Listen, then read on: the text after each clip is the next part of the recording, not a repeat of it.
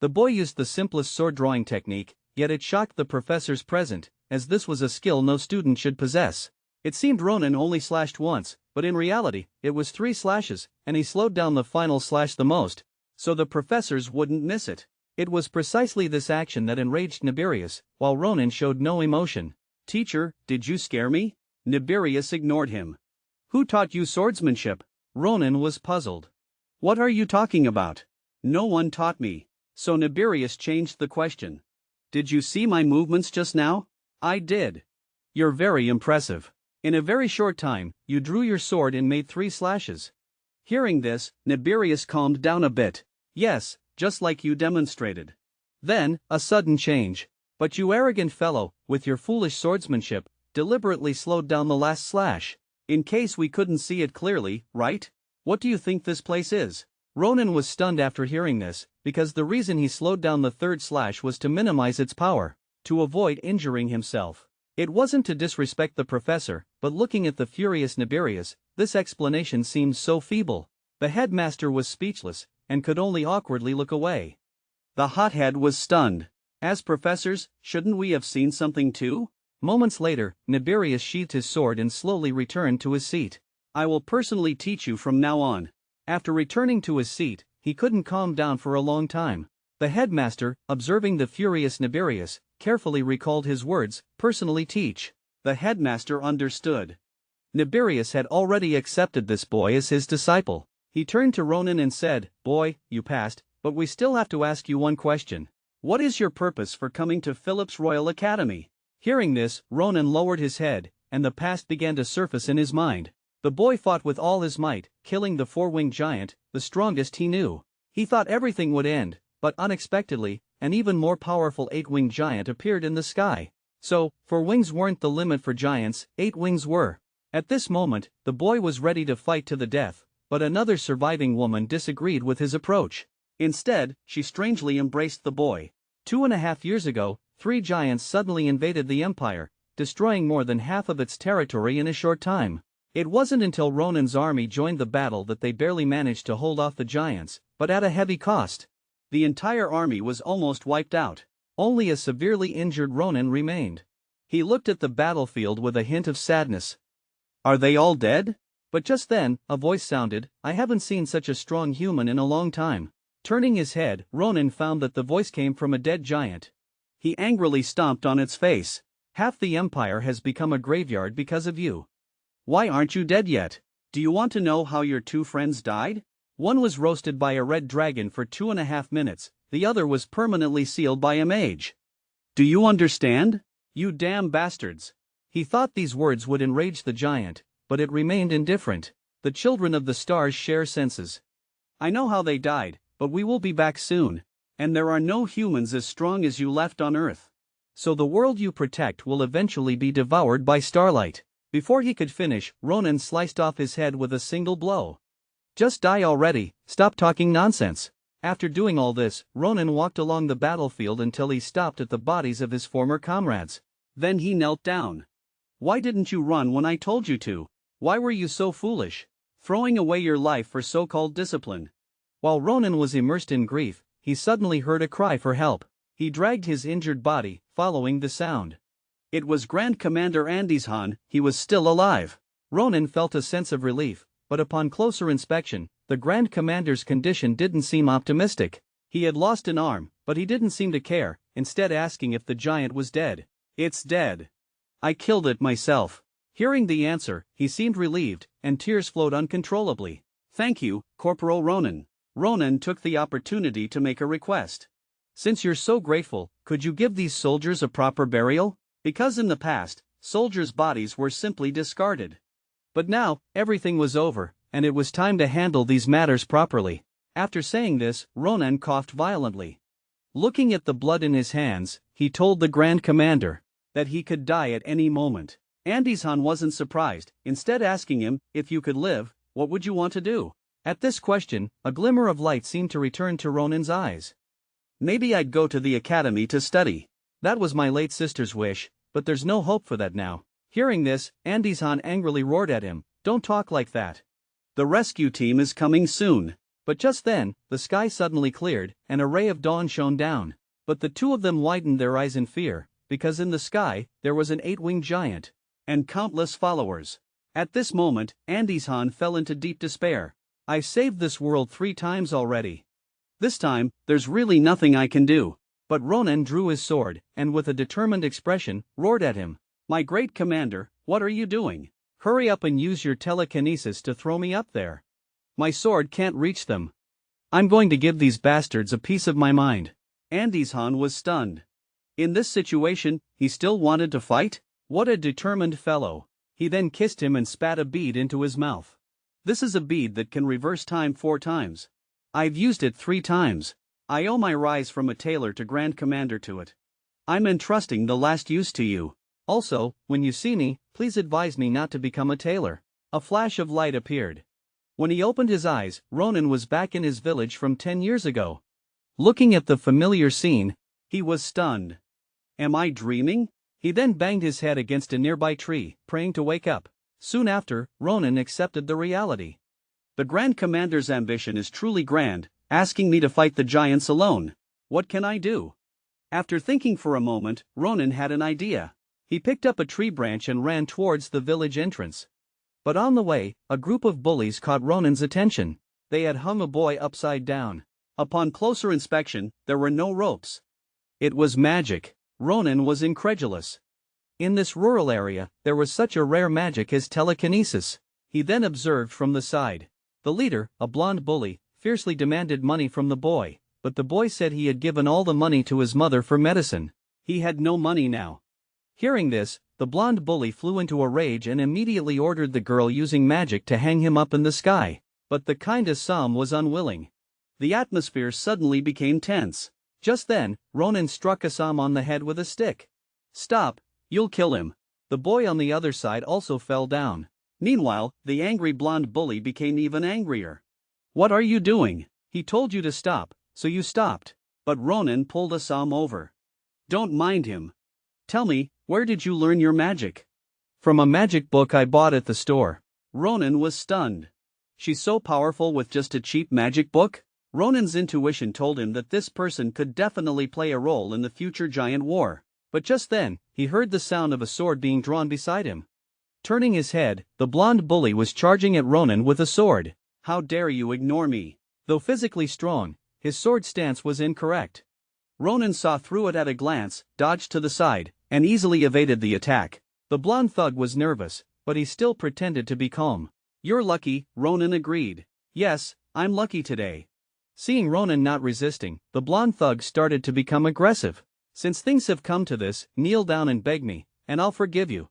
But I'll cut off one of your arms. Of course, I'll take good care of your sister. Every time I see her beautiful figure, I want to. Before he could finish, one of the blonde thug's ears fell off with a sound. Ronan was furious. His sister was his only untouchable spot, and he wouldn't allow anyone to defile her. This scene scared the other thugs nearby. He could actually use a branch to achieve the effect of a sword. Seeing this, Ronan took the opportunity to make them return the money to the boy, all the money they had on them. The thugs didn't dare to disobey. They gave all the stolen money to the boy and then fled the scene. Meanwhile, Ronan made an appointment with Assam. At 2:30 a.m. 4 days later, the two would meet here, because they had something very important to do. After explaining, Ronan rushed back home, but hesitated at the door, not daring to go in. Too many questions troubled him. Should I apologize for leaving without saying goodbye? Should I tell her I missed her so much? Should I ask her if she's been doing well? Until the moment he saw his sister, Ronan only said one sentence, I'm back, and brought the flowers his sister loved the most. After receiving them, his sister was as happy as a monkey. I can't believe it. In my lifetime, I actually received flowers from my cold-hearted brother. Is there enough food? Do you want me to add some more? Ronan looked at the 13 dishes and one soup in front of him and was dumbfounded. He quickly waved his hand to refuse. Then the topic changed. Sister, how old are you? 22 years old this year. That means there are still 10 years before the giant invasion. Why are you asking this? His sister hurriedly ran over to touch his forehead. You don't seem to have a fever. Ronan grabbed his sister's hand. No, I'm planning to go to the academy to study. His sister was overjoyed. She skipped and hopped to the side, rummaging through boxes and cabinets. Soon after, she brought out a bucket, which was surprisingly full of gold coins. Ronan was incredulous. "How did you get all this?" "Saved up for 2.5 years, just waiting for you to say this." His sister proudly put her hands on her hips, but Ronan said to her, "This is far from enough." Because Ronan wanted to go to the world's top academy, Philip's Royal Academy, which had the most outstanding professors and the most abundant financial support. Not only that, the academy had even produced 3 world-class talents: Grand Commander Andizhan, Sword Saint Shulafin, and the Winter Witch. So to defeat the giants, this was Ronan's only choice. 4 days later, Ronan went to the place where he had agreed to meet Assam. The first thing he did upon seeing her was to put down his backpack, and then said, "Come on, control me. Use telekinesis to lift me as high as possible." Ronan wanted to test her magic level, but Assam was unwilling. "I can't do something so dangerous." "It's okay, I have insurance." Hearing this, Assam's anxious heart finally calmed down. Concentrate, focus. Telekinesis.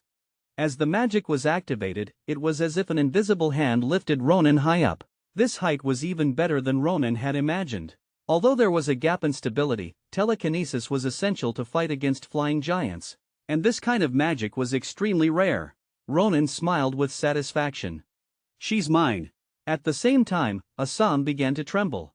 "Can I put you down now?" Unexpectedly, the next second, Ronan picked up his sword and slashed the magic, then landed safely. This scene shocked Assam for 2.5 years. "What did you do? Cut magic?" Ronan just gave her a light punch dismissively. "Nothing, just a juggling trick." "Just pretend you didn't see it." Actually, this question had also troubled Ronan for a long time. She didn't know why her sword was so special. Not only could it cut magic, but it could even kill giants. But these things could be studied slowly. Now, there was something more important to do.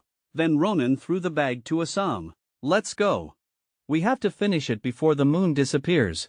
After finishing this, we can become students of Philip's Academy." Assam was surprised after hearing this. "Did I hear correctly? Philip's? That's a place that only accepts elites. You have strong swordsmanship, but I'm just a waste. We can't go there, right?"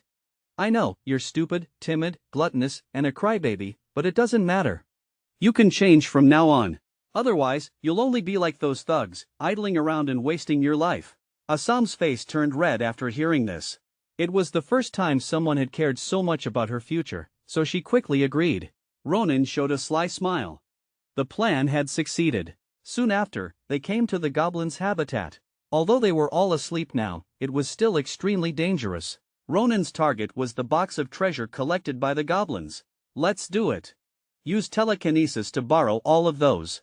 Assam was instantly scared silly. He glanced at the goblins' 36-pack abs.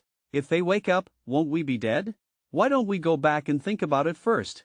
But Ronan pulled him over. "If you want to enter Philip's Royal Academy, you must meet 2 conditions: high tuition fees and rich practical experience. So this is killing 2 birds with 1 stone. Do you have a better idea?" "Idea? I don't have one." "Great, then let's get started," Ronan said and opened the level 5 backpack. "Just fill it up." Assam had no choice but to do so. With the activation of magic, the goblin's treasure gradually fell into the bag. Fortunately, everything went very smoothly. Soon, both bags were full. "I knew you could do it." Ronan happily stroked Assam's head. But in fact, even he himself was not completely sure. He didn't expect Assam to adapt so quickly. It seems that he found a good tool. After a while, the 2 packed up and prepared to leave. But at this moment, a group of people was rushing over, and accompanied by deafening screams. This made Ronan feel that something was wrong. In the middle of the night, could it be that some abnormal human escaped from the hospital? Meanwhile, the green-haired goblin was, unsurprisingly, also awakened. The first thing he did upon waking was to habitually reach for the treasure chest. Crazy, damn it. The green-haired one quickly woke up the rest of his gang and called an emergency meeting to discuss where the treasure could have gone. But one of the goblins offered a different perspective. He glanced at Ronan and Assam. Could they have stolen it? Realizing this, the goblins instantly rushed towards them. Seeing this, Assam was instantly terrified and collapsed to the ground. "Shouldn't we return the stuff to them and sincerely apologize? And that would be the end of it." But Ronan drew his sword. "What about the tuition? Do you have a solution?" Whenever something requires money, Assam freezes. I don't. Meanwhile, Ronan glanced at the sword in his hand. This is a newly forged durian frame sword. Based on the hardness of a goblin's body, it can probably only slash about 15 times before breaking into 5 pieces. And there are over 30 goblins here. But it's enough. Ronan's lips curled into a smile, and he charged towards the goblins. In almost an instant, the last goblin also died under his sword. Assam was stunned. What did I just see? Ronan killed 3 goblins with one strike, and then just disappeared for a moment. And all the goblins were dead. Assam couldn't help but swallow. Has he become this strong? Just then, Ronan's voice interrupted his thoughts. Don't just stand there, grab the bags. We're going home. After a while, the two set off on their journey home. They thought it would be a comfortable errand, but it turned out to be so troublesome. Ronan stretched his aching body. It's probably because he's still growing. He must increase his physical training when he gets back. Ronan thought to himself, but just then, Assam brought up the scream. What do you think that sound was? Ronan shook his head. I don't know. All I know is, if I meet them, I'll knock their heads sideways. Meanwhile, behind them, a bow and arrow quietly aimed at Assam, but was easily blocked by Ronan. On the other side, the man who shot the arrow apologized, but his face showed no remorse. It turned out that when Ronan successfully obtained 2 bags of treasure from the goblins, he was witnessed by 2 people, so they became malicious. Seeing that the assassination failed, they decided to launch another attack. Children are generally not very wary of strangers, so they slowly approached. Sorry, kids. There was rustling here, and I thought there were goblins around. Kid, Ronan was so angry that he snapped the arrow. I've eaten more meals than you've had. Moments later, the distance between them was less than 2.5 meters. The man extended his hand, apologizing again. But his eyes were fixed on Ronan's backpack. Can't you even hide your greedy eyes? Your eyes are really terrible. The man was silent for a moment after hearing this.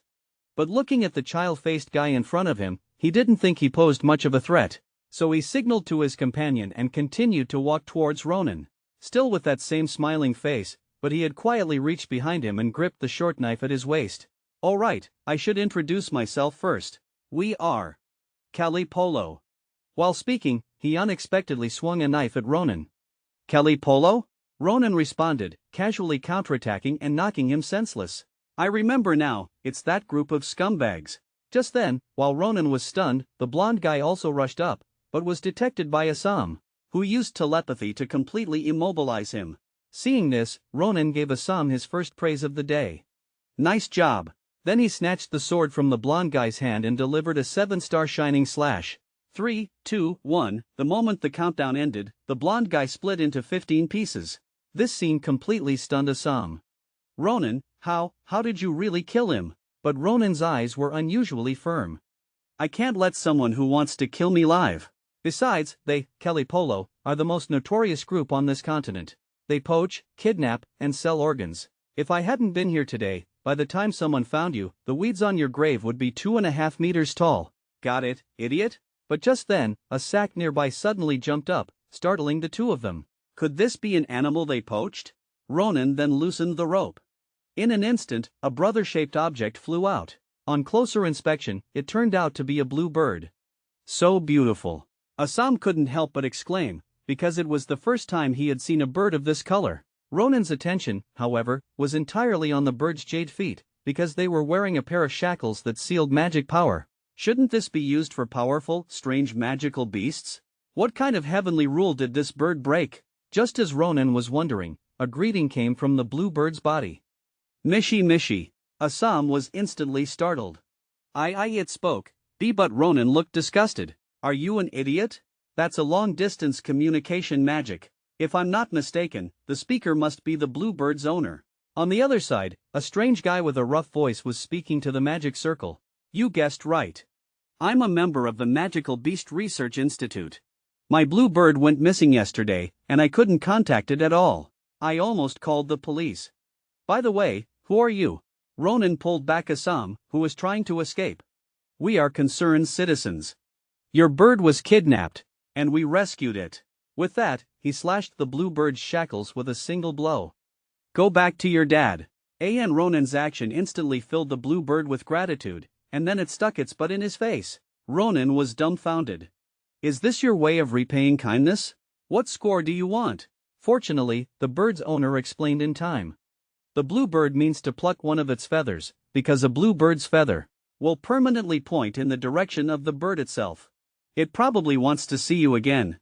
And when Ronan plucked the feather, the blue bird took off like a rocket and disappeared without a trace. Are you sure it wants to see me again? Ronan was bewildered. The next day, the two brought their treasure to the market, REA. The merchant uncle examined the necklace for a long time, and gave this fair price.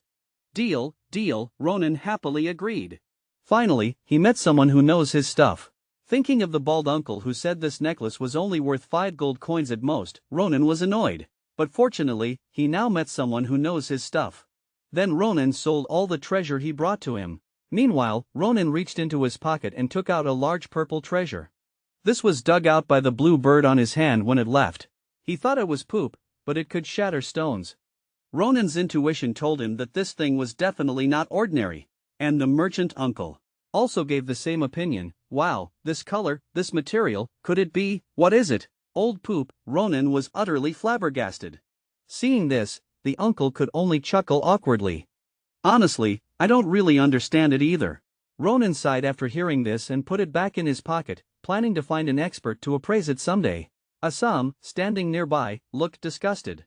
It really is just hardened poop. Changing the subject, Ronan asked the uncle if he had any books about Philip's Royal Academy. We want to enroll, but we don't know much about it. Really? My daughter, Maria, is also planning to go there. You guys can chat. She's already here. Maria, low name. The name was very familiar to him, but what came into view was a blonde woman. Ronan walked up to her. Are you really Maria? The one whose middle name is Mori? Yes, how did you know? Ronan was dumbfounded. The Maria he knew in his previous life clearly looked like this. Then Ronan leaned closer to her ear. Let me ask you a question. Are you a guy? Maria was stunned after hearing this, looking down at her proud figure. Is this guy brain damaged or is there something wrong with his eyes? Before she could react, Ronan's gaze stopped at a certain part of Maria's. That shouldn't be. No matter how you look at it, she doesn't look like a man. Does your old man have illegitimate the words? Because. Maria gave him a big slap. Shut up. What are you barking about? But this slap, Ronan felt not pain, but an incredible sense of familiarity. He was now 100% certain that the person in front of him was Maria, Countess Mori, from 10 years in the future. Before the transmigration, Countess Maria was a supplier to the army. Although of noble status, she had a gentle and approachable personality, often drinking with the soldiers below her. And whenever Ronan talked about matters of love with other soldiers, Maria would become unusually angry, followed by a big slap. Ronan was very curious at the time, wanting to ask her why, but he never had the chance. Until he saw Maria again. She had already died in the war against the giant invasion. But now, the mystery that had troubled Ronan for so long was finally revealed. The Countess was a girl. Learning the truth, Ronan couldn't help but laugh. This scene, however, made Maria even angrier. You looked and it wasn't enough, and now you're laughing? She rushed over to give him another reward, but Ronan countered with a hammer fist. Enough, you brat. I let you hit me once because I was wrong, but you have no reason to hit me a second time. Maria's eyes turned fierce after hearing this, and she headbutted Ronan. What if I want to hit you a second time? After saying that, the two started to fight. They were unwilling to back down. This scene stunned the two spectators nearby. They quickly ran over. By evening, the three gathered in a small seafood restaurant. Assam looked at the two in front of him, stunned. They were just trying to kill each other, but now they can sit together calmly.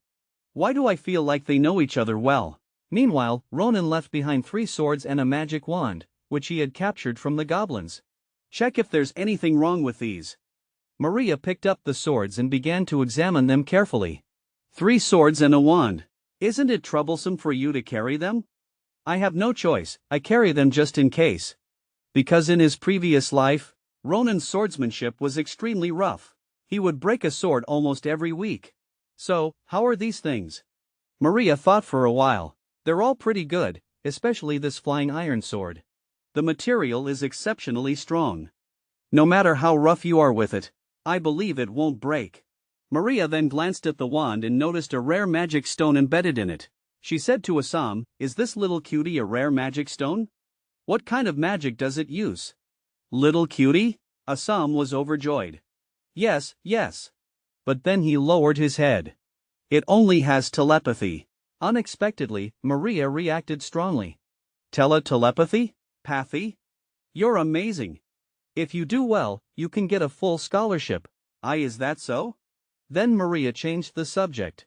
So, the next question is, in the practical exam, do you have any combat skills you can demonstrate? Ronan was taken aback. Skills? Can we demonstrate them? Why have I never heard of this? To enter Philip's Royal Academy, you must pass both a theoretical exam and a practical exam. And the practical exam means you must demonstrate combat skills and impress the professors.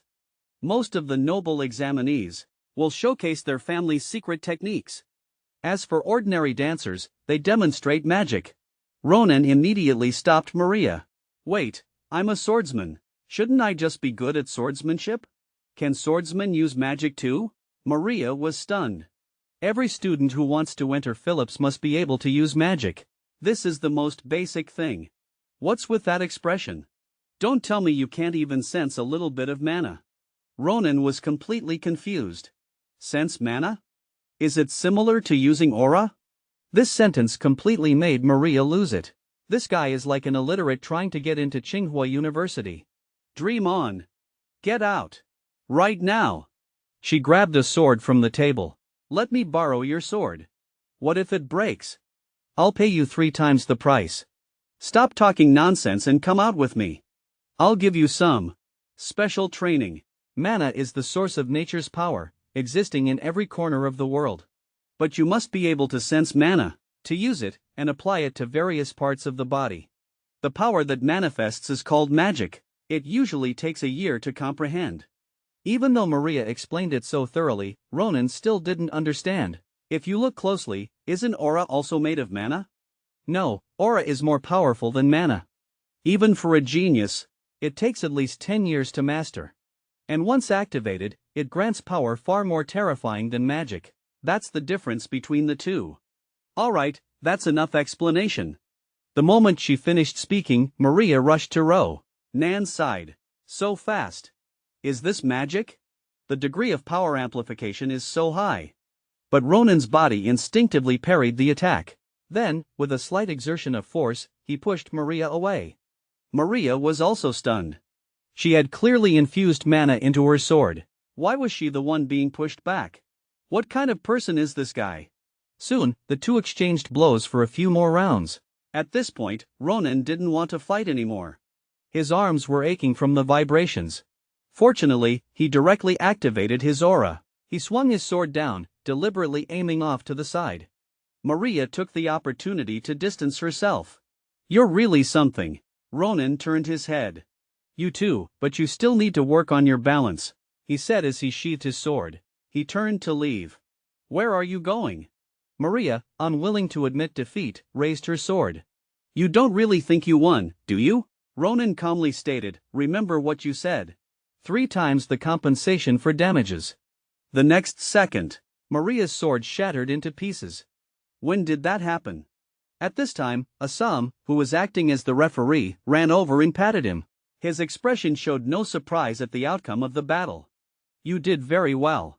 He then quickly ran towards Ronan, leaving Maria completely dumbfounded. What the hell is this guy? He doesn't even have mana. The next day, Ronan not only received enough gold coins to buy 3 swords, but also 2 full backpacks of books. What is this? The entrance exam is in a month, don't you need them? But why are you doing this? Ronan knew well that merchants were profit-driven. He drew his sword. If you're trying to rip me off, it's free. Free? Maria laughed. Completely free. I just hope we can pass the test together. Ronan sheathed his sword after hearing this. Alright then, I'll accept them. After a while, Maria bid farewell to Ronan. I've helped you two so much. If you still don't pass, I'll kill you. Ronan smiled. Of course, you should worry about yourself. On the day of the exam, see you in the imperial capital. After saying goodbye, Ronan looked down at his hands. In this month, He had to strengthen his physical training, because this body was currently too weak. Soon after, Ronan returned home. From then on, he ate 8 bowls of rice at every meal, stopping only when his stomach was full. This made his sister very happy. Her younger brother had finally come to his senses. And late at night, Ronan would go to the vicinity of the village to fight monsters. He spent the rest of his time studying. Ronan was very troubled. An exam is an exam. Why do we have to learn table manners? Despite this, he still read all the materials Maria had given him. Just like that, a month quickly passed. Ronan and Assam arrived at Phillips for the assembly. This magnificent, palace-like academy truly stunned Assam. He stared at it without blinking, words of praise constantly flowing from his mouth. Assam, what are you doing? Showing off your country bumpkin status? I'm sorry, Ronan. Assam was stunned looking at Ronan. In this month, he seemed to have grown a size bigger, more muscular. Ronan gave him a punch. Stop daydreaming, let's go. At this time, he should also be here. And his age should be about the same as mine. Shulafin, the one hailed as the strongest swordsman. Perhaps I'll meet him during the test. This is a strange Kuntan egg. From the moment it was laid, it was filled with a durian-like stench, thus Assam disliked it. But little did he know that this egg was priceless. Although laid by a bluebird, it cannot hatch into a bird, but rather, depending on the hatching environment, hatches incredibly powerful magical beasts. This was the answer given by the bluebird's owner. As it turned out, when Ronan and Assam arrived at Phillips, Assam suddenly mentioned the blue bird. Ronan took out the feather. It could locate the bluebird's position, but unexpectedly, it pointed straight up at the sky. Ronan was dumbfounded, but he quickly locked onto the rooftop of the tallest building. On the other side, Marlin was about to open the window for some fresh air when he saw a face appear in front of him. He was instantly scared stiff, because he was on the top floor of the 30th story. As Ronan and Assam barged in, Marlin, holding the bluebird, began to tremble. What are you doing? Don't even think about touching the bluebird. It wasn't until Ronan took out the feather that Marlin's anxious heart was relieved. You are his heroes. Upon learning this, Marlin quickly invited the two to sit. He was really embarrassed. Making a fool of myself in front of you two. It's okay. Ronan said, pinching Assam's cheek. If someone has to take the blame, it's all this guy's fault. He used telepathy to send us up here. Assam, with his face pinched, could only struggle desperately. Clearly you called me. I didn't expect the bird's owner to be a poet, and also a professor at Phillips. Mullen scratched his head awkwardly. I also didn't expect our heroes to be applicants. If I had known, I could have written you a letter of recommendation. But it's too late now. If you really fail, I can. Ronan interrupted him. That's nice, but that's not our goal. He then reached into his pocket and pulled out the egg. What's this? Your bluebird pooped on my hand. Mullen took the egg and began to examine it. His expression grew increasingly tense. Isn't it just an ordinary egg laid by an ordinary bird? What's with this expression? Mullen shook his head in denial. It's the legendary dream bird. The egg it lays is naturally not an ordinary egg. If it absorbs fire attribute magic, it might hatch an immortal phoenix. If it's in a monster's nest, it might also manifest in a monstrous form. Mullen said, his expression turning fearful. And this one? I can see countless types of magic intertwined within it, chasing each other, like a wild smelting of metals. Ronan was stunned. Gosh, you're truly a professor, to be able to attribute so many meanings to an egg. So many meanings. Meanwhile, Mullen's expression became serious. I think this egg should be left to you to take care of. Although it's very precious, and it can only lay one egg in its lifetime, it chose to lay it in your hand. We should respect that.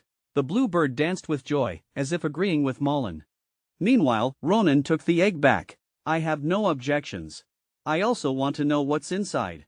Ronan then got up to leave, but Mullen stopped him, because the bluebird was chirping, as if reminding him of something. Moments later, Mullen took out a scroll from the cabinet. This is for you. It can help you. The two were puzzled.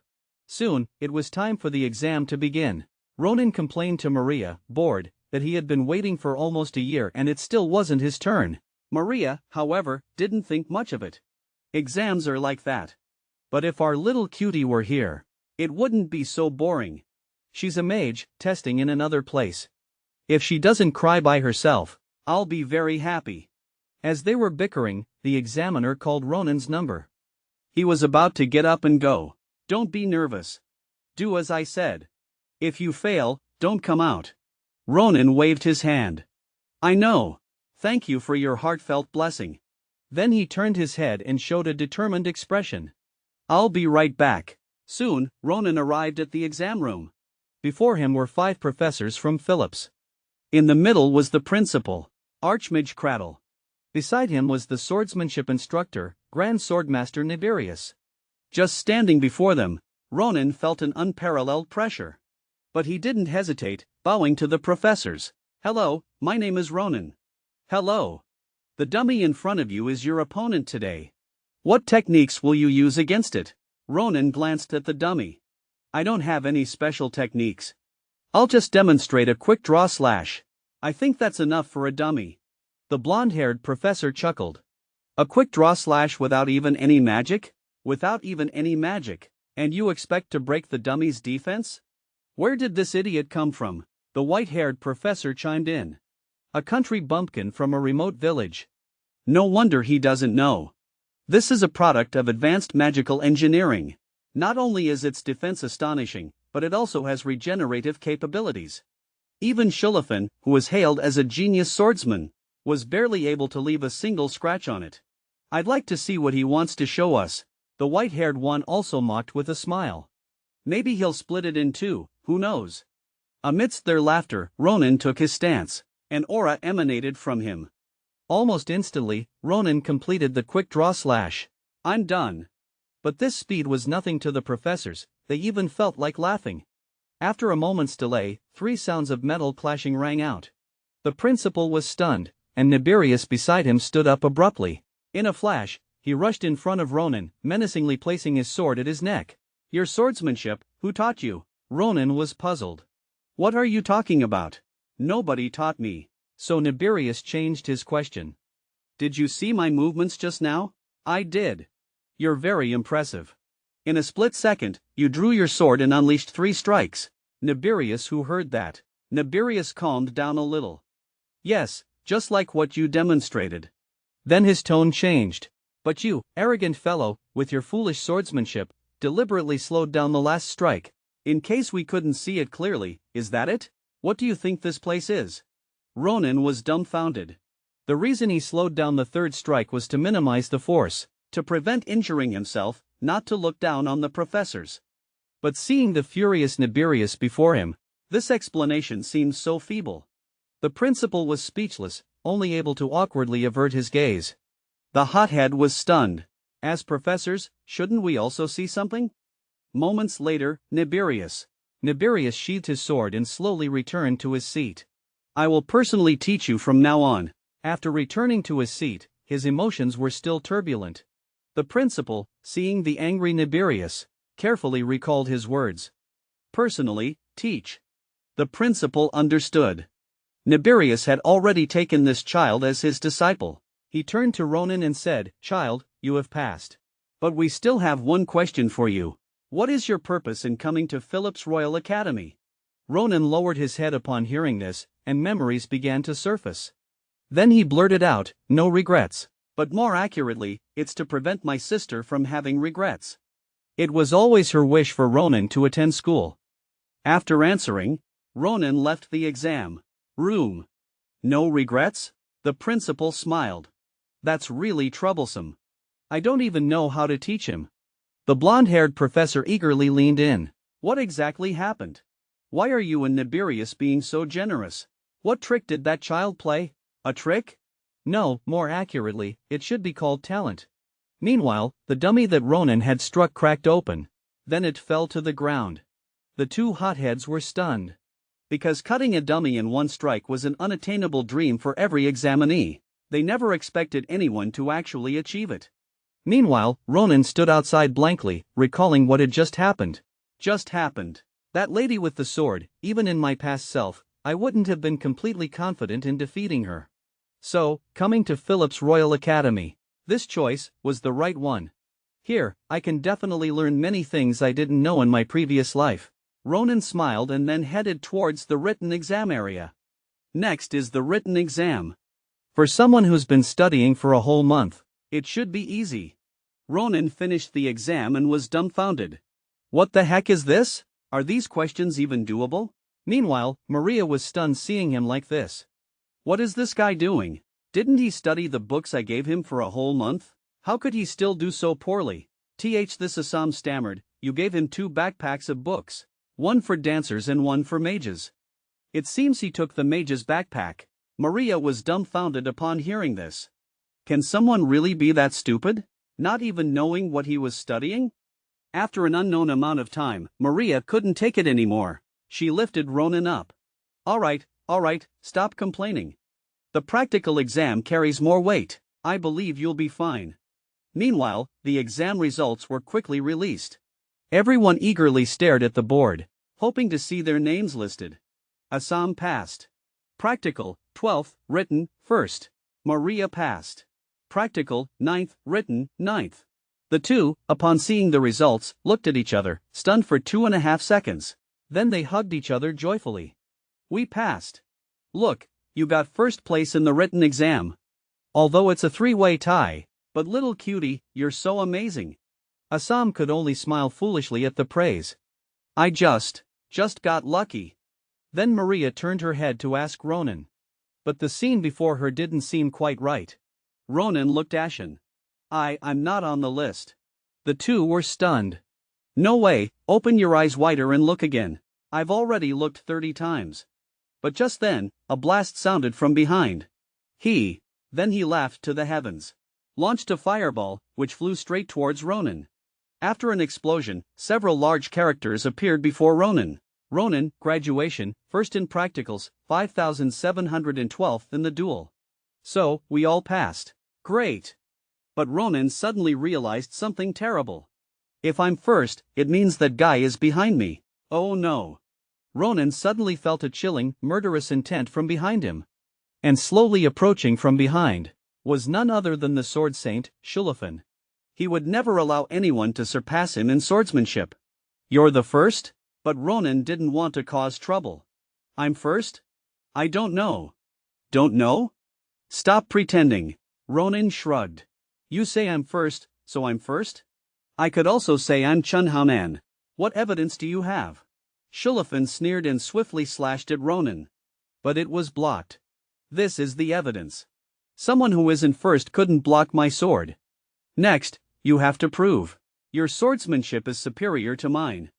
Ronan was a little angry. He thought he could bluff his way through, but this guy hadn't changed a bit. Then watch closely. Ronan leaped backward to create distance and unleashed a slash. Shulafin was stunned. How can one slash have 3 sword energies? He then raised his hand to block the incoming attack.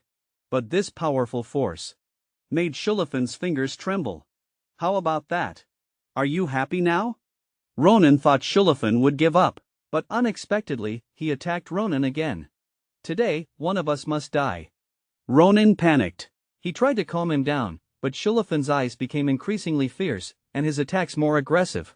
This was exactly why Ronan was afraid to see him. This guy was too obsessed with swordsmanship. If this continues, he might use his aura, Storm Queen. Then the clash of auras would be unstoppable. No choice.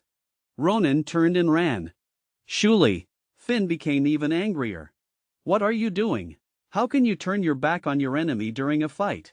But unexpectedly, Ronan ran behind Assam, shielding himself with her. Shulafin, seeing this, dared not attack recklessly. You coward! Using a woman as a shield, Ronan sneered. Sure enough, this guy hadn't changed at all. He still valued the Knight's Code more than life itself. Then Ronan brazenly punched, directly injuring Shulafin's nose. He lost his combat ability because of this. Seeing this, Ronan quickly called Assam and Maria, and they vanished without a trace. Only a dumbfounded Shulafin was left. Just then, the security guards of Philip's Royal Academy arrived after hearing the commotion. Seeing the scene, they panicked. How dare someone attack the young master of the royal family? They immediately asked, please tell me the appearance of the culprit. We will immediately apprehend him. But Shulafin told them not to bother. Don't treat me as a young master. I am here as a scholar. Besides, we had a fair duel. Shulafin dusted himself off. You don't need to intervene. I'll handle it myself. He then lowered his head, only to see a crack on his sword. How is that possible? This sword is made from the highest grade materials on the continent, incredibly tough. Then Shuli. Finn smiled. Interesting, Chun Haonan? I'll remember your name. The next day, Ronan and Assam went to the forest in the suburbs, because they wanted to find that legendary river. But Ronan looked at the map for a long time and couldn't find it. I swear it's in this place according to the map. Assam was exhausted. But she was more concerned about yesterday's incident, because Shulafin is the heir to the Grand Duke's family. Aren't you afraid of his revenge? You even broke his nose. But Ronan didn't care. He's fine. He's just too obsessed with swordsmanship. He has his own beliefs and principles. He never bullies the weak. He's the perfect example of a nobleman. I bet he'll say we had a fair duel. Otherwise, we'd be in jail already. Assam nodded in agreement. That's true. But Ronan stopped, because they had finally found it. The legendary Fernando Spring, known as the Vein of Magic. Here, stones absorb magic and turn into gems, weeds absorb magic and turn into herbs. Because the magic concentration is abnormally high, but Ronan didn't feel anything. He was just following Professor Marlin's instructions to incubate the egg here. Let this egg absorb more magic, so that a more powerful magical beast will hatch. But suddenly, Assam felt a faint sense of unease. Ronan, why is it so quiet here? The professor said there would be countless animals nesting here because of the abundant magic. After being reminded, Ronan also felt something was wrong. It was not only quiet, but there was also a strong, foul smell in the air. Ronan smiled. Looks like they arrived before us. The next second, 5 arrows shot from the woods towards Ronan, and each arrow was imbued with ample magic, further enhancing the arrow's speed. Fortunately, Ronan reacted in time, using his drawing sword technique to knock them down. Damn it! Ronan slowly walked in that direction. Assam, find a rock to hide behind. Just don't get shot like a porcupine. After the warning, Ronan unleashed his aura and charged forward with explosive speed. 3,000 meters away were 5 members of Calipolo, 4 jackals and a leading hound. He cut down 5 magic-filled arrows with one slash. Who is this guy? The hound, Purple Fur, felt something was wrong and quickly ordered his subordinates to scatter. They intended to flank Ronan. But unexpectedly, to wipe them out, Ronan started shouting, "Stop your attacks, you idiots! I'm your ally." Purple Fur was stunned. Who's this idiot calling an idiot? Seeing their doubts, Ronan continued to deceive them. I'm the youngest hound of Adamantine Fong, a nut. Hearing this, the group came back together. But Purple Fur still had doubts. This kid who hasn't even grown hair, what status does he have? Using the same title as me? Even so, Ronan was able to clearly state their internal affairs, which made this group very confused. However, these things were actually known from the giant hunting team in the previous life. There was a man named Anut, whose position in Calipolo reached the terrifying rank of wolf, even one level higher than a hound, so he often boasted about his glorious deeds in the military camp. Especially the sword they used for poaching, Ronan still remembers it vividly. If you don't believe me, why don't you call your wolf out to talk? Ronan then showed a wicked smile. Just because an idiot like you can't do it, doesn't mean I can't. Purple Fur was furious. He grabbed Ronan and was about to kill him. But Ronan shrugged and pretended to be innocent. A guy like you who threatens to kill people at every turn won't have a good ending. Fortunately, his subordinates pulled Purple Fur back. If what he says is true, then killing him will definitely cause conflict with Adamantine Fong. We should let the wolf decide. The commotion alerted the wolf nearby. He dragged his 2.5-meter body over. Didn't I tell you to be quiet during the hunt? The intense pressure frightened everyone into stillness. Only Purple Fur walked towards the bald wolf and told him everything. The bald wolf calmed down after hearing this. This forest is our Demel's territory. What are you doing here? Ronan smiled. He finally lured out the wolf leader. Is that so? Then maybe I. Ronan caught him off guard and slashed the 4 jackals. Then he lunged at the bald wolf with a dash. A flash of light. The bald wolf fell. But Ronan spared only Purple Fur. Didn't I tell you? You won't have a good ending. After a moment's delay, all of Purple Fur's fingers were severed. Intense pain swept over him, and he knelt on the ground, unable to stand. Seeing this, Ronan threw the map to him. "Mark all the locations of your branches on the map, and I'll let you go." Purple Fur hesitated. He wouldn't have a good ending if he betrayed his comrades either. But looking up, Ronan's terrifying appearance made him completely submissive. All right, okay?" Ronan looked at his spotless black iron sword. "Use your fingers to write. I left them for you on purpose." Soon after, Purple Fur marked all the locations and handed them to Ronan. "Very good, you marked them well. Very clear." Purple Fur lowered his trembling head after hearing this. "You promised me you'll let me go, right?" Meanwhile, Ronan slowly folded the map and swiftly slashed, splitting Purple Fur in two.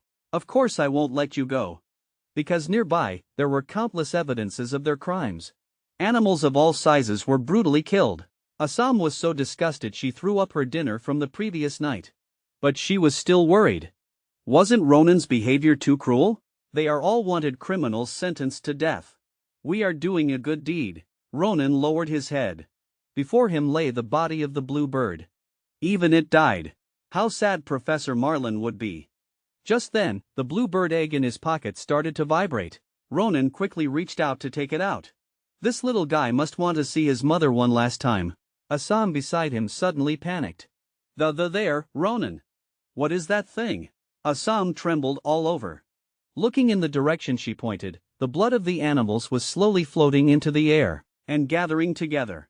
As the blood clot grew larger, Ronan immediately put his hand on his sword. He assumed a fighting stance, because he had never seen anything like this before. Just then, the blue bird egg in his hand broke free and slowly floated into the air. The next second, all the blood began to spin wildly around the egg and was absorbed in large gulps. Even the blood from afar gathered as well. Assam, seeing this, immediately hid behind Ronan in fear. Should we head back?" But Ronan stared at the egg with sparkling eyes. "I don't know what's inside, but it must be extraordinary." 2.5 minutes later, the blue bird egg seemed to be full. The blood floating in the air was no longer being absorbed. Ronan stared blankly, dumbfounded. "Is there really any change?" But unexpectedly, in the next second, a crack appeared on the eggshell, and it quickly spread to other areas. Ronan was overjoyed. "It's finally hatching. Let's open our eyes wide and take a good look at this extraordinary big guy." But before Ronan could see clearly, he was hit hard. So fast. What was that? Ronan clutched his nose in pain. And in front of him was a strange, dark creature. It doesn't look like a bird at all. Could it be a dragon? Ronan was stunned. "Assam, are you serious?" "Yes, it matches the description I saw in the book." After a while, Ronan was stunned again. Who did this blue bird mate with? To give birth to this thing? Ronan tried to reach out and touch it, and the little guy was very cooperative, nuzzling his fingers with its head. But Ronan got angry thinking about how this guy hurt his handsome face. "Assam, extra dish tonight." The little guy was startled and quickly used healing magic to heal Ronan's wounds. Completely healed, and flew over to nuzzle Ronan's face. Only then did Ronan forgive him. This little guy has healing abilities. How many secrets does he have that we don't know about? Assam's eyes lit up. Let's give him a name first. But at this moment, the little guy seemed to sense something. His face darkened, and he suddenly rushed in one direction. He seems to have sensed something. Let's follow him. The target the little guy was chasing turned out to be a surviving member of the poaching gang. The poor guy just went to the bathroom. When he came back, his home was gone. And he hid nearby and witnessed the hatching of the bird egg, which scared him silly. He was quickly caught up by the incredibly fast little guy. The poacher was frightened and tripped over a tree branch. Seeing this, the little guy immediately used his ability to absorb the blood from his wound. "Stop! Sita, you'll kill him!" Ronan's voice suddenly rang out. Assam was a little puzzled. "Sita? Is that the name you gave him?" "Yes, do you like it, little guy?" Sita nuzzled Ronan after hearing that, showing an unusually happy expression. Then Ronan turned his gaze to the poacher. "Are you all right?" Anut, the poacher, was so scared that he knelt on the ground. "Thanks to Tony, I'm fine, but how did you know my name?" Hearing this, Ronan put his sword to his neck. "You don't need to know that, Mr. Poacher of the Sword Altar." It turns out that this guy was the one who boasted about his poaching in Ronan's military camp in his previous life. Anut immediately denied it. No, no, no, I'm just a runner. This is temporary. You will climb to a higher position in the future. Then Ronan smiled. I need you to do me a favor. After little Sita hatched, Ronan returned to the imperial capital, but he did something along the way that made them a fortune. It turned out that the Fernando spring water they collected contained abundant and pure magic power, so Maria's father bought it at a sky-high price. We have to thank Professor Marlin, Assam said excitedly. Ronan agreed, because he still had to tell him about the bluebird's death, but as soon as they arrived at the office, they were turned away. Professor Marlin was away on a business trip, and he won't be back for a long, long time. There was no other way, so they had to leave. But on the way, Assam started gossiping again. Ronan, what are you going to do with this money? Ronan fell into deep thought. He was first in practice, so he had a full scholarship and didn't need to pay a penny more for tuition. Plus, the entrance ceremony was the day after tomorrow, so there was no time to spend the money. So Ronan brought his sister, Eli, over. His sister from the countryside had never seen anything like this before. She was either shocked by the grandeur of the buildings or attracted by things she had never seen before, but she cared more about her brother. Why did he get thinner again? Did he not eat properly again? And Ronan explained tirelessly that he was doing well and she didn't need to worry. Then Ronan couldn't wait to take his sister's hand. Come on, I want to take you somewhere. It's a must-go place. 2.5 minutes later, his sister was dumbfounded. She knew that her brother had made a lot of money recently, but he didn't need to come to a luxury store like Chanel. But Ronan didn't feel bad at all. He repeatedly confirmed with the clerk, these can all be delivered home, right? The clerk smiled, from ear to ear. Never mind the countryside, we'll deliver it to the Philippines for you. Because this dress is already the 15th item Ronan has bought. His sister couldn't believe that her lazy brother had now become so successful. Then she ran excitedly. Ronan hurriedly told her to calm down. Let's go to the blacksmith shop. My sword was ruined by a bastard. Before he could finish, Ronan pushed open the door and saw Shulafan's face. Ronan was shocked. Why are you here? Are you a stalker? Shulafan explained. I'm here to pick up my new sword. My sword was crippled by you, you know that, right? Shulafan shouldn't show weakness. A stalker is a stalker, don't make excuses. Ronan angrily drew his sword. Do you want me to show you what a broken sword looks like? Shulafan also put his hand on his sword. Good idea. Just when both sides were at loggerheads, his sister stood in front of them. Ronan was dumbfounded. Sister, you got it wrong. That guy over there is the bastard. But his sister didn't think so and scolded him. Ronan, I told you not to swear. And now you dare to talk back? Then she turned around and apologized to Shulafan for her brother's rudeness.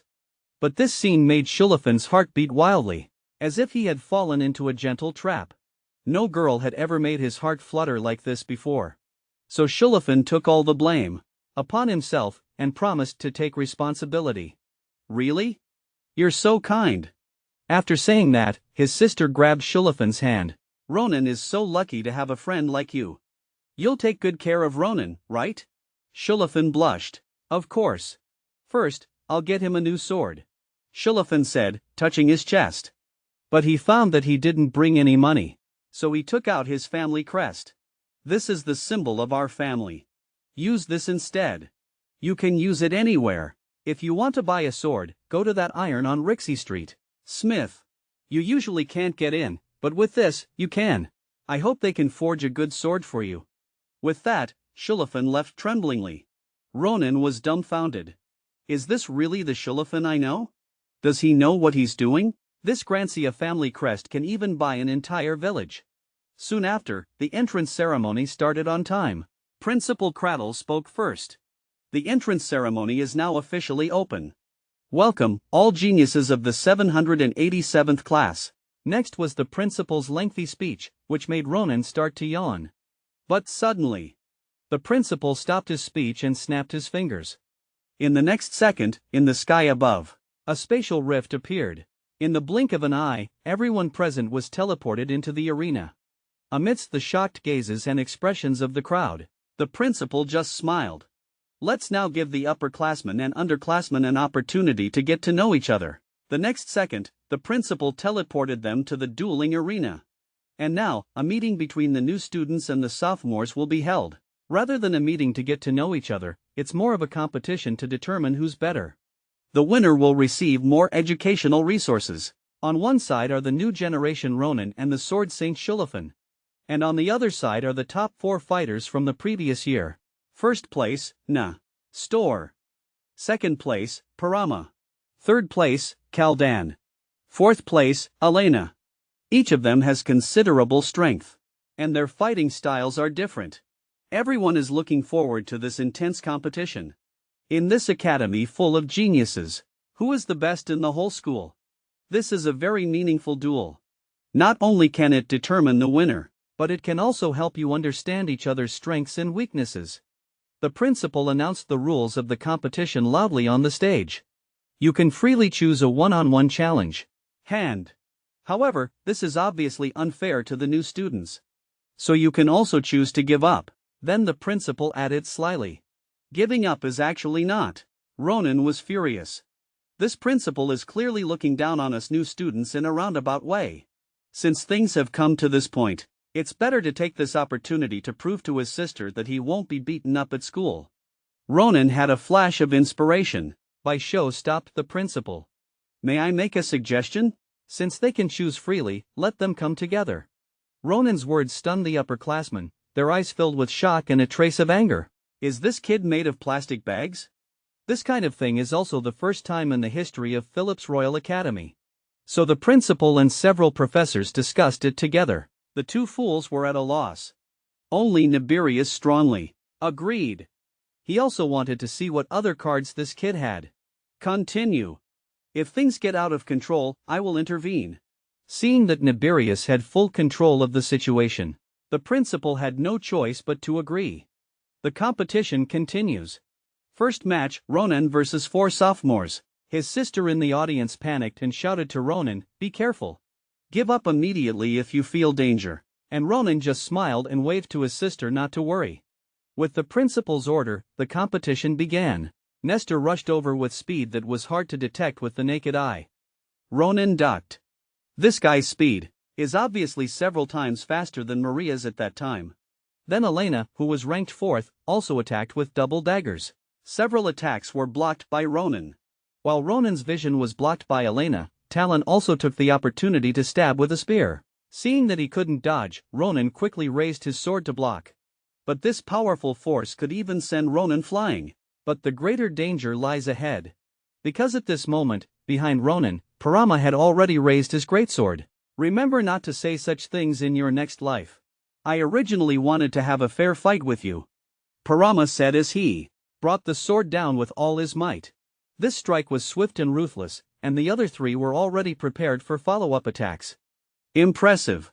This level of coordination must have taken at least 2.5 years of practice. Even Ronan had to praise their teamwork. But in the blink of an eye, Ronan vanished from their sight, leaving them grasping at air. What speed! Before Elena could express her astonishment, Ronan charged forward again with incredible speed. He then delivered a heavy blow to each of the 3, defeating them. And next was the duel between the strongest swordsmen of both realms. Parama, brimming with anticipation, immediately charged forward with his sword. But the instant Ronan swung his sword, he saw the shadow of Professor Nibirius in Ronan. This guy, has his aura already reached the professor's level? Just as Parama was astonished, a flash of light, and Ronan had completed his strike. When Parama regained his senses, the greatsword in his hand had already been shattered by Ronan. Ronan simply smiled, giving a provocative glance towards the professors. After Ronan's victory, the scene fell silent for a few seconds, followed by an eruption of deafening cheers. No one had expected this outcome. A freshman had defeated the top 4 upperclassmen. Hearing the resounding cheers, the 4 defeated stood dumbfounded. Nestor looked at the broken sword in his hand, accepting his defeat wholeheartedly. He understood that he and Ronan were on completely different levels. The big guy even knelt down in despair. But Ronan's thoughts were entirely different. If I win against them, my sister won't worry about me getting beaten up at the academy, right?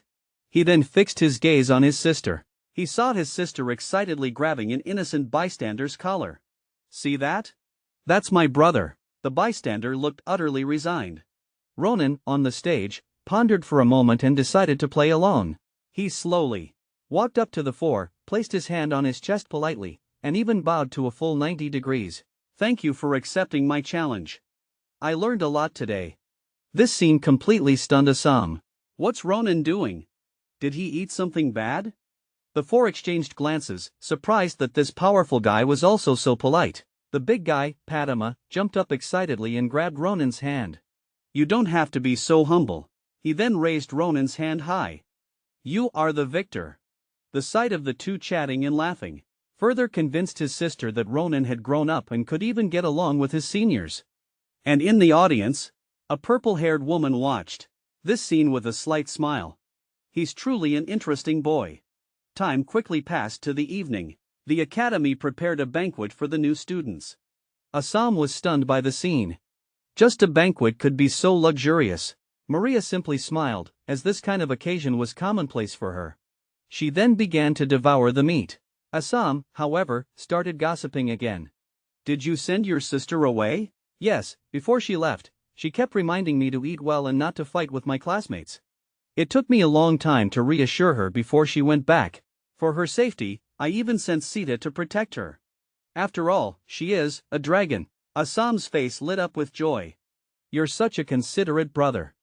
After Ronan explained everything, he picked up a chicken leg, about to put it in his mouth, when Shulafin quietly appeared behind him. "Are you really able to eat in peace now, Ronan?" Shulafin's appearance startled Ronan. Ronan instantly became furious. "What are you up to this time?" "Nothing much, just something very important." Ronan was puzzled. What important matters could this carefree, wealthy young master have? Shulafin nodded and took out a small notebook. "Does Miss Eli live? Is it far from here?" Ronan was speechless. Shulafin continued his barrage of questions. "What's the road like back home? Are the security conditions good? Are there any bandits on the road?" This series of questions left Ronan's mind spinning. "Is this what you call important?" Shulafin became even more serious. "I believe you should have arranged for a personal maid for her, and a powerful mercenary army to protect her, right? Or did you do nothing at all? That's really terrible." Ronan immediately retorted angrily, "I've sent a dragon to protect her. A dragon is stronger than any mercenary." But Ronan's answer made Shulafin uneasy. "A dragon? Won't she hurt Miss Eli?" Ronan didn't appreciate Shulafin's concern. "She's my sister, what's it to you? Who do you think you are to her?" This question stumped Shulafin, who stammered for a long time without saying a word. Just at this awkward moment, a purple-haired woman walked over. What an interesting scene. The young master of Grancia is so eloquent. Hearing this voice, Shulafin immediately showed a disgusted expression. "What are you doing here again?" The woman before him was Elizabeth Akarugia, the top-ranked freshman in the magic department. She smiled. "Don't get me wrong, I'm not looking for you, but, Ronan." Shulafin breathed a sigh of relief after hearing this. "I've said my piece. You can look for whoever you want," he said, preparing to stroll away. But after a few steps, he stopped again. "I think I should send some Grancia guards to protect her." "Just a division." But Ronan told her to disappear quickly. A moment later, Assam tugged at Ronan's clothes, looking fearfully at Akarugia. "That person, he's very strong. Overwhelmingly strong. But even against opponents who had lost the ability to fight, he showed no mercy. I don't approve of that." Akarugia looked innocent after hearing this. That was just a little lesson for him. Then, Akarugia immediately changed her expression, reached into her chest, and pulled out a purple brooch. She then handed it to Ronan. Ronan received the invitation, staring blankly at the luck in his hand. Because in his previous life, someone had also handed him such a brooch, inviting him to join. That was Grand Commander Andizhan. Akarugia confidently told Ronan, "With your strength, passing the clan leader's trial would be a piece of cake." Elizabeth looked at the dazed Ronan. "I believe you know what this means, and I believe you will make a wise choice." She turned to leave, but then young master laughed. Assam's anxious heart finally relaxed. Although Ronan had no intention of joining, he was interested in the mysterious castle of the Akarugia family, because there might be clues about the giants there. Time quickly arrived at the first day of school. In the strength-based Phillips Royal Academy, different entrance exam scores resulted in vastly different treatment. Mid-ranking students lived in the Nithya Hall, with not only single rooms but also subsidized canteens. Those ranked in the bottom 30% had it rough, all crammed into a small wooden house. Among them were some young ladies from noble families. Usually on the first day, they would cause a commotion. "We want single rooms. We want servants." And the teachers would patiently explain to them that there were none of these. If they wanted to bathe, there was a communal bathhouse in the hall. And if you don't study hard, you'll still be living here next semester. Goodbye, young masters. With that, he turned and left, leaving the noble young masters looking at each other as if they had seen ghosts. As for the top 10% elites, including Ronan, they lived in the Vadut's hall. It could only be described in one word: magnificent. Even Ronan was stunned. He could even imagine Assam's gaping expression. While Ronan was admiring the place, the documents on the table caught his attention. They were introductions to some courses and application forms. The elites had the right to choose the courses they wanted to take. But for someone illiterate like Ronan, he was curious about every course here. But he heard that it was best not to choose too many courses in the first year. This put Ronan in a dilemma. However, in the end, curiosity won. "Whatever, I'll choose all the ones that look fun." After filling it out, Ronan looked at the application form on the table with satisfaction. He had chosen almost 2/3 of the courses. "Since I'm a genius, I should do whatever I want." But he soon regretted it. Not long after starting the basic swordsmanship class, the teacher stared at him sternly. "Student Ronan, you can graduate." Ronan was puzzled. "What? It's just started." "Student, that's what I wanted to say. Just started, and you've already perfectly demonstrated all the swordsmanship techniques. If you stay here, the other students will start questioning their lives." The teacher then gave him his first compliment of the day, followed by a second compliment from the combat arts teacher and a third from the hunting teacher. This made Ronan extremely frustrated, because without exception, they all kicked him out. With no other choice, Ronan sat by the river, questioning his life. But a voice sounded from behind. "Familiar student, shouldn't you be in class?" The source was the Academy's Nibirius professor. "I see. You've finished all the courses, haven't you?" Ronan stammered, "Yes, I guess. Are all the courses at this level?" "It's far from what I imagined." Although Nibirius knew this guy was outstanding, it was still difficult to finish all the courses on the first day, even with this guy's outrageous learning ability. "Just by looking at me once, he completely replicated my swordsmanship." Then Nibirius sheathed his sword. "Since the courses can no longer satisfy you." He then gestured for Ronan to hand over his sword. "Then I'll teach you a proper lesson." Just as Ronan was wondering, a sword aura filled with magic power swept past him, and caused a considerable explosion at its endpoint. Before Ronan could even express his surprise, Nibirius spoke. "This is the limit of your broken sword. Even consuming a large amount of magic power, this is all it can do. This can't even be called a weapon." Then, Nibirius slowly reached out and gripped his own sword, and quickly slashed forward. The same posture, the same swordsmanship, but it erupted with power dozens of times stronger than before. The smoothness of the sword aura even caused a huge burst of explosions around them. Looking at the shocked Ronan, Nibirius just smiled. "Now you know what you're lacking, right? It's the same swordsmanship, the same force." Ronan couldn't understand why there was such a difference. Nibirius explained, "You see? What you need most right now is a good weapon, and to learn how to use magic power." But there was one thing Nibirius couldn't figure out. This guy doesn't have a good weapon, nor does he have magic power, so how can he still display such formidable strength? Ronan was still bowing his head, immersed in the shocking swordsmanship from earlier. "How about this, Ronan, you come to my class?" Ronan was stunned. "Can I?" "You're a second-year teacher, and I'm only a first-year." Nibirius turned around. "My permission is enough. Also, my condition is that you don't bring that broken sword." Time flew by, and it was the Academy's first holiday. Ronan told everyone about Nibirius, and went to the west side of the street in front of the Grancia royal family's blacksmith shop, ready to buy a good sword. But as soon as they arrived, Assam questioned, "Is this really a noble family's blacksmith shop? It looks like a gust of wind could blow it down." Ronan broke out in a sweat after hearing this and suggested they go inside to take a look. After all, it might look broken on the outside, but maybe inside, it's even more broken. Ronan was dumbfounded. The place was covered in dust and cobwebs, and had nothing to do with royalty. But Shulafin had never lied to him. Just as Ronan was wondering, a huge claw reached out from the inner door. Who's disturbing this lord's sleep? Then, a 2.5-meter tall werewolf appeared, looking at the group with ill intentions. What are you doing here? Disturbing people's sleep in broad daylight.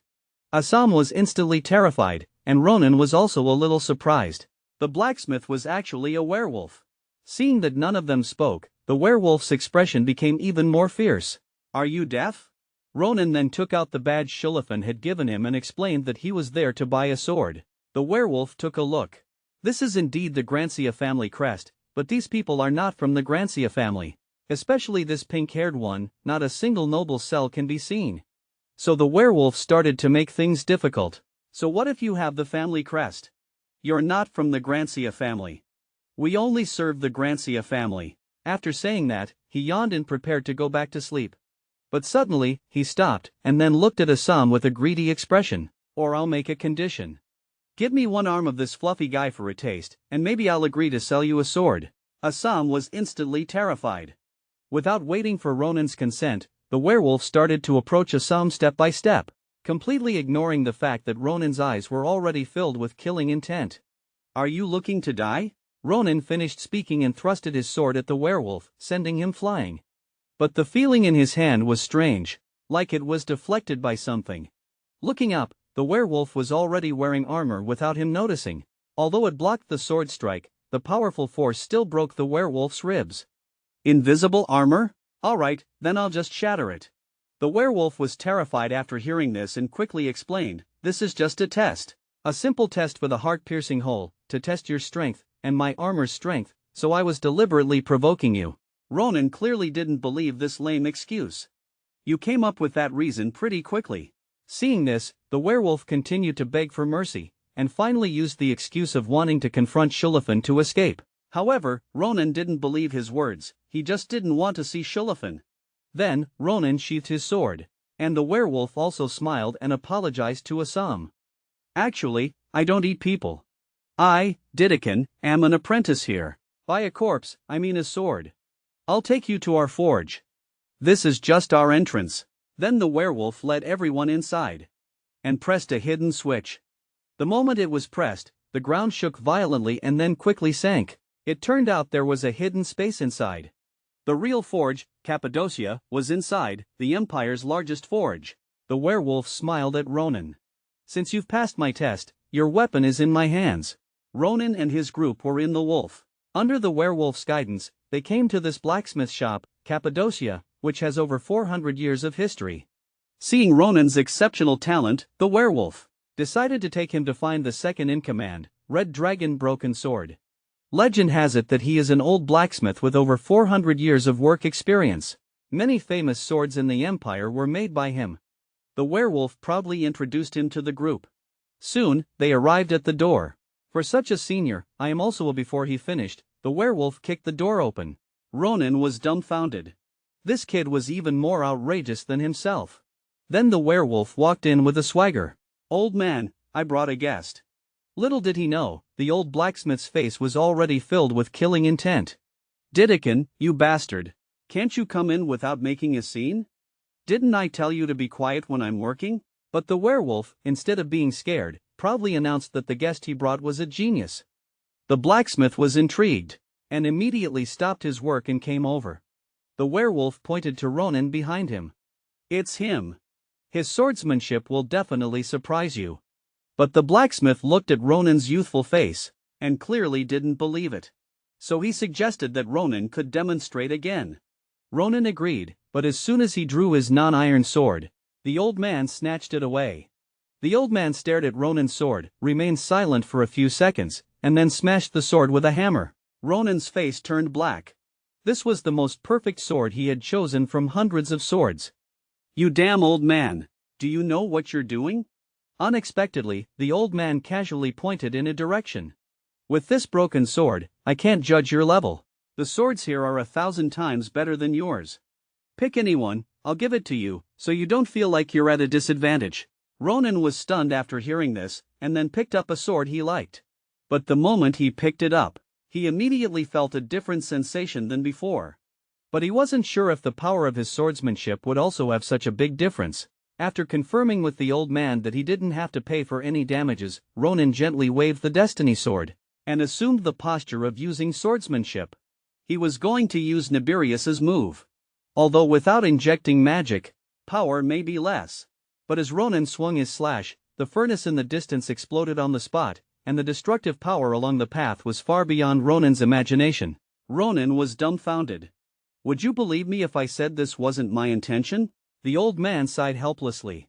After all, he had said that there was no need to pay for damages. But what surprised the old man was, this kid in front of him was actually using Nibirius's swordsmanship. He asked Ronan if he was his apprentice. Ronan was stunned. "You know him too?" The old man nodded after hearing this. And what he said next shocked Ronan even more. It turned out that the sword in Nibirius's hand, the sharp sword, Yarusa, was one of the old man's few outstanding works. And he informed Ronan, the difference in the quality of the sword used can sometimes even affect the judgment of one's own abilities. After saying that, the old man gently patted Ronan's back. "Honestly, I haven't seen a genius like you in years. But having too much talent is also a problem. This means it's hard for you to find a weapon that suits you. First of all, the materials for forging weapons are a problem.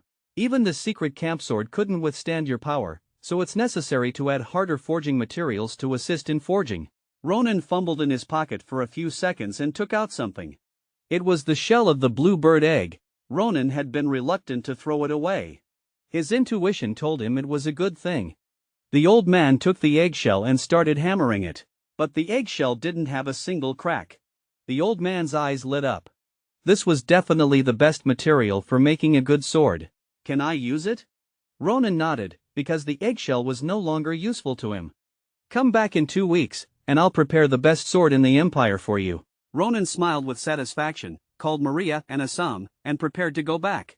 But unexpectedly, the old man stopped him. "I can't let our distinguished guests leave empty-handed. You two go find other masters, mention my name. They will take good care of you." This eggshell, what a wonderful sound.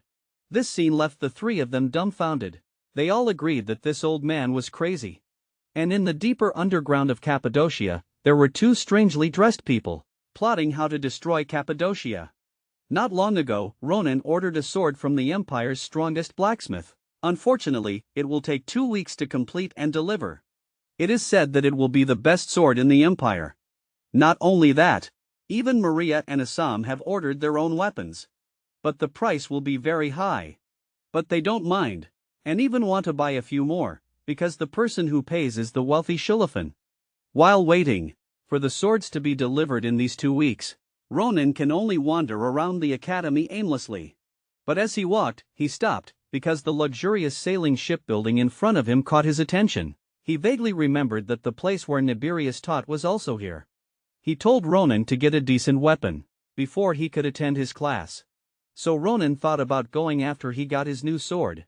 But at this moment, Ronan suddenly felt that something was not right. Nibirius was already standing nearby with a murderous look on his face. He slowly turned his head. "Good evening, Professor Nibirius." But without saying a word, he immediately grabbed Ronan's ear. "Long time no see, kid. Didn't I tell you to come to my class immediately after you got your weapon?" Ronan was still trying to make excuses, but Nibirius didn't give him a chance, dragging him towards the classroom. "I'll listen to your excuses on the way. Can you let go of me first? It hurts." Their commotion attracted the attention of a long-haired girl, who stopped to watch. Little did she know, the guy behind him had malicious intentions, deliberately bumping into her. "Don't block the way, walk faster." The girl, confused, lowered her head and apologized. But he became even more aggressive. "Gosh, you walk as slow as a turtle. If you have time, you should practice your schoolwork, you know?" The girl didn't want to cause trouble, so she chose to endure it silently, because she originally had no chance to enroll here. "Okay, I'll go right away." On the other side, Ronan and Nibirius had already arrived at the sparring room. "I think you all know him. He's the new student who shined in the competition. His name is Ronan. Starting today, he will be attending classes with you." Ronan bowed. "I'm Ronan, a freshman in the dancer department. Nice to meet you, seniors." The people below, strong and sturdy, started to conspire loudly. Is he really that strong? He looks pretty weak. Ronan heard all of this, but fortunately, not everyone was speaking ill. There were also two friendly familiar faces. Looking to the other side, even Shulafin was here. Just as everyone was about to start practicing, a girl pushed open the door. I'm very sorry, teacher. I'm late. I was just dealing with some urgent matters. When Ronan heard this, a sense of familiarity washed over him. This voice is Nibirius didn't mind. You should rest first. Then he pointed to Ronan. We just introduced a new student. Go and say hello to him. Then the girl walked over. Nice to meet you, Ronan. I'm the teaching assistant for the second-year class, Andishan. Ronan just stared blankly. He didn't expect to meet her again in this way. Andishan, Akarugia. During the giant invasion, she possessed unparalleled command ability. She was the Empire's first female commander, known for her strong style, and was called the Iron Lady. Who would have thought that she also had such a gentle side? But, judging from the situation just now, she doesn't have the memories of her previous life. Should I tell her about her request from that time? But how do I explain it? Ronan was conflicted as he looked at Andishan. And she was also very busy. One person said, "Can you check if my posture is correct?" Another said the towels here had a strange smell. She could only deal with them one by one. Ronan was dumbfounded. My great commander comrade, why is she doing these trivial things that only servants would do? And just then, the guy who deliberately made things difficult for Andishan came over. Newbie, I see you've been standing here for a long time. How about a duel with me? Seeing Ronan's confusion, he explained, I'm Kaldan, a third-year student. I heard you performed brilliantly in the competition. If the rumors are true, I'd like to learn from you. But Ronan wasn't interested and politely declined. But that guy still didn't get the hint. By the way, I don't seem to have brought a weapon. Then he shouted to Andishan, hey loser, go get my practice spear. Andishan quickly complied. Ronan's face had already darkened. Loser? Does this bastard know who he's talking about? Soon, Andishan brought his long spear. But Kaldan deliberately found fault again. You idiot, don't you know I've switched to a short spear? Then, ignoring Andishan's apology, he struck her hard on the head with the long spear. You are applying to join the academy, you should at least take care of these trivial matters. Just then, Ronan grabbed his spear, looking at him with murderous intent. I accept. Let's duel. But Kaldan still didn't know what was good for him. He started to insult them. Didn't you say you didn't want to duel? Could it be for this loser? So, you two commoners are sympathizing with each other? Before he could finish, Ronan threw the spear to him. Then, with a light flick of his sword, Kaldan was sent flying 2.5 meters away, looking miserable. And the spear in his hand was broken in two, becoming a short spear. Ronan spoke, isn't this the short spear you wanted? Do you like it? Kaldan was enraged. He was 2 years older than him and a noble that a commoner like him could never reach. How dare he humiliate him like this? Then he went all out, thrusting with the short spear. Ronan waited for 2.5 seconds, until the short spear was about to hit him, before he acted. With just a casual swing of his sword, the opponent's short spear was directly broken into 3 pieces. Yes, I am bold. Kaldan was stunned. But what followed was 1 slash, 2 slashes, 3 slashes, each slash with the force of 1,000 pounds. It directly knocked Kaldan unconscious. Ronan was still furious. Fortunately, we are in the academy now. If we were outside, you would really be dead. The few people watching on the side were shocked. Kaldan actually lost. He's a top-ranked student in the upper grades. Then Ronan walked towards these people. Because these guys also treated the great commander like a servant, Ronan didn't intend to let them go either. Next is that rude bastard with the towel. Can't you wash it yourself if it has a smell? Ronan walked towards the girl angrily as he spoke. Is the teaching assistant your servant? Or what? This scene directly scared the girl. Fortunately, Andishan spoke up to stop him, and then stood in front of Ronan. Andishan, who didn't have the memories of her previous life, couldn't understand. They had just met, why would he go to such lengths for a commoner like her? Ronan spoke word by word, anyone can be humiliated, even me. But, you are the only one who can't. Then Ronan thought of the great commander's contributions during the giant invasion in his previous life. At least in this empire, no one can disrespect you. After saying that, he gently pushed Andishan away. The girl was scared again. But just then, Nibirius's voice sounded, "Assistant, Ronan." Along with it came an incomparably terrifying pressure, which immediately made Ronan freeze in place. It wasn't that he didn't want to move, but his body completely disobeyed him. It was a kind of fear arising from the depths of his heart. It was like being firmly locked by the gaze of a 2.5-meter-long snake. Then Andizhan looked at Ronan with dignity. "I can let go of what happened with Kaldan, but you must stop now." Ronan was very dissatisfied with Nibirius's inaction, and tried hard to make his body move. But Nibirius didn't care, still staring at Ronan. "I'm warning you one last time, will you stop or not?" Ronan didn't show any weakness either. "I'll say it again too." Nibirius was a little helpless after hearing this. It seemed he had no choice but to subdue this guy first. As the snake opened its bloody mouth, Ronan felt a violent impact on the back of his head. When he opened his eyes, he saw the great commander Andizhan from his previous life. She resolutely took over the command of the front lines. Although she knew that everyone on the front lines would undoubtedly die, she was still willing to dedicate herself to the Empire. Ronan blinked again, and the surroundings changed again. It was the last moment when the 800 million giants appeared. Andizhan smiled and turned to Ronan. "Please never forgive me, because I selfishly entrusted the heavy responsibility of protecting the Empire to you." In a moment of desperation, Ronan shouted the great commander's name. But he didn't expect this to be a dream. But when he turned his head, Andizhan really appeared in front of him, looking at him anxiously. Ronan was concerned about Andizhan. "Are you all right, great commander?" "What great commander? What are you talking about?" Ronan then realized that Andizhan didn't have the memories of her previous life, and just chuckled awkwardly. "Speaking of which, were you so angry because of me?" Ronan's face turned slightly red. "Of course not. I am a very elegant gentleman, and I've looked down on this kind of behavior since I was a child." But Andizhan saw through Ronan's lie at a glance. "Actually, you don't have to hold a grudge against them, including Kaldan. This is my own doing." Ronan was a little angry. "I can't let them treat you like this, including Professor Nibirius. I thought I did my best for this job, but he just stood by and watched you get bullied." Andizhan could only smile wryly. "Professor Nibirius is a good person. The reason he didn't intervene is because I asked him not to. To take this course, you must be a swordsmanship genius.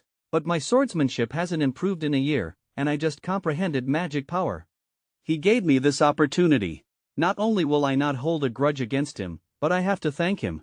Ronan was stunned after hearing this, because in the previous life, Andishan's aura could be said to be incredibly strong. Did he also encounter a bottleneck? "I can handle these little things, but I still want to thank you. Ronan, I'm used to most of it, but getting hit is quite painful." Ronan was silent for a few seconds after hearing this. "Maybe this is why you were able to go so far, to eventually become the Grand Commander." Andizhan was stunned after hearing this. "How did you know this was my dream? Did I let it slip? Although this is difficult, I will definitely work hard." Ronan was stunned after hearing this, and Andizhan thought he was being too frivolous, so he flusteredly explained to Ronan. "Although this dream is unrealistic, I will definitely not give up. Everything I do is to achieve it." Andizhan then looked at his palm. These scars were left from practicing swordsmanship. But little did he know, his words had already put Ronan in a dilemma. On the one hand, there was Andishan's last wish from the previous life, asking Ronan to tell him in this life not to bother becoming the Grand Commander, and to just be a tailor honestly. On the other hand, looking at this confident man who wants to become the Grand Commander, Ronan couldn't bear to discourage him. Ronan didn't say anything until Andizhan left. He didn't know what he should do, but it seemed that no matter what he did, it would be wrong. After returning home, Doran sent a pigeon in the middle of the night, asking Ronan to go to Cappadocia to retrieve the arrows. But when they arrived at the blacksmith shop, there was no one to receive them. Ronan was a little angry, so he kicked the helmet on the ground. Seeing this, Maria said that he must have something on his mind, and Ronan didn't intend to wait any longer, deciding to go in directly himself. After Ronan randomly pressed some buttons, he actually found the elevator switch. With a shaking sensation, the elevator slowly descended. But as soon as he got down, Ronan was stunned, because Cappadocia was burning with a raging fire, and many blacksmiths had fallen to the ground. After Assam's reminder, Ronan saw the culprit at a glance, a stone man up to 2.5 meters tall, and he was still chasing a group of blacksmiths. Ronan thought for a moment, grabbed Assam, turned around and told Maria, to go back to the academy to get reinforcements. Then Ronan leaped down, and Assam next to him used telepathy to control the speed of their descent. On the other side, the blacksmiths had been chased for 2.5 minutes, and finally had no strength to run. The stone man immediately raised his fists, ready to smash the blacksmiths to death. At this critical moment, Ronan's slash directly destroyed the stone man's arm. It just so happened that his recent worries were making him very upset, so he would take it out on this guy. The stone man counterattacked with his remaining arm, but just as it was about to hit, Ronan disappeared. He had activated his aura, and in the blink of an eye, he appeared on the stone man's shoulder, and then delivered a clean slash. At this moment, the stone man's strong armor was like paper, and it was instantly disintegrated. This scene made the rescued blacksmith's eyes widen like eggs. This kid, at such a young age, how could he kill the stone man with just one blow? Then Ronan stepped on it, and asked the old man what happened here. From them, he learned that not long ago, dozens of stone men suddenly emerged from the ground, and started smashing things without a word. Nothing was spared. Even more outrageous, they even captured the blacksmiths, and Doran, who broke Ronan's sword, was among them.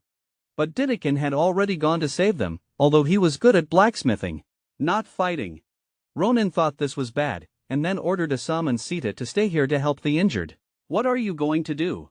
Assam suddenly blurted out an inappropriate sentence. Ronan turned around and headed in the direction where the stone men retreated. Ronan was dumbfounded.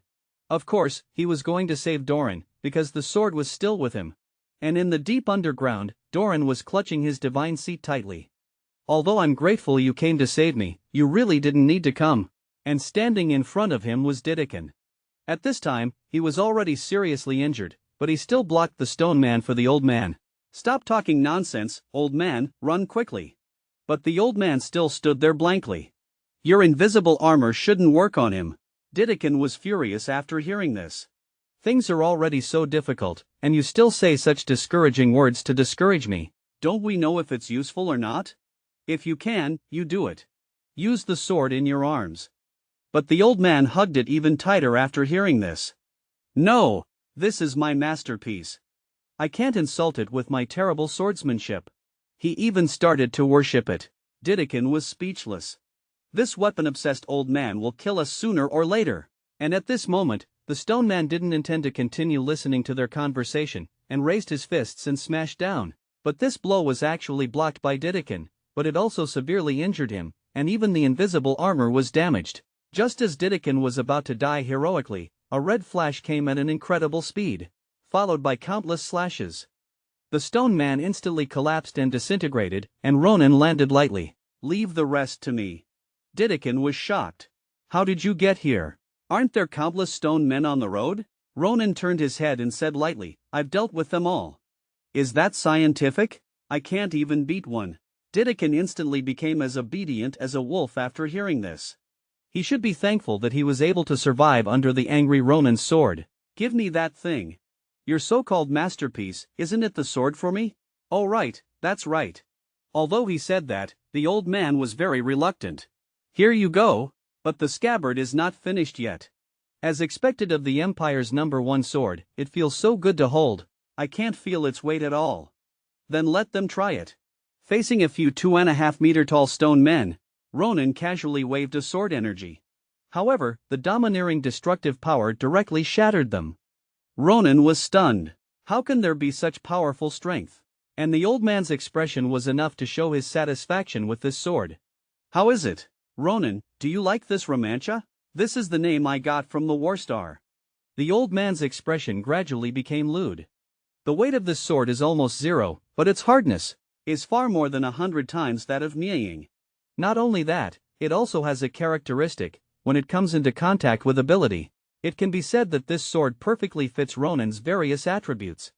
He no longer has to worry about his rough swordsmanship damaging the sword." Ronan praised the old man. He was very happy. His work was recognized. This is undoubtedly the meaning of the old man's life. But Didikin interrupted them.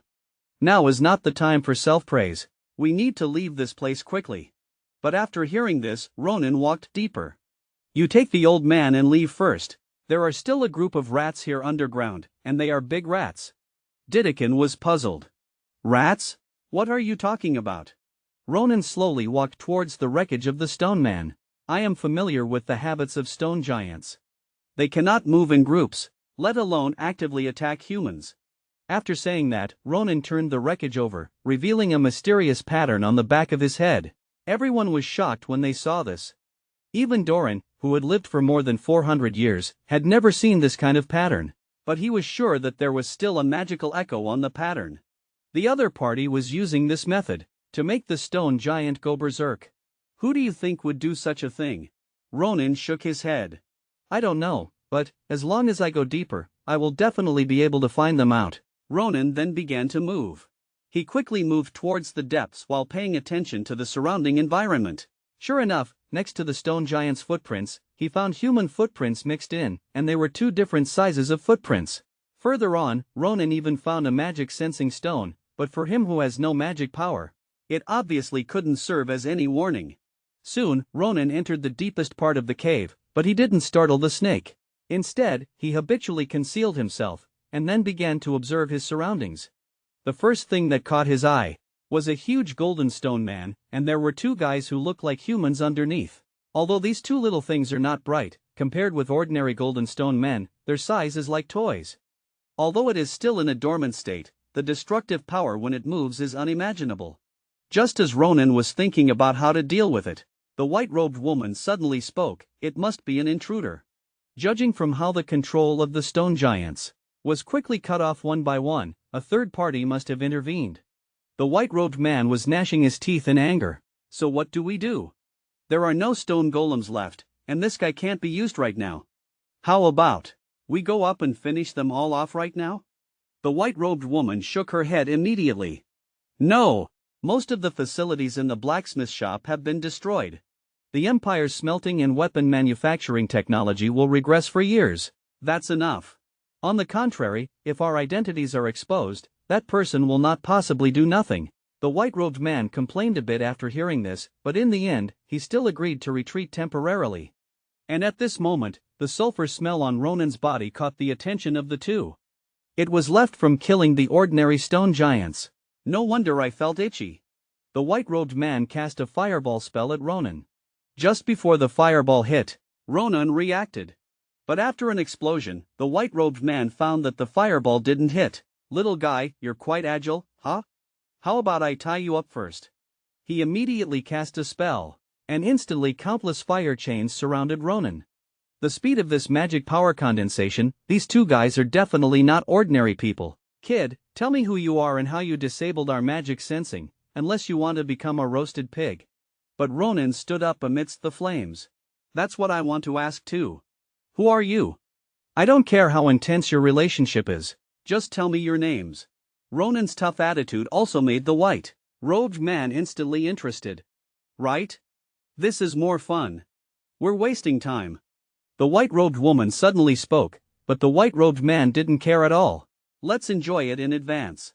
When this empire is engulfed in starlight, there will be no chance. And this sentence precisely hit Ronan's minefield, because the invading giants had once said, engulfed in starlight.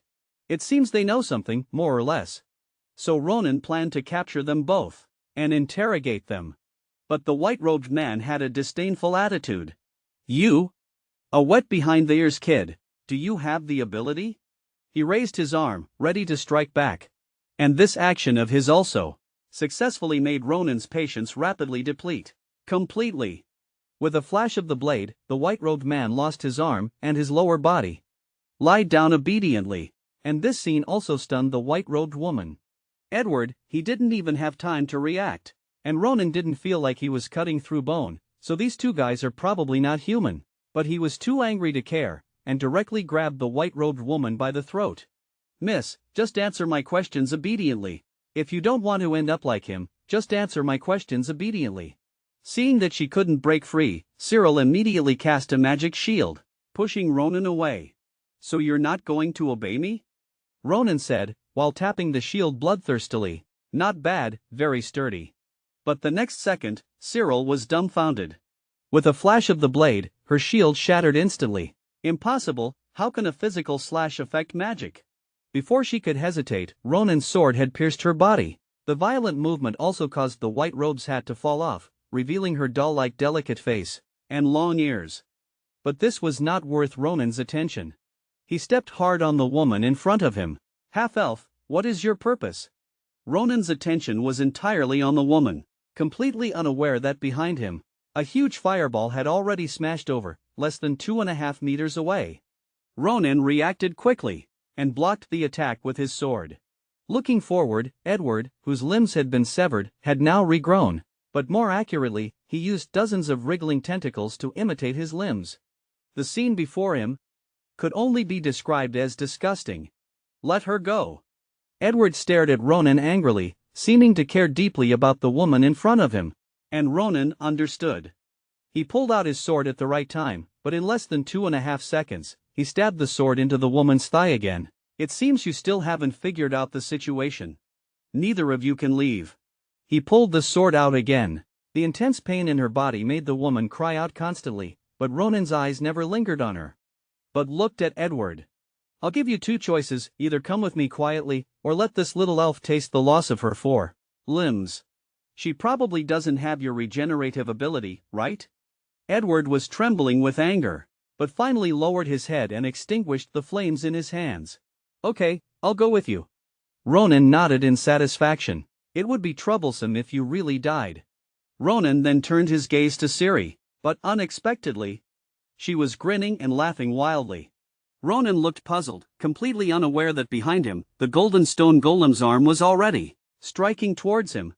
When did this happen? It was too late for Ronan to dodge, and he could only take the blow head-on. The powerful impact sent him flying dozens of meters. Although the force was strong, both of them knew that this blow was not enough to kill this kind of monster. Edward dragged his clumsy body towards Cyril. "Can you still walk?" The woman nodded. "Thank you, you distracted him, so I had the chance to control the stone giant, even if it was just one arm. But he must be injured.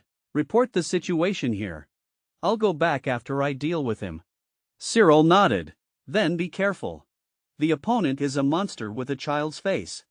"I know, I won't be reckless again." Before he could finish speaking, Edward's limbs separated again. Ronan appeared in front of the two once more, followed by countless slashes, directly slicing Edward into ribbons. "Where do you think you're going? Didn't I tell you? I have too many questions to ask you." Cyril was so frightened by this scene that she retreated repeatedly. Then she hurriedly took out a scroll and cast a spell. Ronan braced his seriously injured body and approached step by step, but at this moment, Cyril's immobilization spell succeeded. Ronan could no longer advance another step. Although he struggled desperately, he couldn't move at all. Seeing that the magic was successful, Cyril didn't dare to approach. "I can't guarantee that we can win, but my priority now is to go back and report." A teleportation gate lit up behind her. Just as she was about to step inside, she turned her head unwillingly. "I will find out everything about you, your family, your lover, and your friends, and then take them away." Watching Cyril gradually disappear into the portal, Ronan was unwilling, shouting "Don't go" over and over again. He finally had a clue about the giants. How could he just watch her slip away? "I must not let that scene happen again." "Stop!" Ronan shouted with his last bit of strength. But at this moment, a strange atmosphere suddenly lit up around them. Cyril was surprised to find that her body could not move either. "I have many questions too."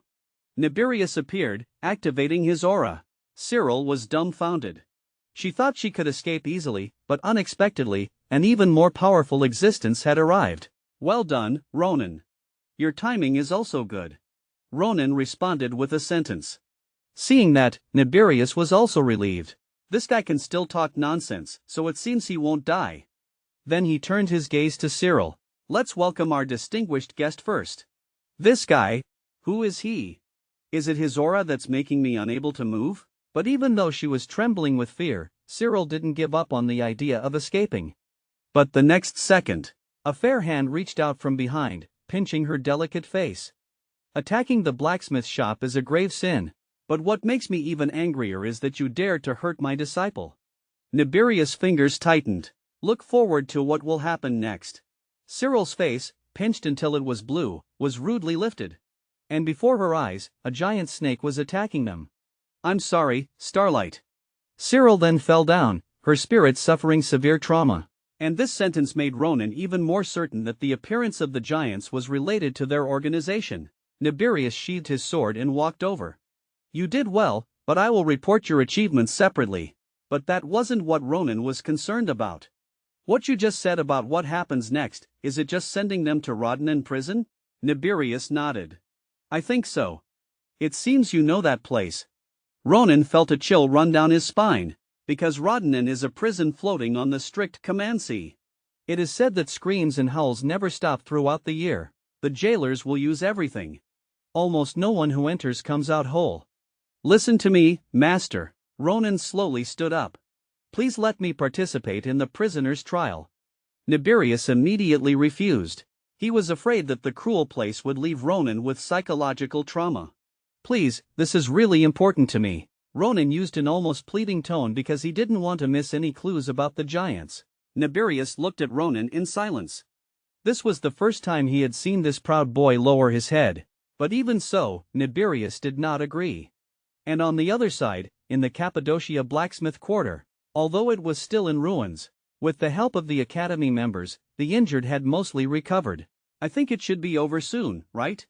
Maria said while wiping the sweat from her brow. She was able to carry 7 or 8 boxes of supplies at a time, so she had made a great contribution. And Assam and Sitar were not far behind. In order to use healing spells to save people, they were basically out of mana. But more than that, Assam was more worried about Ronan. He said he would be back soon, but now, it's been 2.5 hours. Are you talking about me? The two were startled by these words and looked up in the direction of the voice. It was Ronan. On the way, I heard about what you did. Maria brought reinforcements, and Assam and Sitar treated the injured. Is anyone injured? Ronan asked, pretending to be fine. Compared to us, you should be more concerned about yourself, Maria said as she walked towards Ronan. And Assam reproached Ronan in an almost trembling voice, you're clearly covered in wounds. Hurry, Theta, heal him. Theta immediately reached out her small hand in concern, but Ronan waved it off. I'm fine. I've already been treated. I just need to rest when I get back. Ronan suddenly changed his tone, staring intensely at the two culprits in the distance. Besides, I have more important things to do right now. A few hours later, the convoy escorting the criminals arrived at the rendezvous point. Here, Rodden prison would send personnel to receive the criminals. Nibirius and Ronan waited here. Shortly, a sinister-looking jailer arrived riding a corpse. Then 2 equally sinister people got out of the vehicle and spoke in a strange tone, hello, Miss Nibirius. He then looked down at the 2 criminals on the ground. The sight of Edward instantly piqued his interest. It seems this fellow has some kind of miraculous self-healing ability. The Inquisitors will be very pleased. After all, it's been a long time since something this interesting has come along. After saying that, they prepared to leave with the 2. We will notify you after the interrogation is complete. We hope you will continue to work hard for the peace of the Empire. With that, the jailer disappeared from sight. A week later, Rodden will pry open both of their mouths. Once we have results, I'll notify you immediately. That's enough, right? Ronan nodded in satisfaction. Thank you, teacher. He also understood that this was the most Nibirius could do. After this, Ronan returned to Philip's academy to continue his training, while the restoration work on Cappadocia continued simultaneously. Time quickly passed. A few days later, in Rodden prison, wave after wave of the harshest punishments. The old man's kind smile, however, scared Ronan, because the moment he picked up the mask, his gentle exterior could no longer conceal the coldness within. A terrifying aura instantly filled the room, but this wasn't because of his strength, but because of the countless sins he had committed, like a unique aura on an executioner. It was unsettling. It turned out this man was an inquisitor in the prison, and he was the one in charge of interrogating Edward. After a week of close contact, Kalaka was quite certain that Edward had revealed everything, so he notified Nibirius to come over.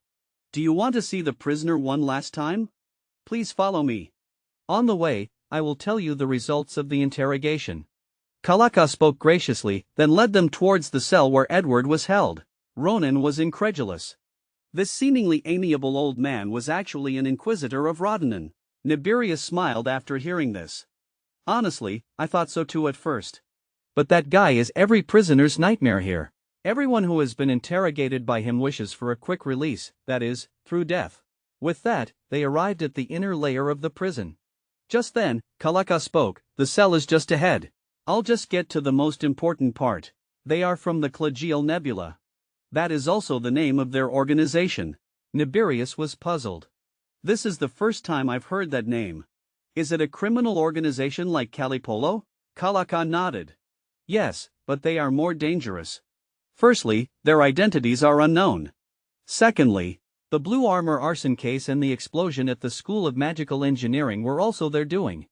Most of the large-scale incidents in the past year have been confirmed to be their work." Ronan was dumbfounded.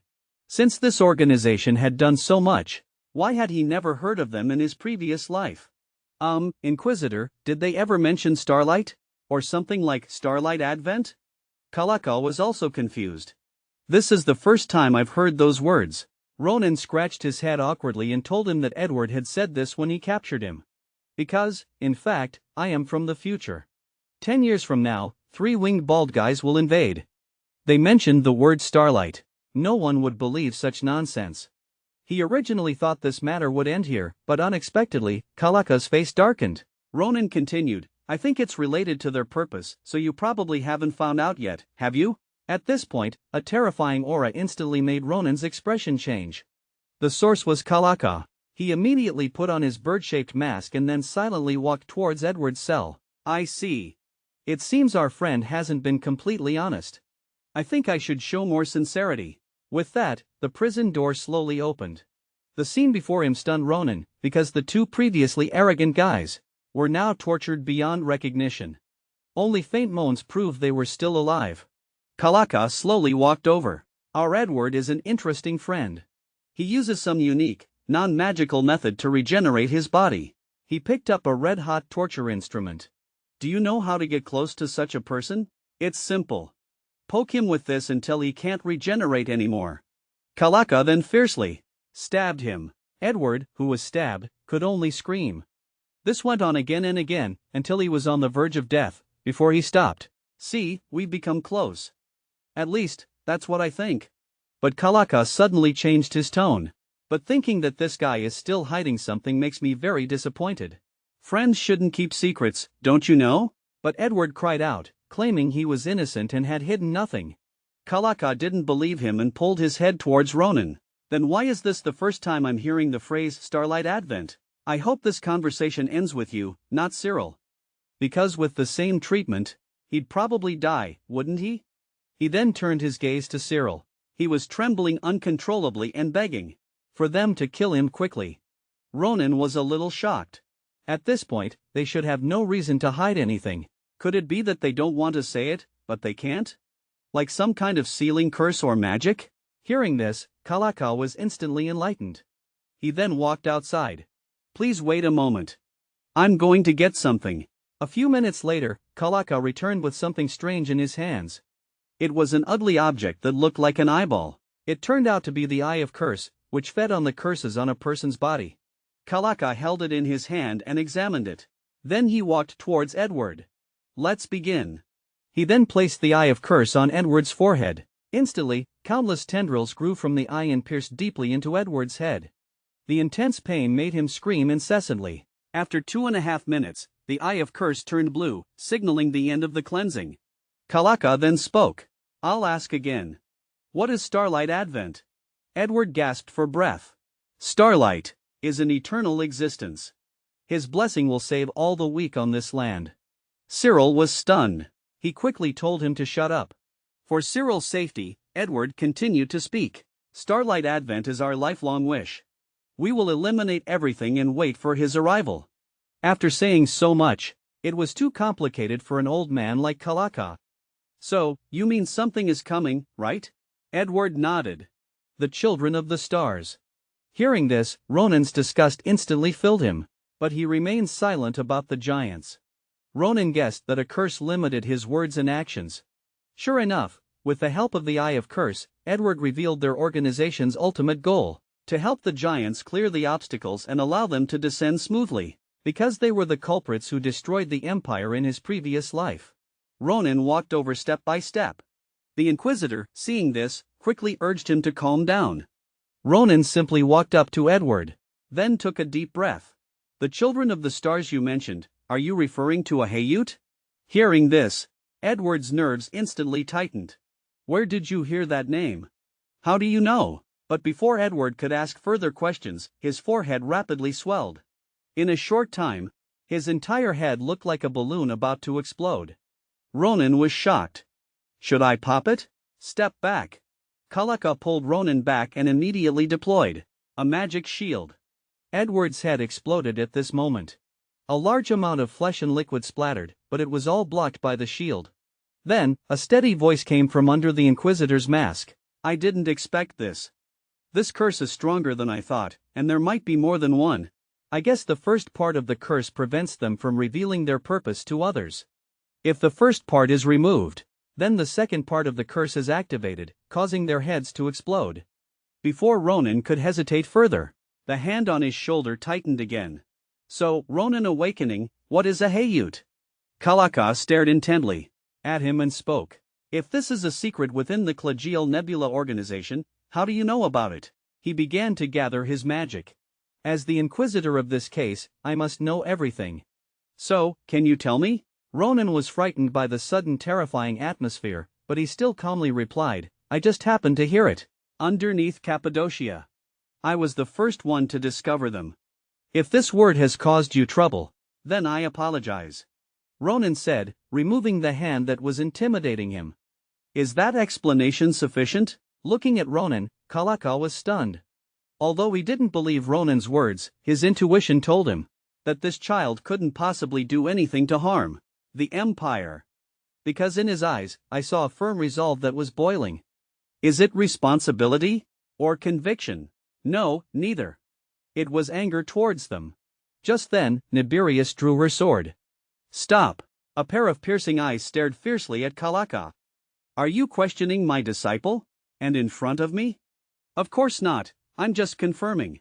Kalaka quickly put on a smiling face. "It's always better to be careful, isn't it?" "I'm very sorry." Seeing this obedient appearance, Ronan was dumbfounded. "I'm glad we cleared up the misunderstanding." But Ronan knew that he was in danger just now because the old man intended to judge him as well. "Anyway, it's a pity to lose a curse eye, but they usually have strong vitality." Kalaka looked at the intact curse eye on the ground and spoke, while Ronan was very skeptical. "This little thing, are they powerful?" "Yes, and they are very cute if you look closely." "Do you want to touch one?" Just as Kalaka was joking, he was horrified to find that the curse eye on his shoulder had turned blue. That meant it had absorbed a curse. Whose was it? So far from Cyril, it couldn't be him. Could it be him? Kalaka turned to look at Ronan. "I touched him while I was using my magic shield. Did it absorb the curse in that instant?" Kalaka quickly took off the curse eye and walked towards Ronan, then placed it in his hand. The curse eye visibly swelled and then exploded. Ignoring Ronan's surprise, Kalaka grabbed his hand and began to study it. Could it not bear it at the moment of contact? "Listen to me, I think you're cursed." Ronan was puzzled. "What nonsense are you talking about?" Kalaka explained, "Have you ever felt a restriction? Like not being able to run, or not being able to hold things made of steel, etc. A curse restricts one of your actions." Hearing this, Ronan lowered his head and said nothing. So the reason he couldn't use magic was because of the restriction of the curse in his body? Kalaka didn't ask further. "It's okay if you don't want to talk about it. Just remember, this curse is very powerful and full of malice." The conversation ended there, and Ronan and Nibirius prepared to leave. "Once I break all of Cyril's curses, I will notify you. But because the curses on him are powerful, it will take a while." Nibirius nodded. "I understand. Report to me when the time comes." Then Kalaka turned to look at Ronan, but after looking for a long time, there was no response. "You seem preoccupied." Hearing this, Ronan came back to his senses. "I am, a little. Ever since I found out I was cursed. But don't worry too much." Kalaka returned to a gentle expression and comforted him. "You're a Phillips student, right? In the academy, there is a strange fellow who studies curses deeply. He might be able to help you. He is Professor Seklik of the Magic Department." After dealing with the matter of Rodden in prison, Ronan and the teacher transformed by Nibirius left. But the curse was something that Ronan couldn't get out of his mind. Plus the eye. was also starting to itch, making him even more anxious. But fortunately, someone had once said that Professor Seklik might have a way to solve it. Seeing his uneasy look, Nibirius calmly spoke. This is one of the known signs. It means the curse in your body is weakening. Don't worry. By the way, do you really not know who cursed you? Ronan shook his head after hearing this. He couldn't think of anyone who would do such a thing.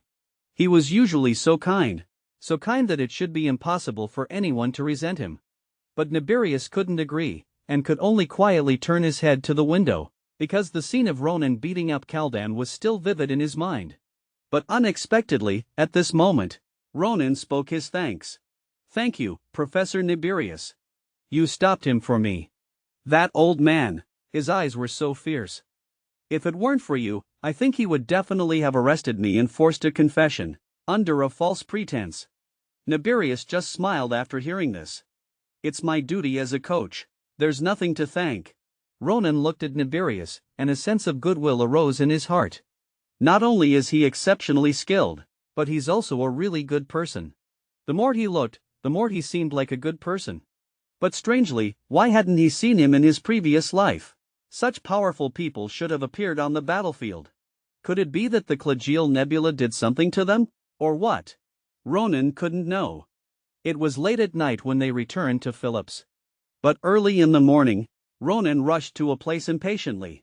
The magic department's dedicated practice space, Stone Pillar Park. Here, Ronan saw Andishan, who had been waiting for a long time. Nibirius asked him to help Ronan find Professor Seklik. He greeted Ronan with a smile on his face. We haven't seen each other for a long time.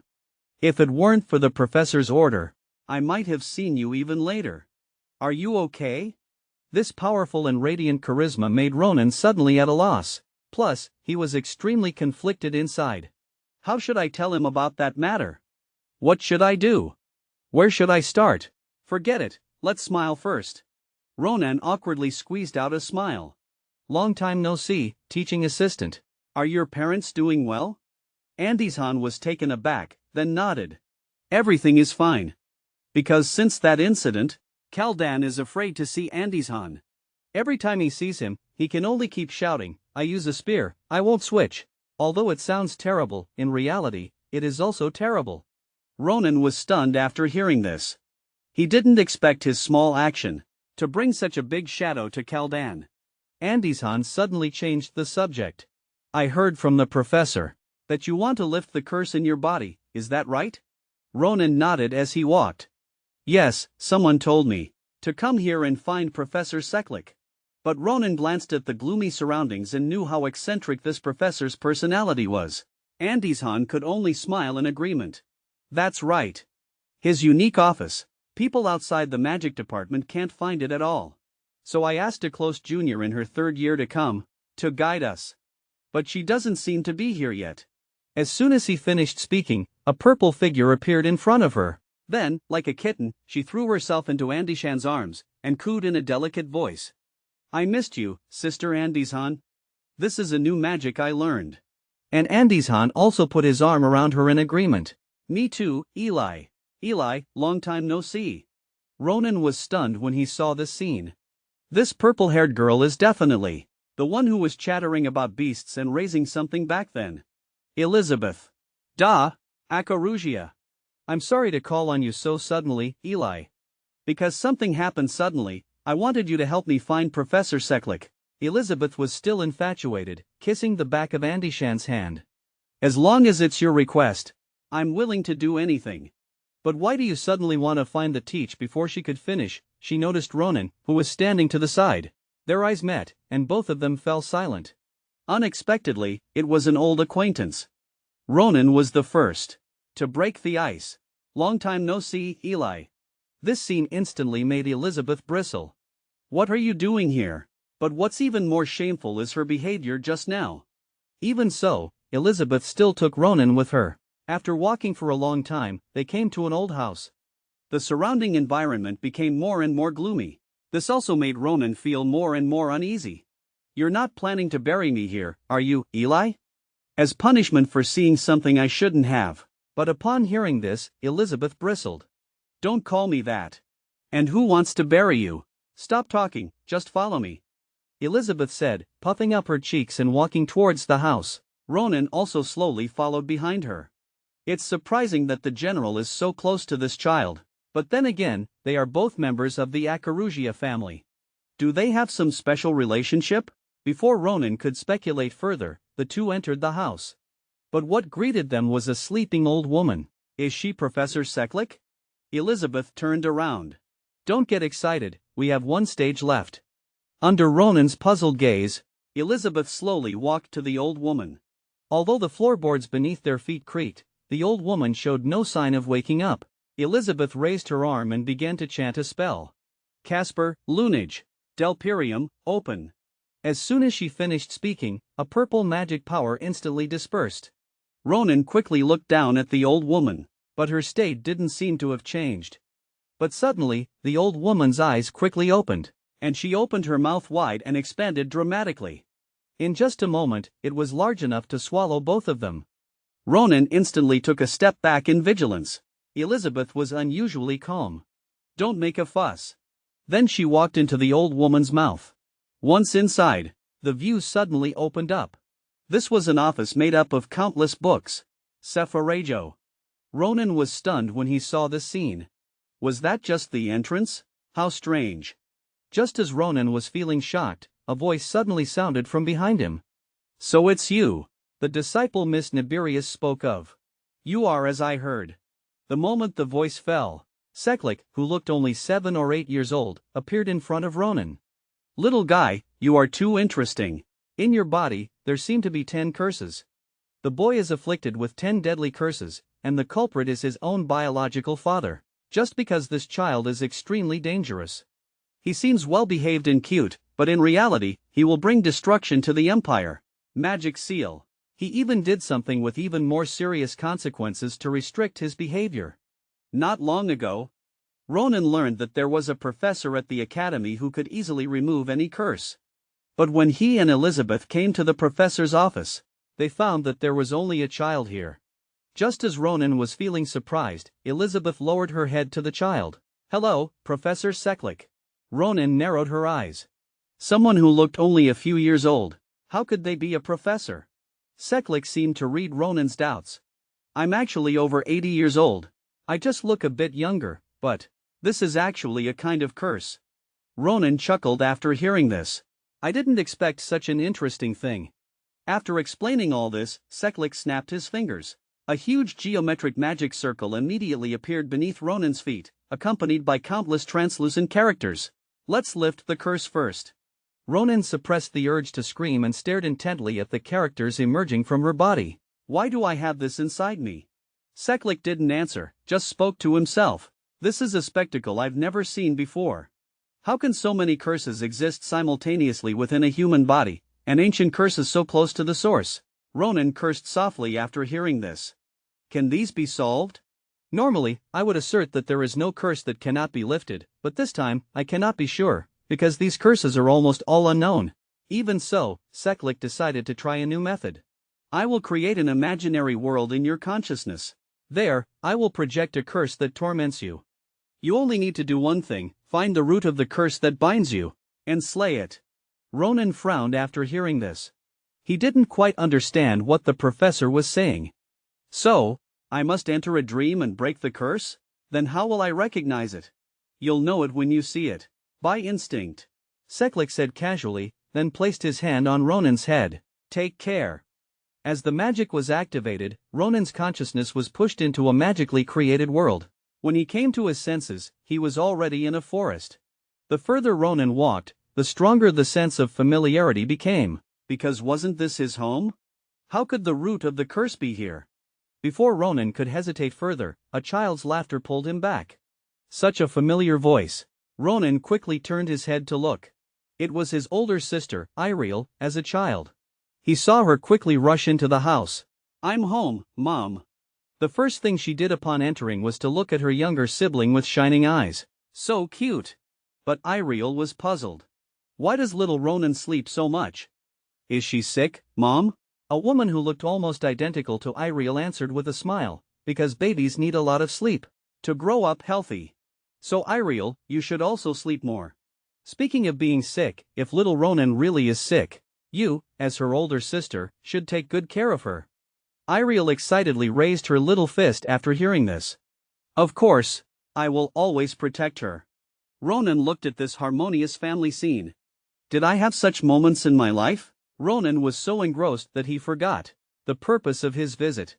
Undoubtedly, this was a scene from shortly after Ronan's birth. So the child lying in this cradle is me? Ronan was stunned. Was I also a baby when I was born? I thought I was an adult from the beginning. The reason she had this idea was because her childhood memories were sealed, and she had learned relatively little. However, at this moment, the sound of a door opening came. An eerie feeling instantly swept over Ronan. She tried to turn her head to look, but found that her body couldn't move. So Ronan could only stare straight ahead, letting an unformed shadow slowly walk in. But her family members acted very happy. You're back so early? Iriel even immediately hugged him. But the shadow pushed her hand away and walked steadily towards little Ronan. Mom thought she was eager to see her child, so she smiled and told her that the child was in the cradle. But the shadow extended its arm towards Mom and said something Ronan couldn't hear. Within moments, Mom's consciousness began to blur. What danger? What are you saying? Before she could finish speaking, she fell to the ground. This scene stunned little Iriel. She didn't understand what Dad was doing. She was just very worried about Mom falling down. But in the next second, the shadow aimed its palm at Iriel again, and repeated the same trick. The moment Ronan saw it, sadness and anger surged through her. You bastard, what are you doing? But what shocked Ronan even more was what happened next. Countless translucent characters were generated out of thin air from the shadow's arm, the same curses that had previously appeared within Ronan's body. With a flash of light, the curse was implanted into little Ronan's body. At this moment, she understood that this guy in front of her was the root of the curse, and this place didn't seem like a virtual world, but rather someone's memory. Ronan gritted her teeth. I must slay him. And outside, Seklik's hand began to tremble uncontrollably.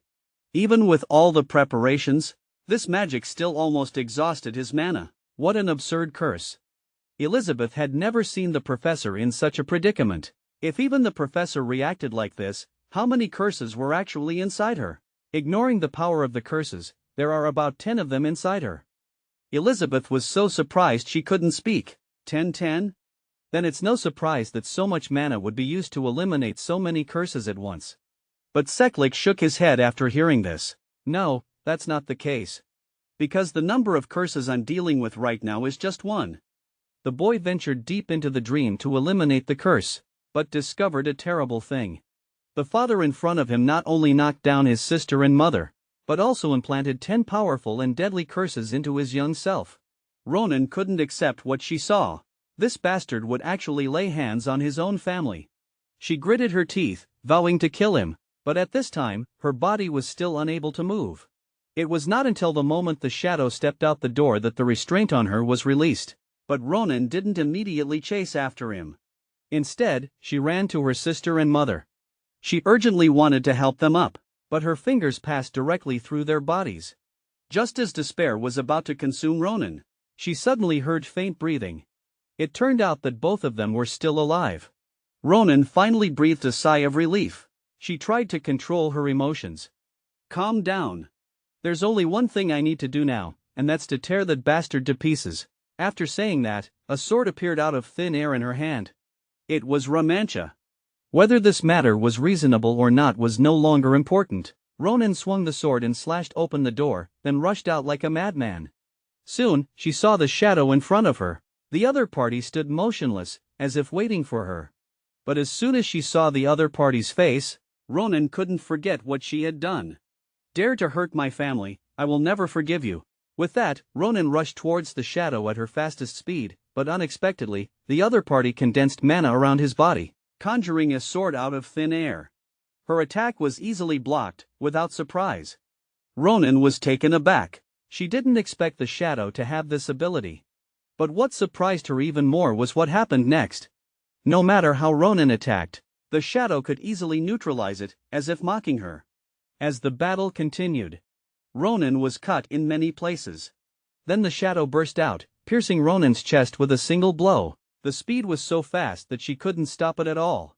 Ronan knelt on one knee, the multiple wounds on her body having basically rendered her unable to fight, but the shadow just glanced at her and left without looking back. Ronan struggled to stand up. It can't end like this. I have so many questions to ask that bastard. Her gaze was fixed on the shadow, then she let out a hoarse roar. Why did you do this? Judging from Iriel and Mom's behavior, the other party was undoubtedly her father. After doing such a thing, do you still have the right to be our father? Don't you have anything to explain? Hurting Iriel and Mom, and even cursing me, are you too lazy to even find an excuse? Upon hearing this, the shadow immediately froze in place. Taking advantage of this moment, Ronan gripped the sword hilt tightly. Red mana also entwined with it. Then she quickly rushed towards the shadow and killed him with one blow. If you don't want to talk, then fine. Get out of my body. After clearing the curse, Ronan returned to the real world. She shook her head vigorously, trying to get out of the tense battle state, but unexpectedly, an old voice sounded behind her. Enjoy your trip? Ronan turned her head to look. In front of her was an old man with a kind expression, but his clothes were the same as Professor Seklik's, so Ronan quickly guessed her identity. Why is your time like riding an airplane? Is it because of this curse-lifting magic? Seklik shook his head. No, it has nothing to do with you. Do you feel anything different now? Ronan focused her mind to look. The dense and abundant mana on the other party's body immediately became apparent. Honestly, I felt you were unusual from the beginning. But now, you're even more terrifying than I imagined. You're even more terrifying than I imagined. The professor smiled with satisfaction. It seems you can now correctly perceive mana. In the time that followed, Ronan told the professor everything he had encountered there, one by one. And he also took notes. The curse within you is based on memories you yourself don't know. But why do you think that person is your father? Didn't you say you couldn't see his appearance? Ronan lowered his head and pondered for a long time after hearing this. I can sense it from Iriel and Mom's attitude towards him, and most importantly, when he was hurting my family, I could feel a sense of sadness. A very unfamiliar feeling. Thinking back now, that should have been that guy's emotions. Seklik nodded, then continued to dig deeper. Ronan didn't hide anything either, revealing everything. I have no memories of my family, as if they were completely erased. Seklik took a sip of coffee. Then everything makes sense. Your father not only sealed your ability to sense magic, but also disrupted your memories. But by lifting this curse, it came out. So that might be a chaotic world where imagination and memory intertwine. This is precisely the small hurdle that this magic occasionally presents. And the final blow you described should also be based on this. So you unconsciously used magic. Ronan reached out his hand after hearing this. On it was a colorful mixture of several colors. This is magic? Seklik nodded. Although you can now sense magic, to handle and use it like a normal person, you need to remove at least 2 more curses. This process will be very long, because the curses on you are all powerful, so you should go back for today. I'll notify you when I'm ready. Just as Seklik closed his notebook, Ronan was stunned, because at some point, the professor had turned back into a child. This body's condition is very complicated. In general, it's similar to yours. Ronan was dumbfounded. Then you must be very tired usually. Meanwhile, in the underground of Cappadocia, Duke Grancia, after learning about the stone golem, personally came to the scene. He looked up at the stone golem. It was much larger than he had imagined. But he heard that the person who stopped this was not Nibirius, but a student under him. This made the Duke very puzzled. What kind of monster is this with such power? As the Duke was pondering, a young man with a righteous face appeared behind him. This person was the Duke's personal guard, Darren. Are you here? How is the repair work on the blacksmith shop going? Darren replied respectfully, everything is going smoothly. It is said that it will be fully restored in a week. And we have followed your orders to investigate those bastards. But unfortunately, we didn't find any other clues. Seeing the Duke in thought, Darren continued, on the contrary, through Phillips, we found the location of that student. Do you want to meet him? The Duke nodded. It seems that it should be so. Just as he was speaking, the red eyes of the stone golem lit up, and it slowly prepared to attack. And all this was seen by Darren. Duke, I'm sorry, may I ask you to step aside? Leave this to our knights. With that, he placed his hand on the hilt of his sword, as if he would act immediately as soon as the Duke gave the order. But the Duke reached out to him. No need. Seeing that the stone golem's attack was about to hit, the Duke reached out and drew his sword. They can go and do other things. With that, he quickly drew his sword and slashed backwards. The moment the sword energy hit, even the huge golden stone golem disintegrated in an instant. The Duke sheathed his sword after the slash and turned around with a calm expression. Let's go. To meet Philip's little hero. When the boy opened the door, he found a strange man with dirty magic suddenly appearing outside. He couldn't help but curse in a low voice. But the other party suddenly hugged him gently. Apologize, or let me cut off your tongue. Ronan was not to be outdone. Door-to-door sales are prohibited here. No, judging by your attire, you shouldn't be a peddler, but a gatekeeper for a noble family. Hearing this, the black magic emanating from the other party became even more intense, as if he would launch an attack in the next second. And at this time, Ronan also noticed that there was something strange mixed in the other party's magic. It's familiar, but I can't put my finger on it. Just then, an arm blocked Darren. Enough. It's our fault for barging in without prior notice. But Duke Darren wanted to continue, but was interrupted again. I'm sorry, Ronan. I apologize for my knight's rash behavior. Although it's rude to say so, may I take up a little of your time? A blue-haired middle-aged man spoke elegantly. And Ronan also knew their identities at this time. He quickly nodded. Soon, the group arrived at Ronan's dormitory. The Duke immediately took out a beautifully crafted box. Inside was a brand new scabbard. Why are you giving me this? Ronan was stunned. The Duke leisurely drank his tea. Master Doran of Cappadocia asked me to do this. He almost kowtowed and begged me. But more than that, I also want to express my gratitude to you in my own way, the Duke said, his eyes looking at his accessories. We, Grancia, and Cappadocia are long-term partners. My pale deer is also made by Master Doran. So I should be even more grateful to you. You saved Cappadocia. With that, the Duke reached into his arms and took out a Grancia badge. Ronan was taken aback, because this one item could buy at least 3 villages worth of cattle. Ronan thought he could only get it when Shulafan went crazy. And on the other side, Maria and Assam also received gifts from the Duke. I hope they will like it too. Ronan nodded, because he could already imagine the two of them being stingy. Speaking of this, the Duke suddenly put down his cup. So, let's talk about something else. Can you tell me who is behind this? I'm very interested. With that, a terrifying magic power erupted from his body. Ronan was immediately dumbfounded. Is this the head of Grancia? His power is truly terrifying. I don't know how much you know, but these damn rats are crazier than we thought. They run desperately, and I can only try my best to catch them. Hearing this, the veins on Darren's face bulged, and he couldn't help but release a glowing magic. Ronan was stunned. It seemed that whenever those guys were mentioned, this guy named Darren would have a strange reaction.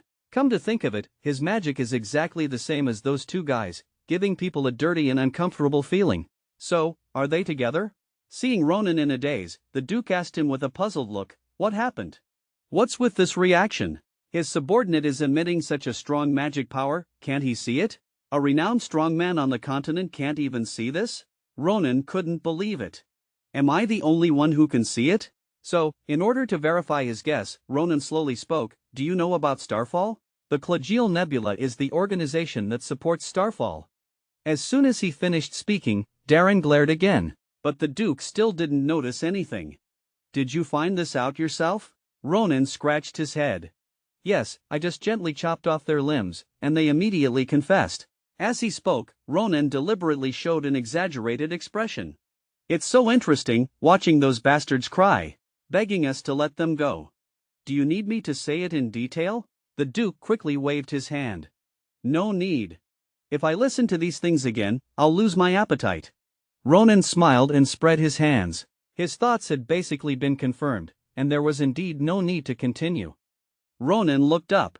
He saw that Darren's killing intent was completely out of control, and his body was covered with dense magic power. At the same time, the Duke also stood up and prepared to leave. So Ronan quickly stood up as well. He couldn't just ignore this matter. There are still some things I need to tell you about those bastards. But a big blind man like you shouldn't be held up, because it might take a long time. Ronan said, suddenly looking at the notebook on the side. So when I'm done organizing it, I'll give it to you tomorrow. You'll be very happy, because it's about a Hayute.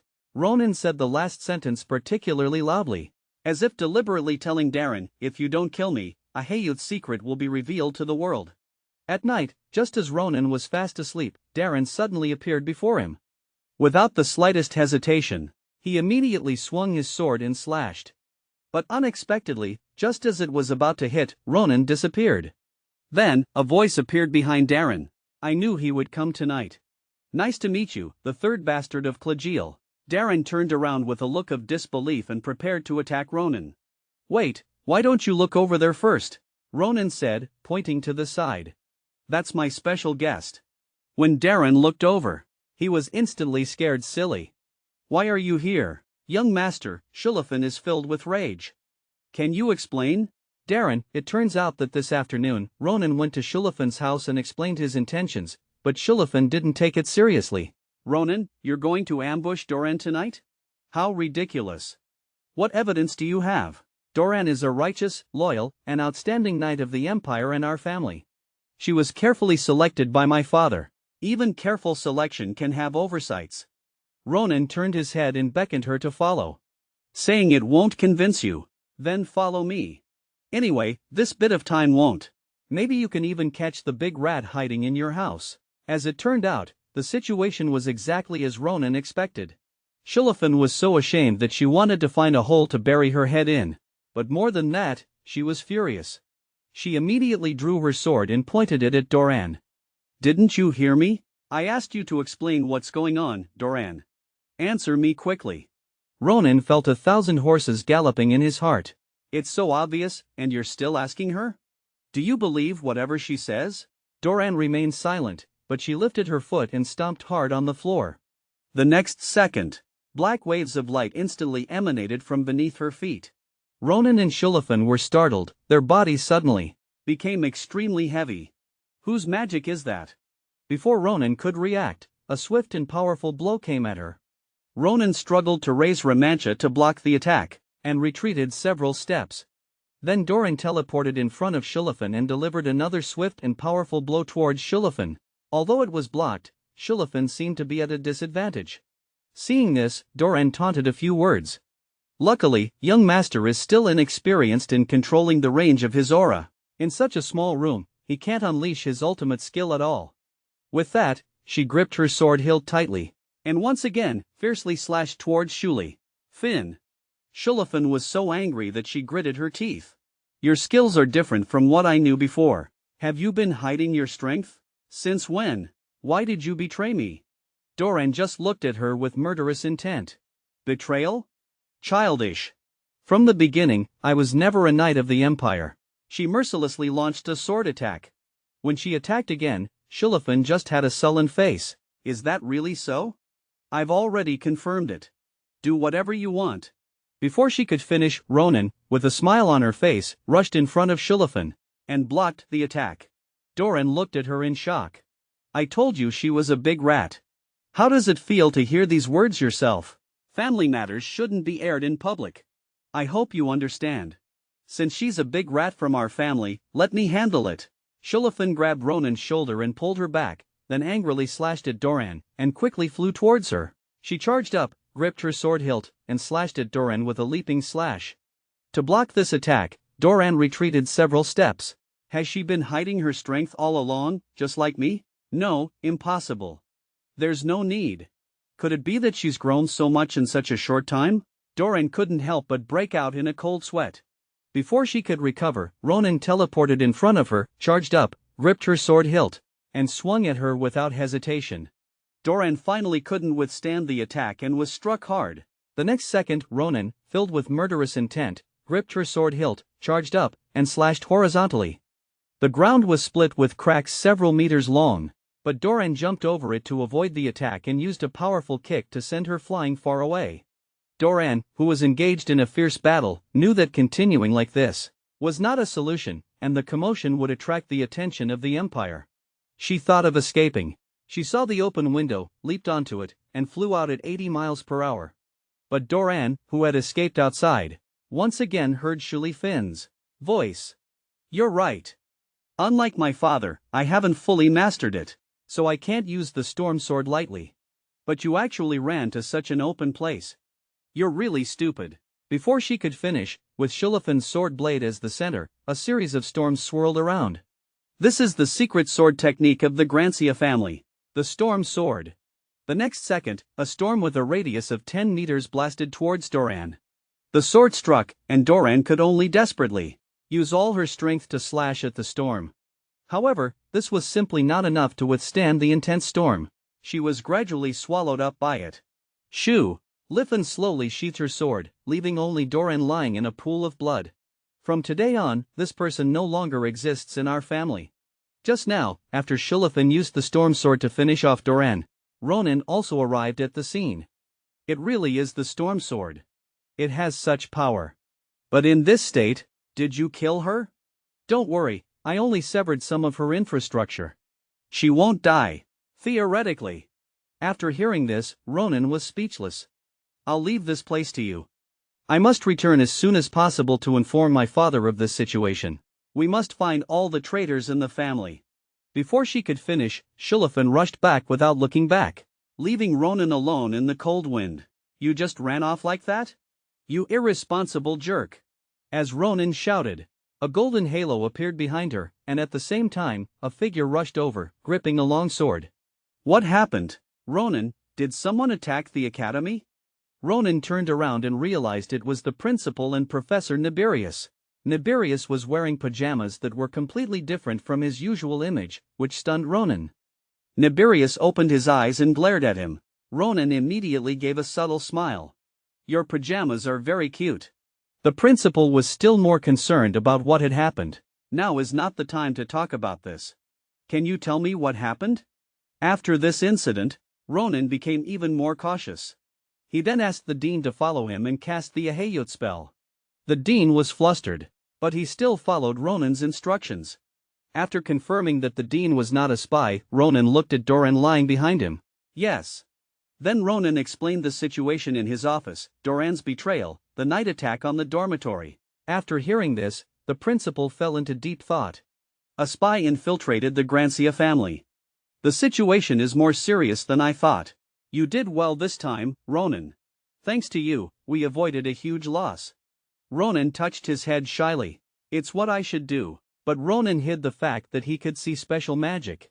He couldn't be 100% sure of this ability. In addition, if the information were leaked, it could be dangerous for those around him. So Ronan still decided to keep it a secret. The principal saw Ronan spacing out and thought he was worried about the Grancia family. The Grancia family is very efficient, so you don't need to worry. By the way, you've made a great contribution to the Empire. Not only did you save the Empire's blacksmith shop, but you also exposed the traitor in the Grancia family. So we will give you a corresponding reward. Ronan was overjoyed to hear this. Really? That's great. I was just thinking about starting a club at the school. Can you approve it? Oh, a club? I'd like to know what kind of club. The scene changes. In the main square of the academy, Ronan is promoting his club. The students were all silent after hearing this. He posted his recruitment advertisement on the notice board. I'm going to create a new club. Its name is the Special Adventure Club. There are no age or gender restrictions. Then he answered the students' questions about the club. This is a very constructive club, aimed at improving practical combat ability. We seek high-quality members to create a first-class club. In addition, it is also the only club approved by the principal to go out for practical combat. Everyone started discussing after hearing this. Students who are interested can join our club. This also attracted the attention of a woman wearing a red scarf, watching from the shadows. She looked at Ronan from a distance. A few days later, in the academy's gymnasium. Damn it, I even did a big promotion in the main square. Is it so difficult to find some new talent? Today is the last day. Why? Only Maria and Assam passed the interview. Maria immediately retorted after hearing this. How dare you say that? Look at how strict your interviews have been these past few days. You beat people to the ground in the practical test, and then force those who passed to sign a life or death contract. How do you expect them to join the club? Assam also carefully added, The whole academy is spreading rumors that joining our club is like being a slave. 10 lives wouldn't be enough. Ronan muttered after hearing this, isn't that what practical combat is like? What a bunch of cowards. Okay, forget it. What I need are persistent and serious people. It turns out that Ross also participated in this interview. Although Ronan told her that she didn't need to be tested, she insisted on treating everyone equally. Ronan already recognized her abilities. After the test, Ronan extended an invitation. I'm telling you in advance, it will be very difficult in our club. Can you really persevere? That's what I hope for. As long as I become stronger. After recruiting Ross, the gymnasium was empty. Seeing this, Ronan also asked Assam and Maria to go back and rest first. What about you? Ronan, there's still some time. Maybe someone else will come for an interview, so I'll stay a little longer. As a result, Ronan didn't even see a mosquito until evening. Really, not a single person came. That's it for today. Thank you, Andy-san. Thank you for taking the time to help. Don't mention it. Speaking of which, it's a pity. If it weren't for my teaching assistant job, I would have signed up too. Ronan was silent after hearing this. I just don't dare tell her. Even if she gets angry, I won't agree. I must make a decision as soon as possible, whether to let her give up her dream of becoming a grand master. But still, think it over carefully. Just as Ronan was lost in thought, a voice interrupted her. What a relief, you're still here. Ronan hadn't sensed her presence.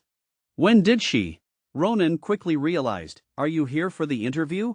Are you joining our club? The red-hooded girl was taken aback. A club? If I join a club, will I be allowed to? Because her voice was so soft, Ronan didn't hear what she said, and asked her to repeat it louder. As soon as she finished speaking, the red-hooded girl took off her hood. I mean, if I join the club, can I touch? Yours. Ronan was instantly stunned. Touch mine? What kind of crazy talk is that? The girl immediately explained, not you, the little cutie on your shoulder. Sita was puzzled. Are you talking about Sita? You should have just said so from the beginning. If you join the club, you can touch her. The girl blushed shyly. Really? Ronan looked at her with suspicion. What a strange person. It's unbelievable that I only sensed her when she got this close. She's definitely not an ordinary student. I think this person is exactly the talent I need. Then, Ronan pointed to a dummy nearby. Please tell me your year and name, and demonstrate your skills. Third-year student of the magic department, Ophelia.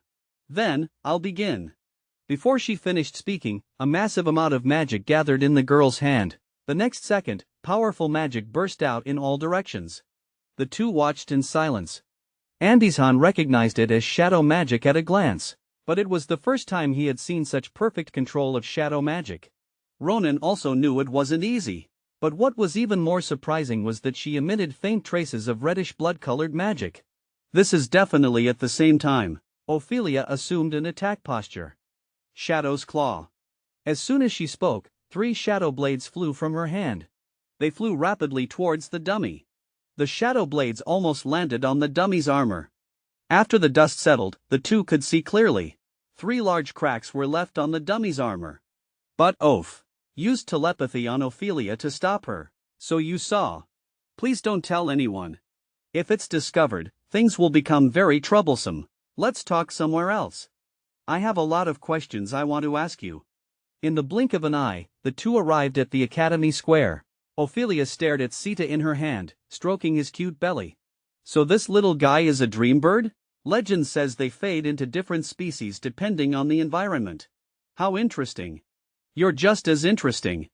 I heard you left the Empire a long time ago. Vampire race. Not all of us left. Some are scattered throughout the Empire. Because none of us like trouble, we all live in hiding. Ophelia looked at Sita in her hand. If it weren't for this little guy, I wouldn't have come to the interview. When I first saw him in this square, I felt the blood magic, the innate magic of our race. Ronan suddenly understood. So Sita has vampire abilities? No wonder the first thing he did after he was born was to suck blood. Ophelia was shocked. What? Really? He used vampire magic as soon as he was born? How long has he been born? 3 years? No, it's been at least 5 years, right? No, it's been about 2 months. Ophelia looked at him in disbelief. Impossible, only 2 months? But he's already emitting such a high density of blood magic. Suddenly, she looked at Sita even more obsessively. If that's true, maybe it's possible. Hey, can I ask you and Sita for a favor? A favor? So sudden. Ophelia instantly looked at Ronan with anticipation. The teacher said I joined the club just to see Sita, but if you lend me Sita, I promise I'll work very hard in the future. I need Sita's help with my research right now, so I won't have time during this period. Ronan was stunned. Wait, research? What research? 4 days later, Ronan and her group arrived at the activity room of the Special Adventure Club. She didn't expect the academy to give them an entire building. How generous. At the same time, Ronan saw Assam and Maria's new equipment. These are the weapons from CA. Padosha? Were they sent by the Grancia family? Yes, Maria's greatsword, Assam's magic bracelet. Because of these 2 weapons, both of their strengths have increased. It seems you've all obtained pretty good weapons. Maria asked him curiously, why did you ask us to bring our weapons? Let's go inside first. You must be curious why I formed such a club. I said before that we only have one goal: to improve our potential abilities as quickly as possible through practical experience. In fact, Ronan was preparing for the upcoming day. Then Ronan took out a map and pointed to a place. The first place we're going to is here. An unexplored area of the Empire. 1. Shocked, Ronan continued, you all know, that place is very unusual, so this will be a good experience. The next second, Ronan gripped the jewel sword. I also have some personal business there, but that's not the most important thing. The important thing is to solve your problems first. Hearing this, Maria and Assam looked at him in confusion. What problems? Forget it, you all come out now. Let's have a fight first. The next second, the 2 went all out. The manipulated boulders rushed towards the boy. Immediately following was a landing slash. Just now, after the boy Ronan finished deploying the club's plan, he proposed to help Maria and the others solve their problems first. The 2 were puzzled. Ronan, I don't understand what you mean. You said we must solve. What is the problem? Could it be you're going to help us finish our courses early? Ronan explained calmly, yes, there's no need to be so surprised. It's normal. We'll be gone for at least a week. But don't you still have classes? Skipping classes for the club, the principal won't allow it. The 2 looked at him in surprise. So, in order to balance your classes, you can be like me and finish your courses early. That way, you'll have time. The scene changes, and the 3 are already in the training room. Before I give you 2 private lessons, I need to check your current skills. Then Ronan provoked them to attack together. Relax, I'll keep my sword sheathed, so don't be afraid. But, please go all out, or I'll be bored. The 2 were instantly speechless. Since he said so, let's try out the new weapons we just got. Let him see how much we've grown.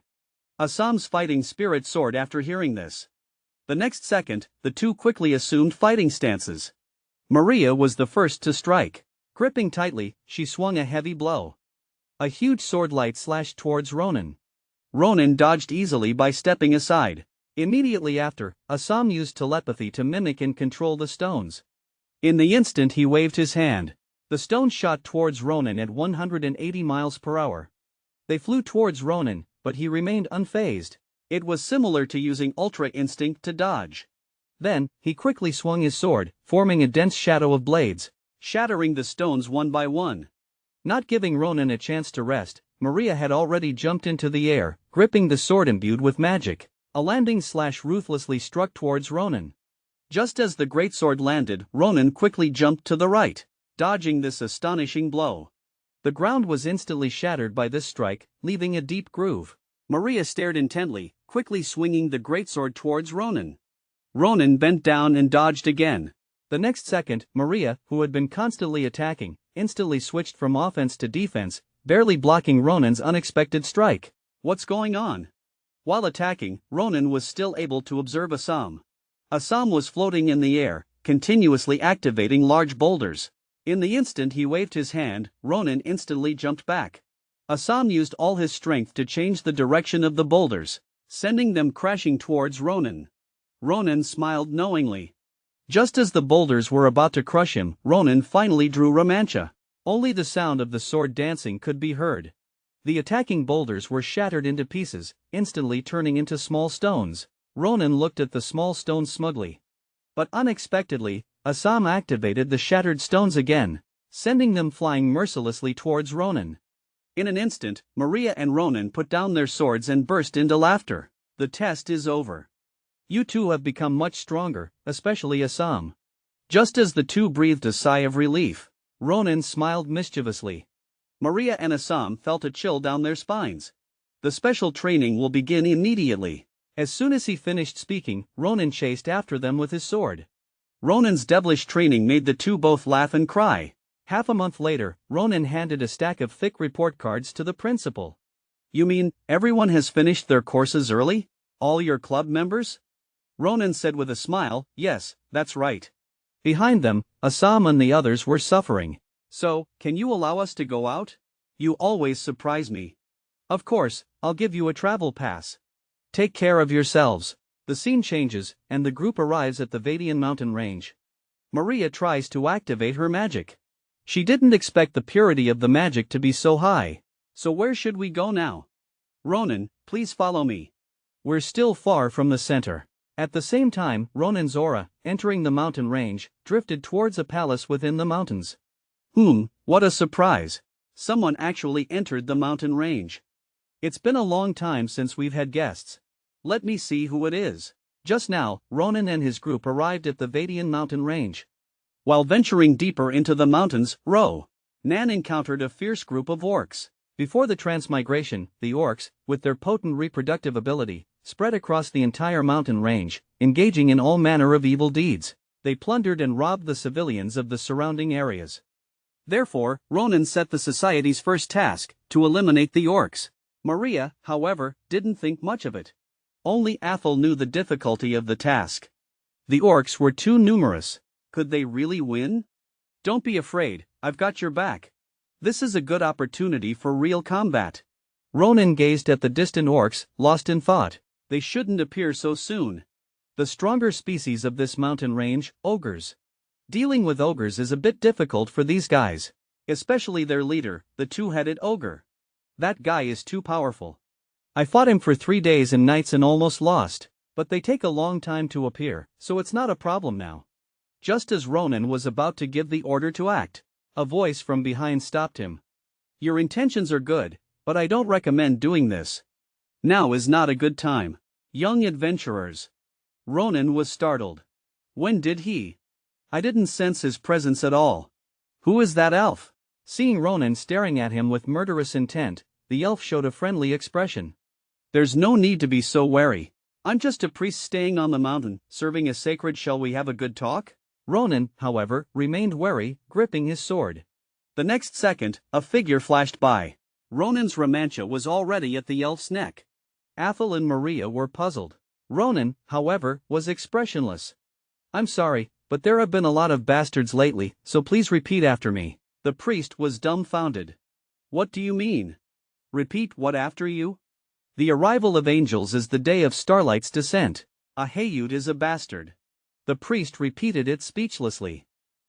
Is that okay now? The priest finished reciting without any change. Only then did Ronan slowly move his sword away.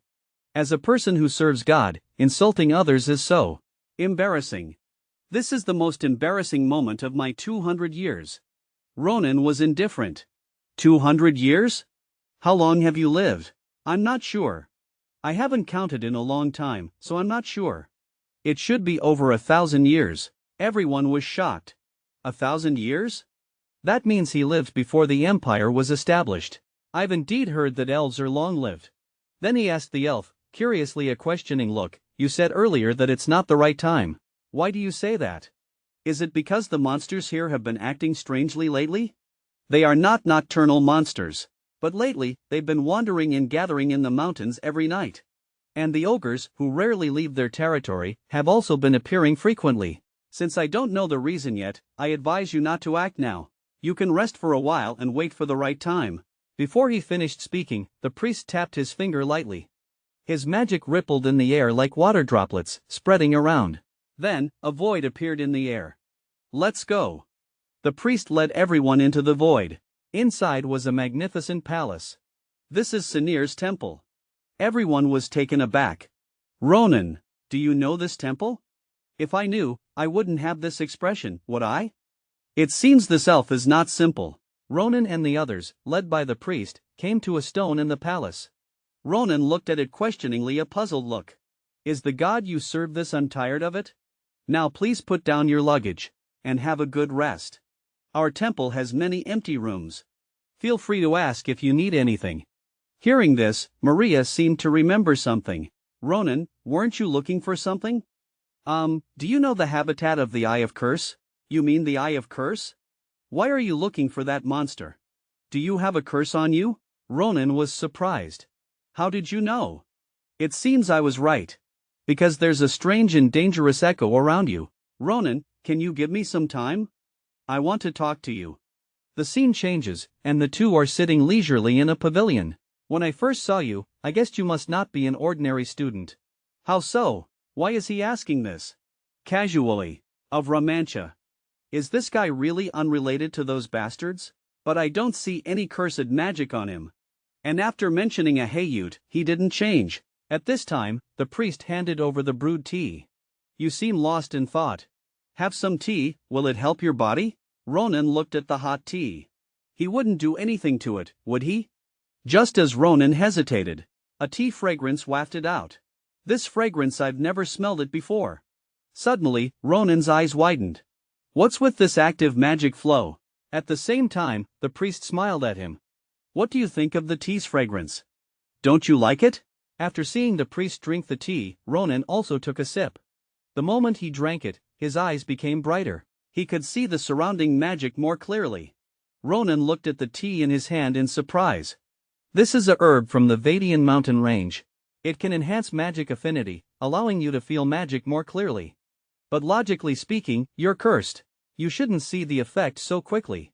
But I'll pack it up for you later. As long as you take it regularly, it can suppress a part of the curse. So, please don't use the Eye of Curse to remove the curse anymore. Although it can remove part of the curse, it will also take away part of the target's life essence. Once or twice is not a problem, but if used repeatedly, it will threaten life. Don't tell me you used it knowing its side effects." Ronan felt a chill down his spine. "I didn't know at all. I just wanted to remove the curse as soon as possible." Then the priest advised Ronan. At the same time, Ronan recalled that Professor Mia had said the same thing. But even she couldn't break the curse. She needed to research it for a while. "Even though I know they are all helping me, after meeting that man, I seem to have become very impatient. Before I catch that bastard, I have to stay alive. I must be careful. Speaking of which, who exactly is this elf? I don't seem to have seen him before the transmigration. Somehow, he gives me a familiar feeling." After thinking for a moment, Ronan slowly picked up the teacup. "I was too hasty. Because there are many crazy bastards lately. They have done many dark and dirty things. They are waiting for the arrival of the stars." Hearing this, the priest fell silent. His expression became serious. The scene changes to the palace under the night sky. The priest stared blankly at the stone. If what Ronan said is true, then those bastards must be planning an evil conspiracy. It could be a huge disaster. Innocent people will be involved. Am I going to stand idly by again this time? Or is the arrival of that child your answer to me? What should I do? Just as the priest was still pondering, footsteps behind him. "Still not asleep? Ronan, are you not used to the bed here?" "No, I just wanted some water." Seeing the priest staring blankly at the stone earlier, he couldn't help but ask the priest again, "Does this ordinary stone have something special? Why do you worship it? Or is there some hidden meaning?" The priest explained patiently, "Every 1,000 years, our church will move 1,000 stones to the Holy Land. In a remote corner of the Empire's territory, where there is constant wind and rain, most of the stones will be weathered away. But some stones have withstood the test of 1,000 years, proving their will that transcends time. We will revere this stone. In graves sacred that day, my friends were very enthusiastic, but devout believers, to dedicate their lives to a god is something many people cannot do. In fact, I also hesitated many times whether to leave. There was a time when I also wanted to abandon our teachings and gain freedom. However, whenever I had this thought, I had a premonition, perhaps it was Sinir's will in the statue. I vaguely heard him telling me to stay. This will save the world. It's like it's destined, something only I can do. I can't give up. Ronan seemed to see Andy Shan's figure in him. I feel that moment is getting closer and closer. The next day, seeing Athel and the others gradually getting used to it, Ronan had already forgotten about last night's words. After drinking the tea here, Athel and the others all enhanced their magic affinity. Afterwards, Ronan traveled around the entire mountain range with the priest to find some medicinal materials. Looking at the smiling and kind priest, the doubts in his heart still remained unanswered. The first time he saw us, he was very kind to us. And he has been very caring during these days of staying here. The more I look at him, the more I think he is a strange elf. A few days later, Ronan and the others finished resting and prepared to go and attack the orcs. Seeing this, the priest looked worried. I haven't been able to find out the reason why the monsters have become strange. Are you really going? Ronan just smiled slightly. Don't worry, they just became strange, not stronger. And these people's strength is enough to deal with it. So don't worry. The most important thing is that our time outside is running out, so we must return to the academy to study as soon as possible. The priest could only sigh helplessly. After speaking, he gathered his magic in his hands. The next second, countless light specks floated into the air. I have cast a barrier entry seed on you. With it, you can freely enter and exit the palace.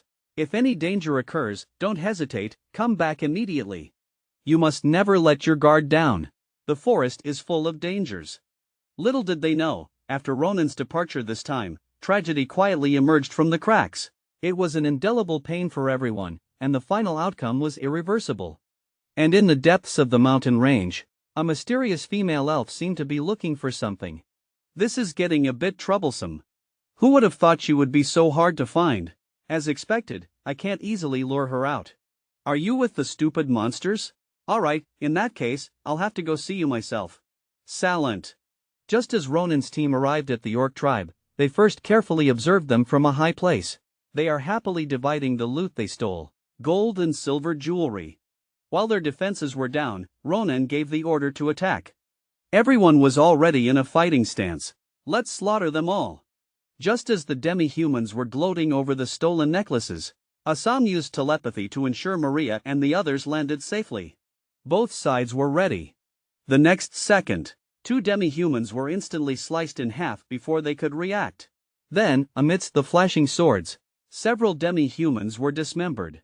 Seeing their fallen comrades, the remaining demi-humans roared furiously. In an instant, they charged towards the two in a rage. Suddenly, several rocks were thrown at the charging demi-humans, knocking them down. The next second, even faster stones killed the unsuspecting demi-humans. It turned out that Assam was using telepathy to control the stones. Ronan, beside him, marveled at his precision. The demi-humans finally realized they were being hunted by the two in the air. Ronan slyly encouraged Assam, "Give us some more." Moments later, the demi-human tribe was completely wiped out. After the fog cleared, Ronan's team descended to clean up the battlefield. Seeing the carnage, Assam was almost in tears. "I killed so many, won't I face divine retribution?" Ronan smiled and comforted him, "It's okay, we'll face divine retribution together." Ross even gave him a thumbs up. Assam was speechless. "So I will face divine retribution after all?" Suddenly, Zita poked Ronan's cheek with her palm and pointed towards a tree. Everyone looked over and saw a person tied to the tree. Upon closer inspection, it was a beautiful elf woman, covered in wounds. Ronan and the others rushed over, quickly untying her while asking Zita to cast healing magic. Then, the elf slowly opened her eyes. Seeing Ronan and the others, she looked surprised. "Who are you?" But the next second, she coughed up blood. Ronan quickly helped her up. "Her injuries, can't even Zita heal them?" Catching her breath, the elf asked, the one surrounded by pleas. She begged Ronan to take her to see that person. Then, she looked frightened. "Those people, they're coming. If I don't get this message to that person in the temple in time, he'll be in danger." Before she could finish, she collapsed. The scene changed, and Salent was wiping the giant stone. A foot stepped in behind him. Ronan, carrying the elf woman, shouted urgently, "Salent!" Salent looked at him in surprise. "You're back so soon? What happened? I'm so relieved." "Let's take a look at her first. She's the elf woman we rescued from the orc tribe." She said she has something important to tell you. Salent looked at him incredulously. An elf? Wants to see me? Seeing the wounded elf woman, Salent reached out to cast a spell on her. Ronan, please tell me the details. The scene changed. Maria and the others stayed behind to search for any remaining captives. But they couldn't find any, so they planned to return to the temple. However, Assam stared at the fallen orcs. Did you find something, cutie? Assam explained, there's something strange about these orcs. The two were puzzled. They have a double magic circle hidden on their foreheads. I've never seen it before. But what kind of magic is this? These magic circles. Just then, Ronan flew in carrying the injured elf woman. Salent quickly took her to a room to treat her. Moments later, Salent smiled and said, she's fine now. Ronan was still worried. Healing magic didn't work on her earlier. I was worried she might have been poisoned by something strange. Don't worry, I injected her with an antitoxin first. Thank you for bringing her to me in time. Otherwise, I might have lost a precious friend. Friend? So she's also? Yes, she's one of the few who believe in Sinir. She once had the strongest faith, a loyal and sincere believer. Now you've saved her. How should I thank you? Ronan scratched his head sheepishly. It was nothing, really. But please tell me. Before she collapsed, she said they're coming and warned you to be careful. Who are they referring to? Are you really in mortal danger? Salent fell silent after hearing this. The scene changed. Salent took Ronan to the stone. To be honest, I'm not sure myself. They are a religion that worships an unknown entity. They call it their god. They're too mysterious. I don't know who they are. I only know they've committed many crimes. They call themselves Nebula. Ronan was shocked the moment he heard the name. Are those bastards coming for you? So you know them too? They sent assassins after me a few times, but they gave up when they couldn't find me. I thought they had given up, because it's been quiet for the past few hundred years. But it seems they're back. Ronan became anxious. Then why are you so calm? You should run away from here. But Salent immediately refuted him. I can't leave this place. The souls of everyone live here. If I move to another place, innocent people will be implicated. I don't want that. Therefore, I hope you all leave here quickly. I don't want anyone to get hurt. I hope you can understand. Ronan looked worried. Salent, wait for me. I'll go back and call for strong reinforcements. Until then, please hide and don't act on your own, okay? Salent couldn't help but smile. I understand. I'll hide well. Then he handed something to Ronan. Please accept this. This is a reward for saving my friend. What is it? It's a ring. Yes. It's an admission ticket to the Mage Tower. If you go to the Dawn Mage Tower, show this to the tower's administrator. They will definitely be able to find information about your curse. Well then, be safe on your way, Ronan. It was a pleasure meeting you. The time spent with you was a blessing. Ronan scratched his head, speechless. It's not like we'll never see each other again. Why are you saying these things? I'll be back soon. Wait for me. With that, Ronan flew away. Salent watched him go, looking forlorn. Then, his face turned serious. Should I be happy about our reunion, my long-lost friend? No, I should now call you Nebula's assassin, Buligia. The injured elf who had been lying down suddenly stood up, crackling with electricity. Her hair instantly turned from yellow to white. She smiled and said, Why are you being picky about that? How have you been, Salent? They chose you as an assassin. It seems your organization is quite violent and cruel. You give patients paralyzing drugs, don't you? Of course, because your clumsy acting was too easy to see through. Pretending to be captured by orcs was ridiculous. Well, it's not easy to meet you. I used the monsters here to attract you, but I couldn't lure you out. But coincidentally, I saw those toys running around with your magic. I thought killing them and leaving them around you would lure you out, but I held back. Because I'm a devout believer. Aren't you touched? If that's the case, I won't let you succeed. How scary. Can't I even joke around anymore? Okay, enough chit-chat. The purpose of my visit is to convey the organization's orders. Persuade Salent. If he refuses, kill him. Before the words were finished, both sides were already on edge. In an instant, Their energies clashed, and the collision immediately caused an explosion. The area around the temple shook. Ronan, who had left the temple, also noticed it. He looked back, but just then, he met Sam and the others returning. Ronan, there you are. Yes. Did you find any other captives? No, but we found something suspicious. Shortly after you left, I found strange magic circles on each orc's head. Magic circles I've never seen before. Ronan looked puzzled. But just then, a huge bolt of lightning struck behind them. Everyone was shocked. Could that explosion have come from the temple? At that moment, Ronan had a bad feeling. At the same time, a huge foot came down, shaking the ground. They looked over, and suddenly a giant monster appeared, savagely tearing everything apart. After seeing it clearly, they realized the monster had 2 heads. A 2-headed ogre.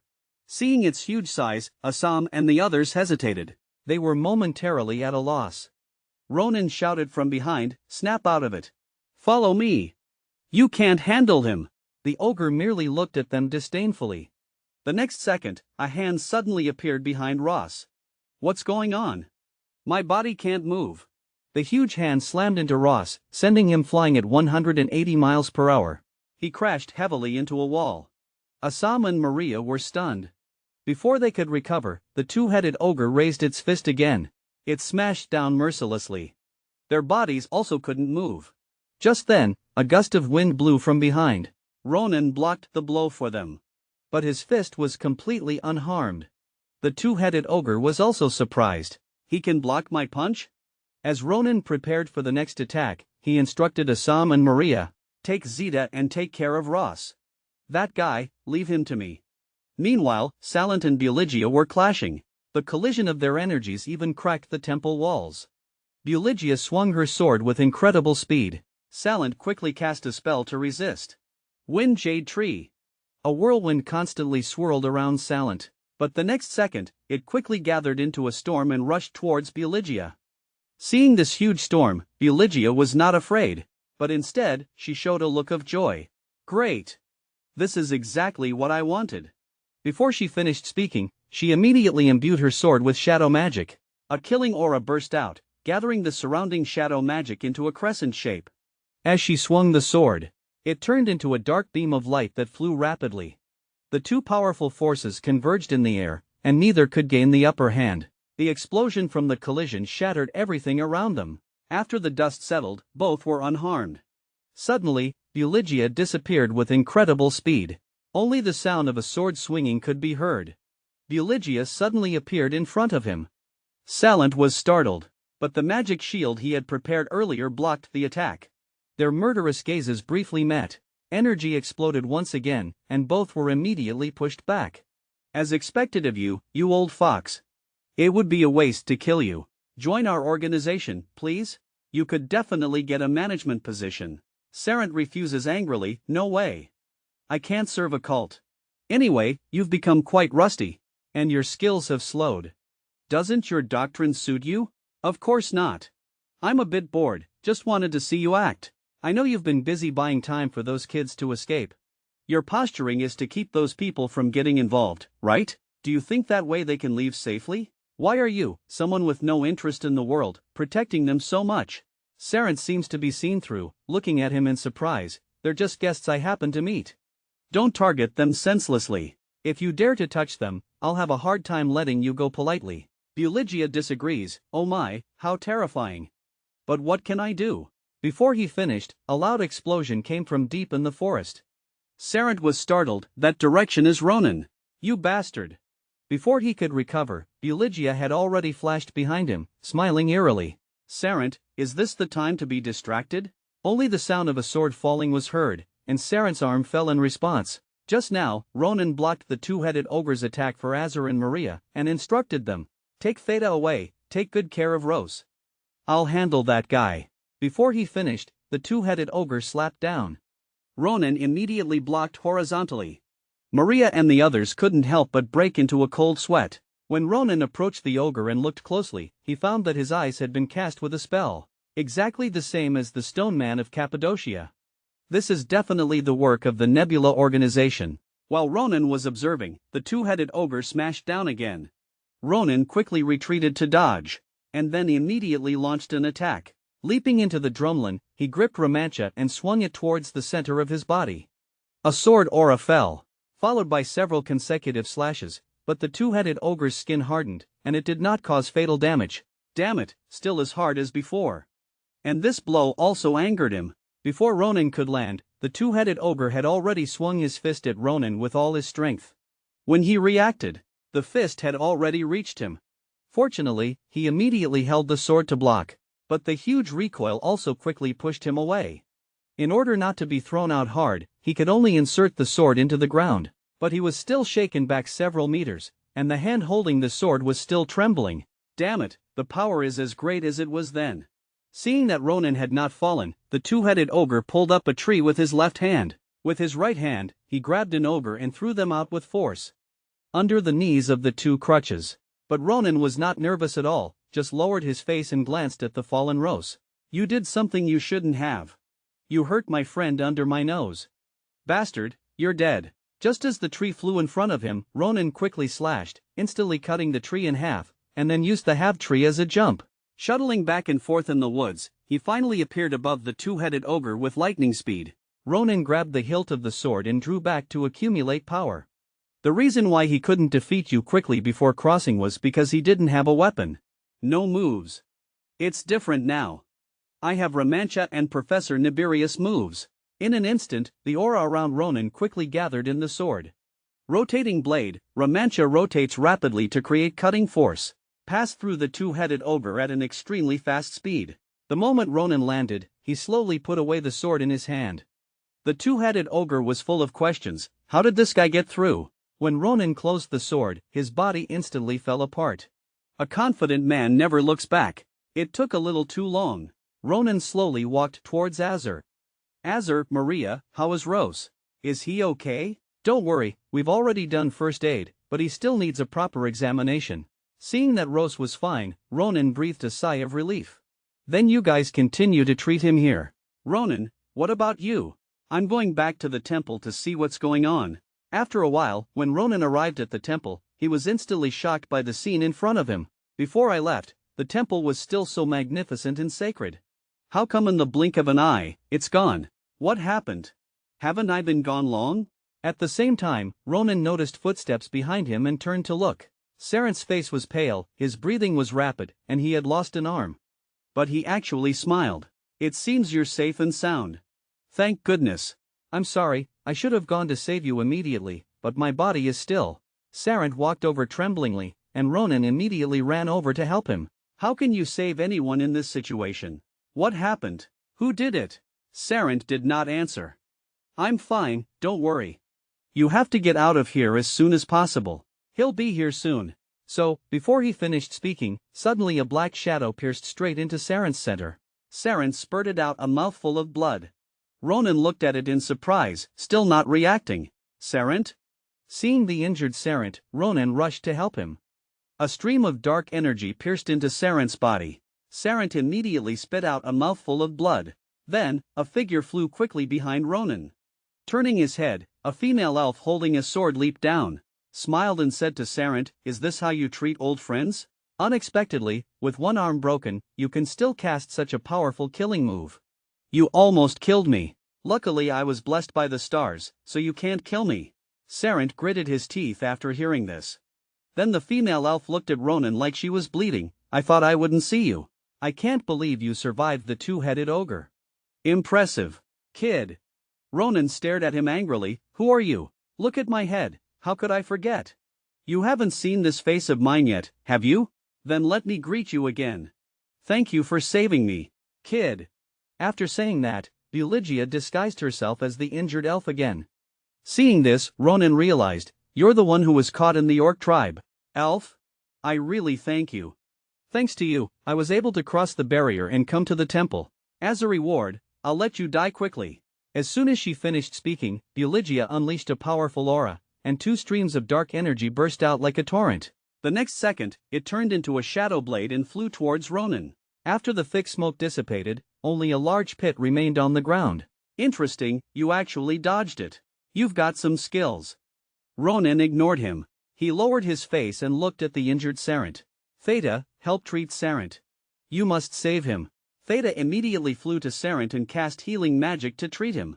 At the same time, Ronan slowly walked over. You rats not only destroyed the Empire's blacksmith shop, but also sent spies to monitor the Empire. Now you haven't run here to cause trouble. Nebula organization, gosh, that's interesting. Then you must have met our star children, right? I heard that recently a child has been killing believers who are on missions everywhere. Could it be you? Before he finished, Ronan took advantage of his unpreparedness and thrust his sword at him, but Buligia easily dodged with a sidestep. To have such strength at such a young age, no wonder they fell into your hands. Ronan saw that he had avoided the attack and immediately retreated to distance himself. But Buligia flashed close to Ronan and swung a sword over. Ronan blocked the attack with some difficulty. He seems to be able to see through my actions. Looks like I need to take him down in one go while he's off guard. Buligia smiled as he caught the attack. I really like you. It'd be a waste to kill you. Want to join our organization? We'll cover your social security and housing fund, and provide all meals. Ronan immediately refused. You wish, you don't have a choice. Just then, several dark energy tendrils pierced Salant's body. If you refuse, I'll kill him first. And in the most painful way possible. Ronan's eyes widened, and he gripped his sword tightly. Buligia laughed nonchalantly. Salant's life depends on your decision. So now, decide. My decision is to tear you to pieces, you bastard. Buligia quickly retreated. The more you resist, the more I want you.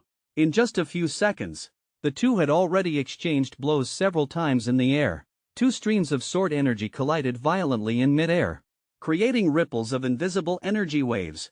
It seemed like even the surrounding air was trembling. Salant watched anxiously. Meanwhile, Ronan leaped up. He grabbed Romancha and swung it at Buligia. Buligia laughed perversely. Wonderful. It's been a while. It's been a while since I've fought someone this strong. As Ronan swung his sword, Buligia caught it with one hand. It's a waste to kill you. Behave. Be a good boy. If you move again, I might not be able to resist killing you. Just then, a dark energy tendril deeply pierced Ronan's body. When you open your eyes again, the starlight will greet you. Ronan had no time to defend. Just as the sword was about to pierce his heart, a green light suddenly appeared, protecting Ronan. Salant. You again. It was Salant who had fallen behind, casting a shield spell. I thought I told you. Buligia, if you dare touch him, I will never forgive you. Salant. Your injured body can't handle the power of casting magic. Leave this to me. You've done well enough. Ronan, you bought me time to prepare. So, leave the rest to me. Just then, a blue light enveloped Ronan. With a wave of Salant's finger, Ronan was instantly teleported away. Buligia immediately gave chase with his sword, but his body was covered in blue lightning, making him unable to move. He looked up, and saw a triple forbidden magic circle in the sky. Buligia was stunned. When was this? How could he, with so many wounds? Buligia, our relationship ends here. Goodbye, my former sister. Before he could finish, a massive blue lightning bolt struck down. Buligia, struck by the lightning, let out a painful roar. Ronan, nearby, watched in disbelief. Even as Buligia roared in pain, Salant showed no sign of mercy. Instead, he increased the power of the lightning. I must end him at all costs, even if I burn away all my mana and life force. Buligia, enduring the pain, was enraged. Salant, you fool who worships stones. How dare you? How dare you? Just then, Buligia suddenly unleashed a powerful surge of dark energy, and staggered forward. I am a chosen star apostle. As long as he grants us the blessing of the stars, no one dares to stand in our way. There's no need to appease someone like you anymore. So, die now. Sita's sword immediately flew to Salant's side to protect him. Salant saw that Buligia had not yet fallen. He used telepathic magic to ask Ronan, "Did you hear that? Ronan, there's no time. I'll get straight to the point. His star's blessing seems to be able to withstand my magic attacks. Buligia can move now, but he's seriously injured. His movements will be slow. I'll hold him off later. You take the opportunity to get out of here." Ronan remembered that the giants also had this ability before the transmigration. Then he immediately interrupted him. Who gave you permission to say goodbye to me? As soon as he finished speaking, a wave of sword energy suddenly flew towards Buligia. Buligia hastily defended. You bastard. Salant had already turned to look. Ronan was still standing there. Don't think about giving up. Salant, isn't it over yet? Something you don't know. From the past to now, I have never run away. So please trust me this once. Both of them turned to look at Ronan, who was roaring on the side. Looks like I was too soft just now. Die. Buligia waved his hand casually. Several dark sword blades rushed over like a tide. Just when it was about to hit, a blue lightning bolt wrapped around Ronan. Buligia was also trapped by the blue lightning again. Seizing this opportunity, Salant quickly gathered his magic power on his index finger. The moment he pressed down, Buligia was struck hard, but because of his magic immunity, he wasn't affected at all. Do you think there's any point in doing this? When I have the star's blessing, you don't even have the right to hurt me. The moment Buligia swung his sword down, Ronan had already come before him. Only a sword sound was heard. Buligia's arm fell off. It was Ronan's swift and decisive sword. I hope you always think that way. This caused Buligia's face to be filled with disbelief. How did you break through the star's blessing? The next second, he revealed his true spirit's face and shouted frantically, "This is impossible." But before he could say the next sentence, countless sword wounds inexplicably appeared on his body. This is impossible. Blood spurted out from his body. Then go ask him yourself. The image you believe in, this magic and attack nullifying star's blessing, was ignored by the boy. The boy Ronan swiftly and decisively drew his sword. Buligia, who cast the star's blessing, immediately had several sword marks on his body. Blood immediately spurted out from all over his body.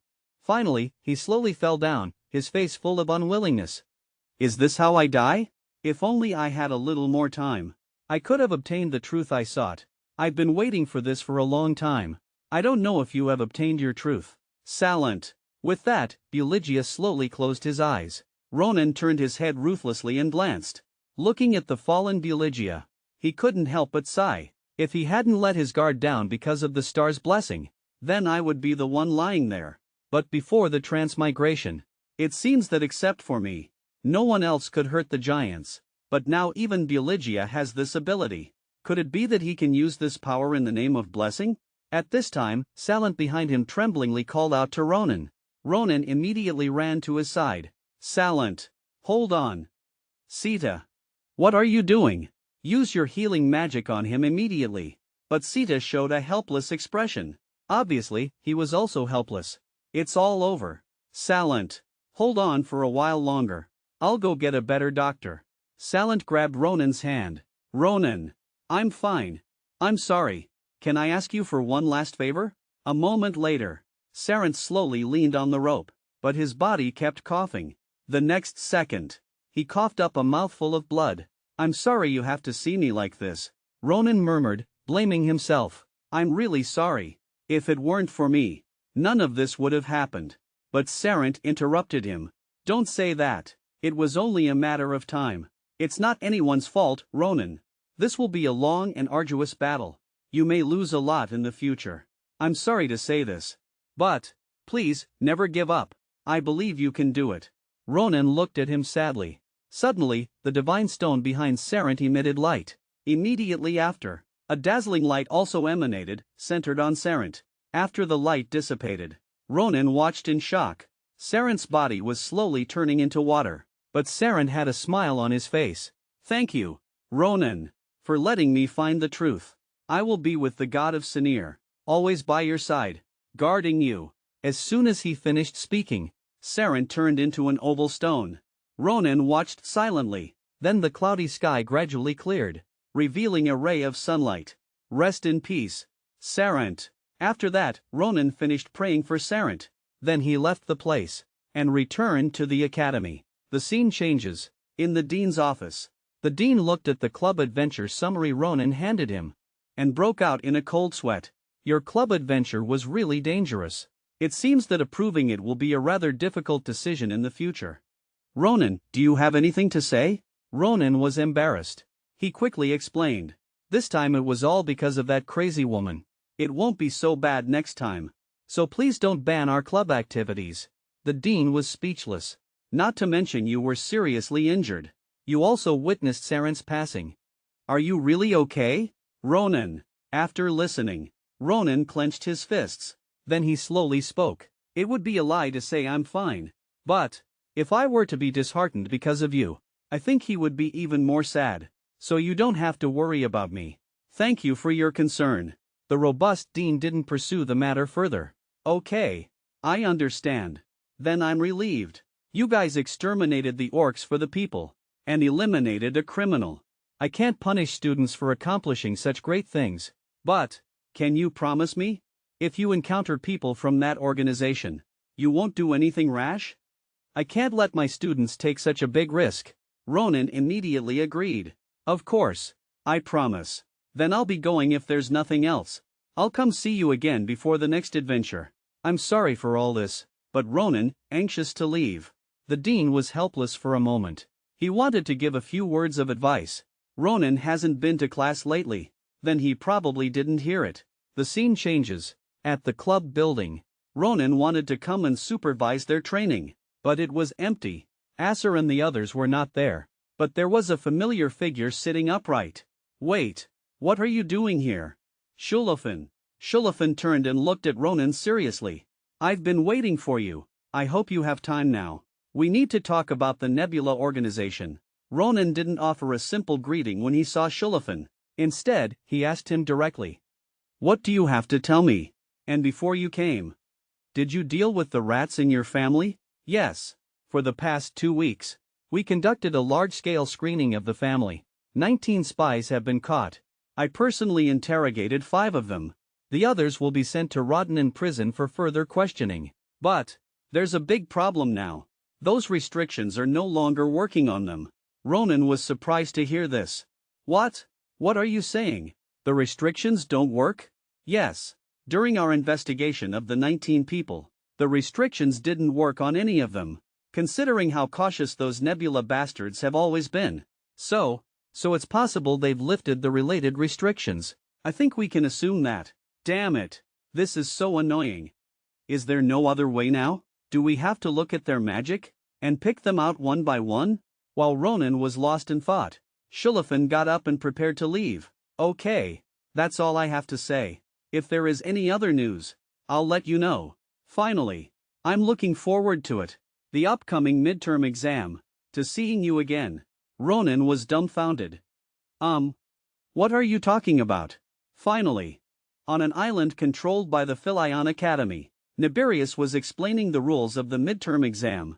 As you know, my class focuses on practical combat. I would love for you to practice on a battlefield, but according to the school's guidelines, that's not possible. It's a pity. It would have been fun. But the way I'm going to assess you next is also good. I'm going to scatter you around this island and start an unlimited, real duel. Of course, there's no need to worry about death, because I've prepared a piece of equipment for your safety. With that, Nibirius pointed to the bracelets on the shelf. Once the wearer of this bracelet loses the ability to fight, it will automatically send them to the Academy's Grand Plaza. The Academy's best healers are there. I was really startled. Next, I'll call out the names and you come out to get your bracelets. When you put on the bracelet, you will be teleported to a fixed coordinate. First, Andishan. Yes. Ronan watched Andishan slowly walk out. He couldn't help but feel a little more worried. The others were talking about it. Andishan. Isn't he just a handyman assistant? He usually takes classes with me. Now he has to take the exam with me. Yeah, that's good. If we have an idiot like him, we won't be in last place. Ronan was furious after hearing this. But thinking about it, with the current strength of the Grand Commander taking the assessment, he would only be abused to death. So for the Grand Commander, the best decision is the next second. When Andishan put on the bracelet, he was immediately teleported out. Then everyone was teleported out. Ronan was also teleported to somewhere on the island. He first looked around and found that there was no one else around. Was I teleported to a place where I'm the only one? Am I that lucky? I wish it were as I wished. Then Ronan sneered. Stop hiding. Come out. Senior. You look nervous. Damn it. Why did I encounter this monster right from the start? The next second, the student hiding behind the tree immediately leaped into the air. He swung the large battle axe in his hand fiercely at Ronan's head. After the smoke cleared, a long sword was pressed against his neck. "Oh my god, you're too much. Is this how you treat your junior? As your underclassman? This makes me a little upset. It seems those of you who were teleported to the same place have already formed a temporary alliance. Maybe because this is Phillips, so your ability to handle various situations is not bad." But before he could finish, Ronan, with extreme speed, threw the stone in his hand. The long-haired man on the tree, who was still unaware, was instantly hit. He fell hard to the ground. "That's not your best strategy." The robust, dark-haired man in the lead immediately shouted a command. The ambush failed. "Everyone, prepare for battle. Even if he's a monster, he's still just one person. We have the numerical advantage." In an instant, everyone in hiding came out, desperately rushing towards Ronan. "Everyone, attack him immediately." A moment later, Ronan slowly sheathed his sword. As expected of second-year students, it still takes some time. Just then, the commotion in front caught Ronan's attention. 3 boys surrounded a girl covered in wounds. "Oh my, I'm a little surprised. I didn't expect you to hold on for so long. The game is over. You should give up resistance." Andes-han. Just now, Ronan finished off the ambushing squad and was drawn by the commotion ahead. He saw 3 boys surrounding a girl. Taking a closer look, the girl was Andes-han. Andy-shan's body was covered in wounds, but she was still carefully observing her opponents and formulating a strategy. "I may have pushed myself beyond the limit, but it seems to have made these 2 lower their guard. Plus the top student of the 3rd year, Ayun. They must think they won't lose, making them let their guard down. Their weaknesses are easily exposed. Only one chance. In one go. Finish this." Andes-han swiftly swung her sword, slashing across the ground. The 2 didn't have time to react. Then, Andes-han had already flashed in front of them. When the sword fell, the 2 men's blood immediately spurted out. But Andes-han didn't stop. She charged at the 3rd-year student, Ayun, at 180 miles per hour. But as she was about to get close, Ayun's weapon suddenly appeared in front of her. When Andes-han quickly switched from offense to defense, blocking with her sword. But Ayun's strength was too great. Andes-han, who took the blow, immediately coughed up a mouthful of blood. Her body was also sent flying dozens of meters. "You think a little trick like that can defeat me? Pathetic. Andes-han, you're a smart person. You know, no matter how you struggle, you can't beat me. But watching you struggle is quite interesting. But this is where it ends." Ronan, observing from the shadows, was not surprised by this outcome, because from the beginning, he felt that Andes-han shouldn't have participated. But thinking back to the strategy he used in the previous fight, it is enough to show his talent. He fully utilized the environment to create opportunities to distract his opponents. A quick and decisive strike, demonstrating an incredible strategic talent. However, in the face of absolute power, even the best battle strategies are useless. "I'm sure now. The exam is over. Grand Commander, stop torturing him now." Thinking Andes-han isn't seriously injured, he will probably choose to withdraw.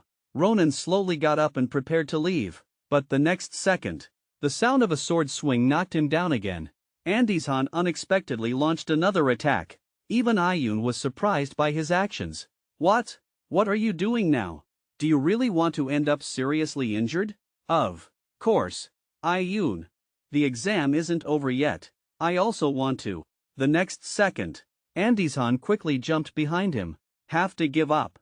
As soon as he finished speaking, Andes-han precisely and decisively swung his sword at Ayun. But Ayun still blocked it. But a surprised expression slid across Ayun's face, leaving a shallow sword wound. Ayun's face instantly turned extremely ugly. "You asked for it." Angrily, he slashed at Andes-han without mercy. Andes-han took the blow head-on. "This makes me look stupid in front of a dumb student. I'm curious.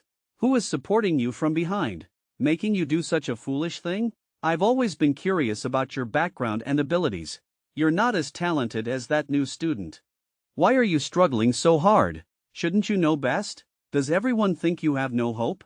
What exactly are you holding on to?" Hearing Ayun's question, Andy Shan's thoughts were pulled back to his childhood. In his village, he was the only one left because of the war. A man was crying and holding him tightly.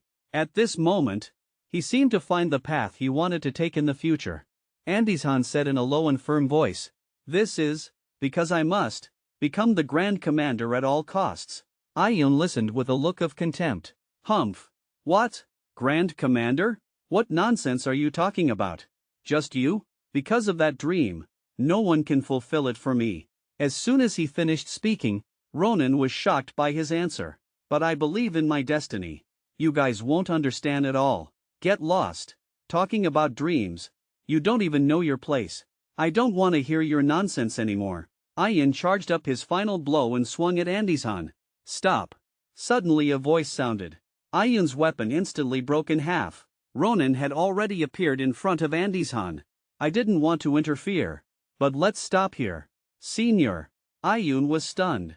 Before he could react, he was already hit by Ronan's sword. The angry and unwilling Ayun was helpless. Andishan looked at Ronan in confusion, and blurted out his name. Ronan. Are you okay? Yeah. Thank you for saving me, Ronan. But why are you here? Let's skip these trivial details. Can you give me a moment? I want to ask you something. Why do you want to be the Grand Commander? You want to hear why I want to become the Grand Commander? Why are you suddenly asking this? Ronan nodded firmly. This is important to me. So please tell me. Looking at Ronan's serious expression, Andishan was silent for a moment. He lowered his head sadly. Do you know about the Night of the Evil Wolves? Are you talking about 10 years ago, the werewolf invasion incident? Yes. That war between the Empire and the werewolves, where the former wanted to expand its territory to the north, while the latter wanted to stop them. It was that very night. I lost my family. It was during dinner. My mother and brother received orders from the front lines. That was the last time I saw my mother. She was so kind and gentle.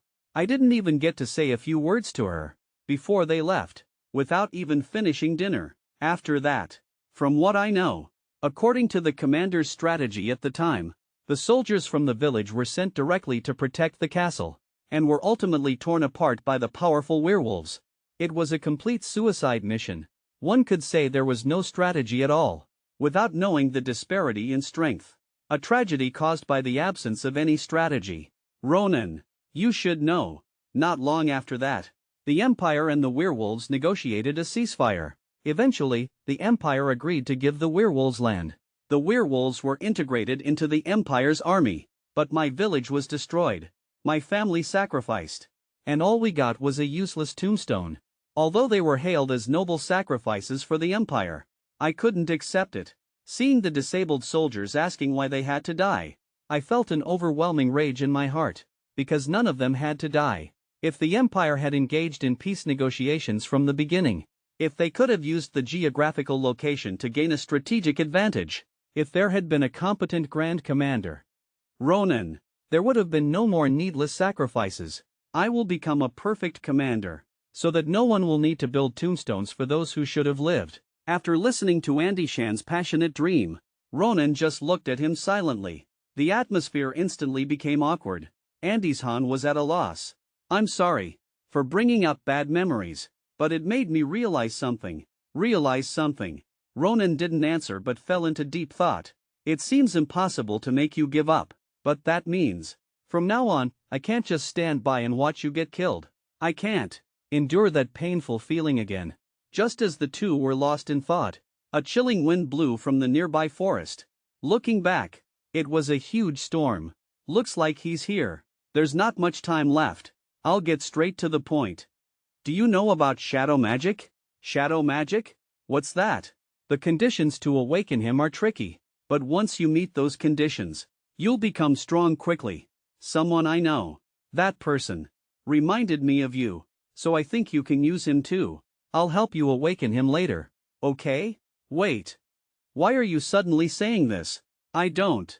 Before Andishan could finish, Ronan grabbed Andishan's shoulder and said to him with a big smile, "Don't worry. I'll support you fully. Let's work hard together, great Grand Commander." Andishan didn't expect Ronan to take him to heart. He was overwhelmed with emotion. Ronan. Are you serious? But the next second, Ronan pushed Andy-san off the cliff. Andy-san was dumbfounded. That's it for today. Third place isn't bad either. I'll come see you as soon as I get back. Before he finished speaking, Ronan watched Andy-san being teleported away. He breathed a sigh of relief. So now, are we the only ones left? At this moment, a handsome guy with a confident stride walked over. It was none other than Shulafin. Ronan looked at him provocatively. You're everywhere. Looks like you've dealt with all the opponents along the way. Yes. It's just you and me left on this island. There's no need to say more. Let's do it. No sooner said than done. The two swiftly grasped their swords. Give it your all. Let's see who is the Academy's. The next second, their figures turned into lightning bolts, rushing towards each other. The strongest freak in the Academy. Just now, Ronan pushed Andy-san off the cliff. Andy-san, teleported back, lay quietly in the Academy square. Soon, he woke up from his faint. At this moment, looking at his intact body, Andy-san knew he had been teleported back after being eliminated. Recalling what Ronan said when he pushed him, you are already in third place. In that case, the remaining ones must be those two. The crowd was gathered around a huge screen. The screen was broadcasting the duel between Ronan and the other. A powerful sword energy resisted the massive storm. After the smoke cleared, two figures flew past rapidly. Facing the powerful storm and rain sword, Ronan changed his strategy. First, avoid its sharpness. But Shulafin pursued relentlessly. While chasing, he imbued the sword with even stronger storm magic. He swung it mercilessly towards Ronan. Two huge storms appeared behind Ronan. This madman. He actually split the storm and rain sword in two. Getting hit would also be fatal, but its power has been dispersed. The next second, Ronan sped towards the storm at 180 miles per hour. He swung his sword at the two storms. With this swift and decisive move, the storm was cut with a vertical slit. And the power of the storm shielded the stones on both sides. Damn it! I couldn't cut through it. If he could maximize the power of the storm, I might not be able to defeat him. What happened to this guy? He's far from my predictions. Compared to when we caught Dolan together last time, his storm and rain sword is much more refined. And before, his speed was much slower than mine, but now he's almost as fast as me. This madman. Before I transmigrated, he's even stronger than he was at the same time. Shulafin was also surprised by Ronan's performance. Although I didn't unleash the full power of the storm and rain sword, he actually chose to take it head-on. So he can cut through magic. Not to mention, he can also perfectly replicate the coach's swordsmanship. Although I'm stronger than him in terms of techniques, this gap won't last long. But I've already reached the limit of using magic to increase speed. Looks like I need to end this quickly. Ronan also knew that with Shulafin's growth rate, as long as they fight for a long time, once he adapts to his fighting style, as someone with inferior techniques, there's basically no way to win. I can't drag this out any longer. In one breath, both of them simultaneously gripped their sword hilts tightly. The next second, Shulafin suddenly made a gesture. He and Ronan's figures immediately disappeared from the spot. Only the sword in the air could be seen. Ronan launched himself forward again. He charged towards Shulafin at an extremely high speed. Sword clash. Shulafin gathered several storms into his sword. The moment he swung it at Ronan, a huge, long storm was formed. Ronan broke out in a cold sweat. He disappeared into the storm. After the smoke cleared, a huge storm track was left on the ground. But Shulafin knew Ronan hadn't been defeated. So you have no choice but to dodge the storm and rain sword, using this swordsmanship to plan a surprise attack. Just then, several sword wounds appeared on Shulafin's body. Blood splattered everywhere. Humph! Before he could finish, two sword lights flashed.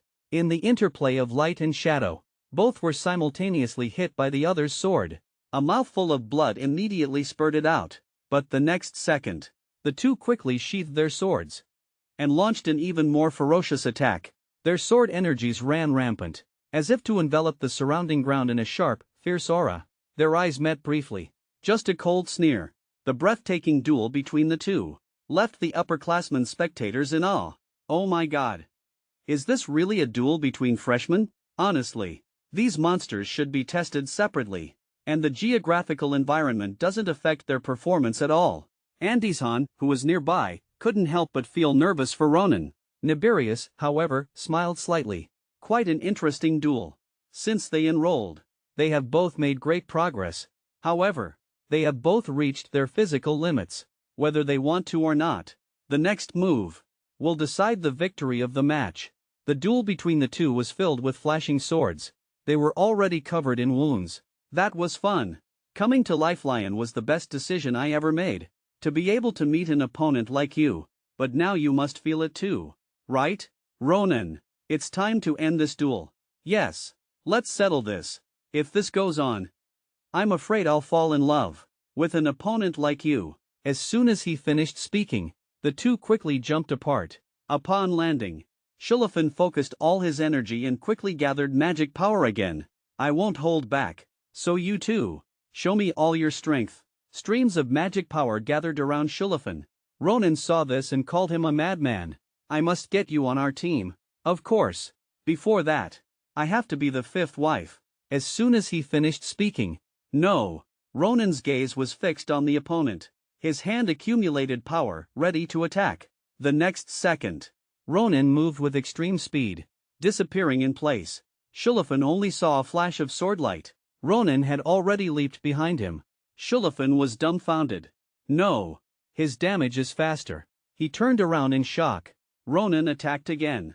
Dozens of sword shadows formed a net. Shulafin, however, smiled bitterly. I don't have the energy to keep up with this speed now. But if he's this fast, the burden on him must be heavy. Didn't he think about the consequences? Thinking of this, Shulafin gripped his sword tightly and thrust it forcefully into the ground, completely disregarding Ronan's attack. When the sword pierced the ground, it unleashed a powerful energy. Ronan immediately swung his sword to block. What a madman! I thought I could win with speed. I didn't expect him to unleash the magic blade in front of himself. With his injuries, he can't precisely control his magic power, so he will definitely be hurt by his own attack. Does he really want to win that badly? But so do I. I don't want to hide anymore. Ronan charged straight at Shulafin, who was casting the spell. We're both at our limits. We can't delay any longer. I need to get close to him immediately. At this time, Ronan rushed up like a madman and decisively gave him a quick slash. It's all over. Shulafin sneered. I knew you would do this. You met my expectations. Before he could finish, a strong storm gathered on Shulafin's sword. Ronan was startled. I put everything I have into it. With Shulafin as the center of the storm, several storms quickly gathered, forming a huge storm vortex. Storm and rain sword. The next second, a bolt of lightning struck down from the sky. Then, the sword was as fierce as a raging storm, forming a devastating tempest, sweeping everything around. In an instant, the earth trembled. A storm of sword energy descended from the sky, crashing towards Ronan. After the smoke cleared, dozens of sword wounds appeared on both of their bodies. Blood immediately oozed out. But Ronan could still stand. He immediately leaped into the air. Madman! If you want to die, don't drag me with you. When he uses the storm and rain sword, the damage it causes is enough to threaten his own life. When it comes to swordsmanship, he's truly insane. That's you, Shulafin. I also think coming to Philion was the best decision I've made, but if we two duel, you will definitely lose. As soon as he finished speaking, Ronan, who had broken the first taboo, infused Romantia with a small amount of magic, launched one last attack against Shulafin. Shulafin struggled to grip his sword. This tense scene left everyone present dumbfounded. Finally, the match is about to end. Both of them exerted all their strength. After the smoke cleared, both were still standing. Their bodies were covered in wounds. Shulafin slowly said, "Nothing." "Yes." As soon as the voice fell, Shulafin slowly collapsed. "Looks like you couldn't hold on any longer. This means I won." Before Ronan could finish, he also slowly collapsed. After both of them fell, they never got up again. Everyone watching held their breath. Their hearts were in their throats. The next second, a sudden gust of wind swept through the square. Just 2 days ago, the boy Ronan knocked down Shulafin, and then collapsed. When Ronan opened his eyes, he found himself lying in the infirmary. Andizhan and Professor Nibirius were by his side. "Are you awake, Ronan? Is the exam over?" "Yes, the exam is over. You two risked your lives for this duel, and even destroyed the island. It took me quite some time to clean up after you, but it was truly a spectacular battle. Worth it. But considering you fainted before him, at least in terms of stamina, you're stronger than him. Does that mean I beat that bastard? Just as Ronan was feeling pleased with himself, Nibirius delivered a blow. No. It doesn't matter who won, because you were both teleported back at the same time, so it was declared a draw. You both tied for first place. Ronan was stunned for a moment. All right. If that's the case, then there's nothing I can do. Ronan's answer surprised Nibirius a little. Your reaction is better than I expected. I thought you would throw a tantrum, saying you couldn't accept such an ambiguous result. Ronan touched his head cockily. Is that how you see me? I just think this result is also reasonable. And Shulafin, that guy, is strong, much stronger than I expected. Clearly, that means, right, I need to train even harder from now on. Next time, I'll definitely win. Hearing Ronan's words, Nibirius nodded in satisfaction. This guy not only has his ability matured, but also his mentality.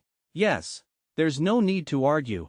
This was clearly a good experience for both of you, especially you, Ronan, because you can finally use the magic you've longed for. Ronan was taken aback. What? Wait. What did you just say? I can use magic? Wasn't the last move you used imbued with magic? A true combination of sword and magic. Ronan looked at his hands, recalling the moment. He did feel that things were different at that moment. So yes, this is what's called sword aura, when you are able to use magic, compared to the inner chi you imitated before. Its depth is on a completely different level, but from your reaction, you haven't fully mastered how to use it, so you have to act. Because unlike other students, we don't know when your physical condition might have new limitations. Andes-han, first thing tomorrow morning, take Ronan to see that useless bastard.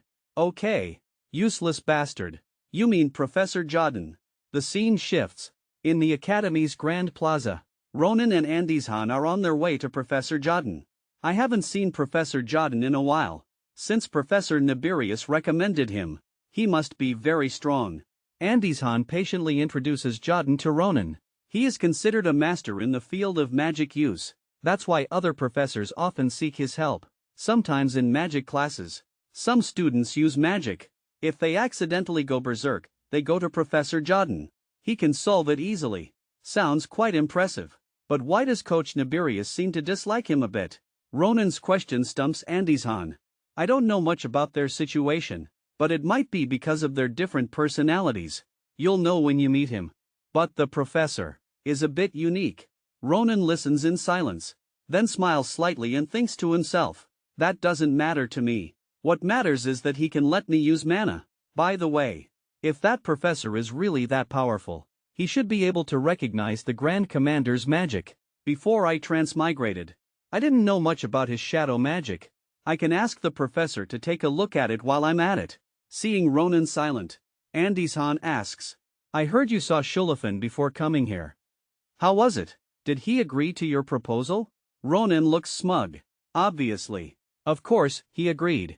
That guy would never refuse my proposal. It turns out that after Ronan was discharged, he met with Shulafin. You came to see me as soon as you were discharged. It seems we have the same idea. Ronan. Me too. I can't accept this result. Before he finished speaking, he drew his sword with fighting spirit. Let's settle this. Ronan looked at him leisurely. Stop. I dislike this result as much as you do, but I called you here today for another reason. Another reason. Before Shulafin could react, Ronan immediately took out a piece of paper. Join my club. Shulafin was speechless. What? Is that the reason? I was wondering what you were going to say. You want me to join the club of the enemy who defeated me? How absurd. Do you think I have that much time? I refuse. If you're talking nonsense, I'm leaving. Ronan fell silent, but immediately looked at him with a sly grin.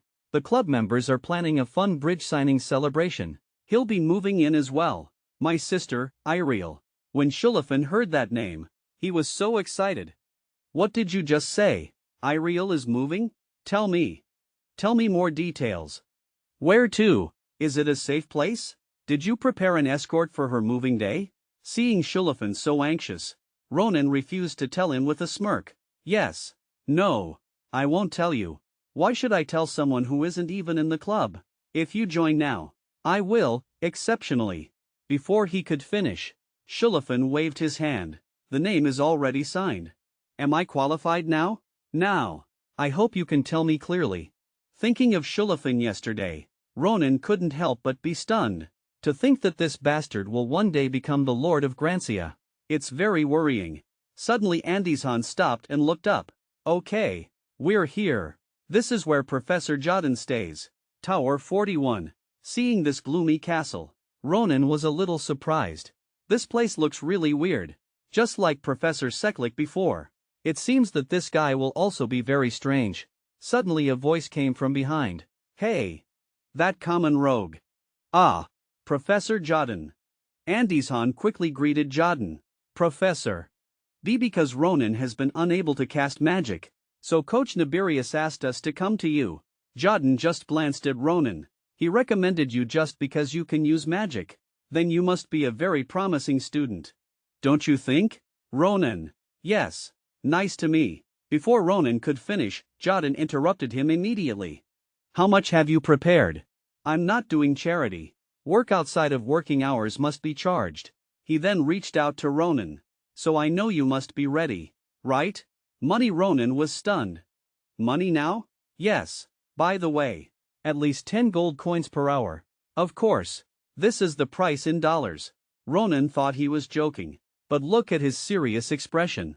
100% sure. He really wants to rip off students. I don't have money now. Is there no other way? No. Go back and earn enough money before coming. The next second, just as Jodin was about to leave, he felt a familiar magic power on Ronan. He stopped immediately. It seems that a method has appeared. Come with me. I'll make a deal with you. Ronan was dumbfounded. This terrible guy is really terrible. And what he didn't know was, in fact, it was the magic power emitted by the ring given to him by Salant that attracted Jodin. When Ronan said it was given by Salant, Jodin led them in. Ronan looked at his bare walls. He couldn't help but wonder if this was really the home of a professor who charges fees. At the same time, he also found that at the moment the door was closed. He could no longer hear the outside sound. Only because of the numerous magic circles on the door. If he wasn't a professor, he really suspected that he was a perverted murderer. While Ronan was still observing the surroundings, Jodin asked, before we officially start talking, can I see that thing? Upon hearing this, Ronan handed over the ring. This is a precious item. So be careful. Don't worry. It's also precious to me. Jodin took the ring and looked at it carefully. Seeing it with my own eyes, I can feel it. His magic is so pure. This must mean that this dragon has spent at least 2,000 years learning almost all elemental magic. No.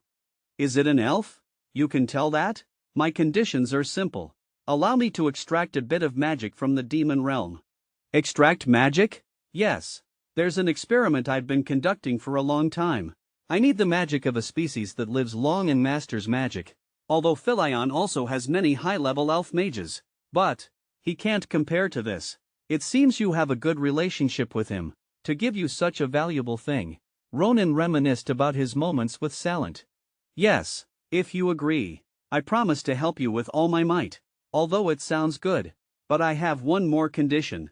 Help me solve the problem of Andizhan along the way. Looking at the bargaining Ronan, Jodin's face instantly darkened. Hey! The magic I need is very small, but you want to add another condition. If you don't want to, that's fine too. We can leave. That's too much. I didn't say that. After a moment of hesitation, Jodin still agreed to Ronan's request. You kid, you're even talented in negotiation skills. Thank you for the compliment. So, let's first look at your problem. If that scoundrel introduced you to me, then things must be urgent. He then pointed to the magic circle on the side. Please stand here. On it.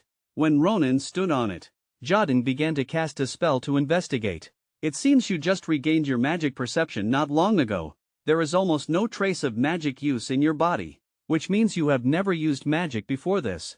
Yes, I can only see it now, but I have never used it before. That bastard put a curse on me. This is no ordinary curse. The magic source was just slightly opened. Now it's trying to close little by little. Later, I will guide my own magic to force it open. You will feel a pain like a knife cutting your spine. But you can endure it. Right. Yes. Do as you see fit. The next second, agonizing screams echoed throughout the room. Oh my. What the hell? Andishan was also frightened and at a loss. With Jaden's spellcasting, his consciousness slowly penetrated into Ronan's magic source, gradually and slowly opening his magic source. The resistance is less than I expected. So it's opening well. If it continues like this, I think things will end quickly. Suddenly, a strong surge of red-black magic struck. Jaden couldn't help but tremble. Waves of red-black magic were enveloping him. Just as he looked up, there was a pair of eyes filled with killing intent staring at him. What is this? How could such a thing be in a child's body? The next second, his consciousness in Ronan was completely burned away. Back to reality. He immediately stopped casting. But the red-black magic was trying to cling to him. Jaden immediately cast a spell to repel it. He was also thrown back dozens of meters. Then he spat out a mouthful of blood. But the blood wouldn't stop flowing, like a dam had burst. Not only was the bleeding increasing dramatically, it was also accompanied by body convulsions. Ronan and the others rushed over to help, but Jaden ignored them. He immediately began to chant a spell. Open. As soon as the words fell, the magic circle on the ground emitted light. Ronan remembered that this magic was very similar to the one Elizabeth had used before. The next second, a huge mouth sucked them in. The moment it closed, Seklik in the office sensed something. Jaden suddenly opened the door. What happened to him? At this time, Ronan and the others had already appeared in front of them. Seeing Jaden spitting blood, Seklik didn't have time to greet them. Go check on the situation immediately. Jordan kept coughing up blood, and Ronan was beside him. This made Seklik wonder if it was related to Ronan's curse. Ronan, did Jordan transfer his mana into your body? Ah. Yes. He said he could open the blocked source of magic in my body. I see. So he did something so reckless. I think a part of the curse within you may have been transferred to Jordan. This is an extremely evil curse that no one but you can easily handle. Watching Jordan, who was bleeding profusely, Seklik broke out in a cold sweat. At this rate, Jordan will die. Ronan was instantly mortified. You said Professor Jordan will die because of my curse. I mean, if he doesn't receive treatment soon, that might happen. Thank goodness. It hasn't taken deep root yet. Ronan, prepare for battle. As soon as he finished speaking, Ronan excitedly gripped his sword. So, are we lifting the curse now? Seklik ignored him and focused on stopping the spellcasting. The next second, a multi-eyed monster flew out of Jordan's body. Seklik grabbed it with one hand and quickly tossed it to Ronan. Ronan, with quick eyes and hands, drew his sword in a second. Only the sound of unsheathing was heard. Several sword marks already appeared on the monster. When Ronan sheathed his sword, his body was torn apart by the giant crab. Then it turned to ashes. Adeshan rushed over to check on Jordan's injuries. Thank you, Seklik. You saved my life. That's because your judgment was quick. If the curse had penetrated deeper, there would have been no way. I told you before. Right. Recently, there was a student. His curse was very severe. Impressive. And it's a curse I've never seen before. Damn it. Was that monster the curse? After Ronan finished dealing with the monster, he immediately ran over to check on Jordan. Professor Jordan. Are you all right now? Yes. Thank you. I've had a new experience. This is the first time I've seen such a ridiculous curse exist.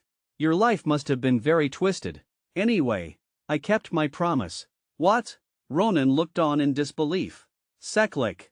Could you take a look at Ronan's condition? Then Seklik glanced at Ronan. How is this possible? Mana is flowing in Ronan's body. I really can't believe it. Although he is weak, the magic meridians are circulating. Ronan. Did you recently have someone lift your curse? Or fall into a pit full of cursed eyes? No. Nothing like that. I don't know the reason. The curse that was blocking your magic meridians has weakened. Right at this moment, a strange power is eroding the curse. It's like wind and rain weathering a huge boulder. Of course, your curse has been trying to close your magic meridians. But due to this unknown power, And Jordan widening your magic meridians. It's not so easy to close them anymore. Ronan was overjoyed after hearing this. Does this mean I can use magic now too? Theoretically, yes. But it will still take some time to use it freely, because the curse has been trying to control the magic meridians. But if you train every day, you can become proficient in 20 years. Ronan's heart sank when he heard 20 years. What are you saying? 20 years? How can I possibly wait that long? Seklik explained patiently. Although this is an incredible change, it still needs to be overcome through individual training. And this is a treatment method that won't endanger your life. At this time, Jordan stepped forward. There is a way to shorten the time. It depends on your effort and determination. If you use the magical practice method I invented. A moment later, Jordan once again prepared to cast a spell, continuing to activate Ronan's magical support. Listen carefully. Ronan, the amount of mana you can use right now is very small. The magical meridians you just opened are much narrower than those of other students. However, if you learn this practice method, and continuously expand your meridians, you will be able to greatly increase the mana you can use in the future. At the same time, it also depends on your ability. It will take about 5 years. After this period, you should be able to use mana normally like everyone else. Ronan still expressed slight dissatisfaction upon hearing it would take 5 years. Now, I will guide my mana to let you sense the path of your own magical meridians. Although it's risky, it's only possible when the curse is temporarily weakened. Only then is it possible. Thank you, Professor. Then, let's begin. As soon as he finished speaking, an excruciating pain instantly exploded throughout Ronan's entire body. The reason this practice method differs from others is that you need to adjust your speed and direction, and manage it with extreme precision. Ronan listened while enduring the pain. Don't rush. You must guide the magic as carefully as possible. Those faint paths that have been suppressed for a long time are likely on the verge of breaking. In the future, you'll need to replenish them with mana. Follow the path created by my mana, little by little, and then your mana will eventually become your strength. How is it? Can you understand what I'm saying? Yes, I understand. I'll try it myself. As soon as he finished speaking, streams of red mana were converging on Ronan's body. Jordan was stunned. What? I only guided him through it once, and he's already memorized it? His comprehension and control are this strong? Ha ha. As expected of someone that bastard took an interest in. He's different.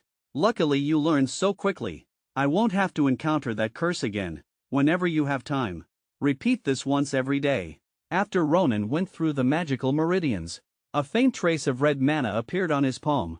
So this is my mana. I finally have made a breakthrough. I'm changing, constantly changing myself from the past. Back then, I couldn't even imagine I could possess mana. Now, this is enough. Thank you very much, Professor. I finally understand why you charge so much. Just as Ronan was rejoicing, the weakened Jordan collapsed again. Professor. But he stubbornly braced himself again. Tremblingly, he grabbed Ronan's hand. Nan. I've now solved your problem. So please keep your promise. Ronan looked at the weakened Jordan and quickly went to help him. I understand. But please take care of your health first. My health is not important. What's more important is that I must save someone, even if I have to sacrifice my life. I'm willing to do it. So please, now, give me the ring. Ronan frowned at Jordan, who was seriously injured but stubbornly holding on. He thought Jordan had lost his reason. He's pushing himself, always so impulsive and reckless. It seems that research requires this ring. Jordan, my friend, how long will you live clinging to the shackles of the past? The scene changes. The three step onto a magic circle and return to Jordan's castle. Let's hurry. Ronan, the nearest clinic to the academy is at Happy Sheung Hall. If we run, we can get there in 5 minutes.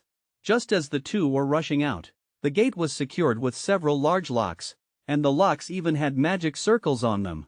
Andishan looked helplessly at the gate covered in magic circles. At this moment, a hand reached out from behind. It was Jordan. He whispered a spell, then pointed behind them. You should go back that way. Moments later, a door appeared in the wall. Looking at the open door, no, that's wrong. Confused, Ronan immediately corrected Jordan. Professor Jordan, not that door. The door you're trying to open now has a magic circle on it. But Jodin insisted on going down. I must go down. To my rose. Ronan looked at him again, puzzled. Finally, Ronan stepped through the door. He went down the dimly lit stairs. When they reached the basement, the terrifying scene before them shocked Ronan and the other. A dissected goblin, various knives, and a golden-haired beauty surrounded by many flowers. Her eyes were tightly closed, as if she had been asleep for a long time. So the professor is going to such lengths because of this woman? From the current situation? Possibly. Andes-han, take care of her for a while. I'll see if there's anything here that might be useful. Okay. Then Ronan looked around. There were countless strange things, and traces of his medical experiments on living creatures. Clearly, it was obvious at a glance that this was no ordinary experiment. Suddenly, he found a notebook on the table. He then glanced at Jodin. Professor Jodin.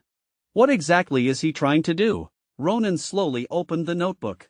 It's almost complete. Just a little longer. Sonia. Fortunately, I was able to preserve his body before it decayed further. The body is a vessel for the soul. As long as we preserve it well, I firmly believe I can bring my wife, Sonia, back from the dead. Although everyone says there is no precedent for successful resurrection magic, it doesn't matter. I will never give up.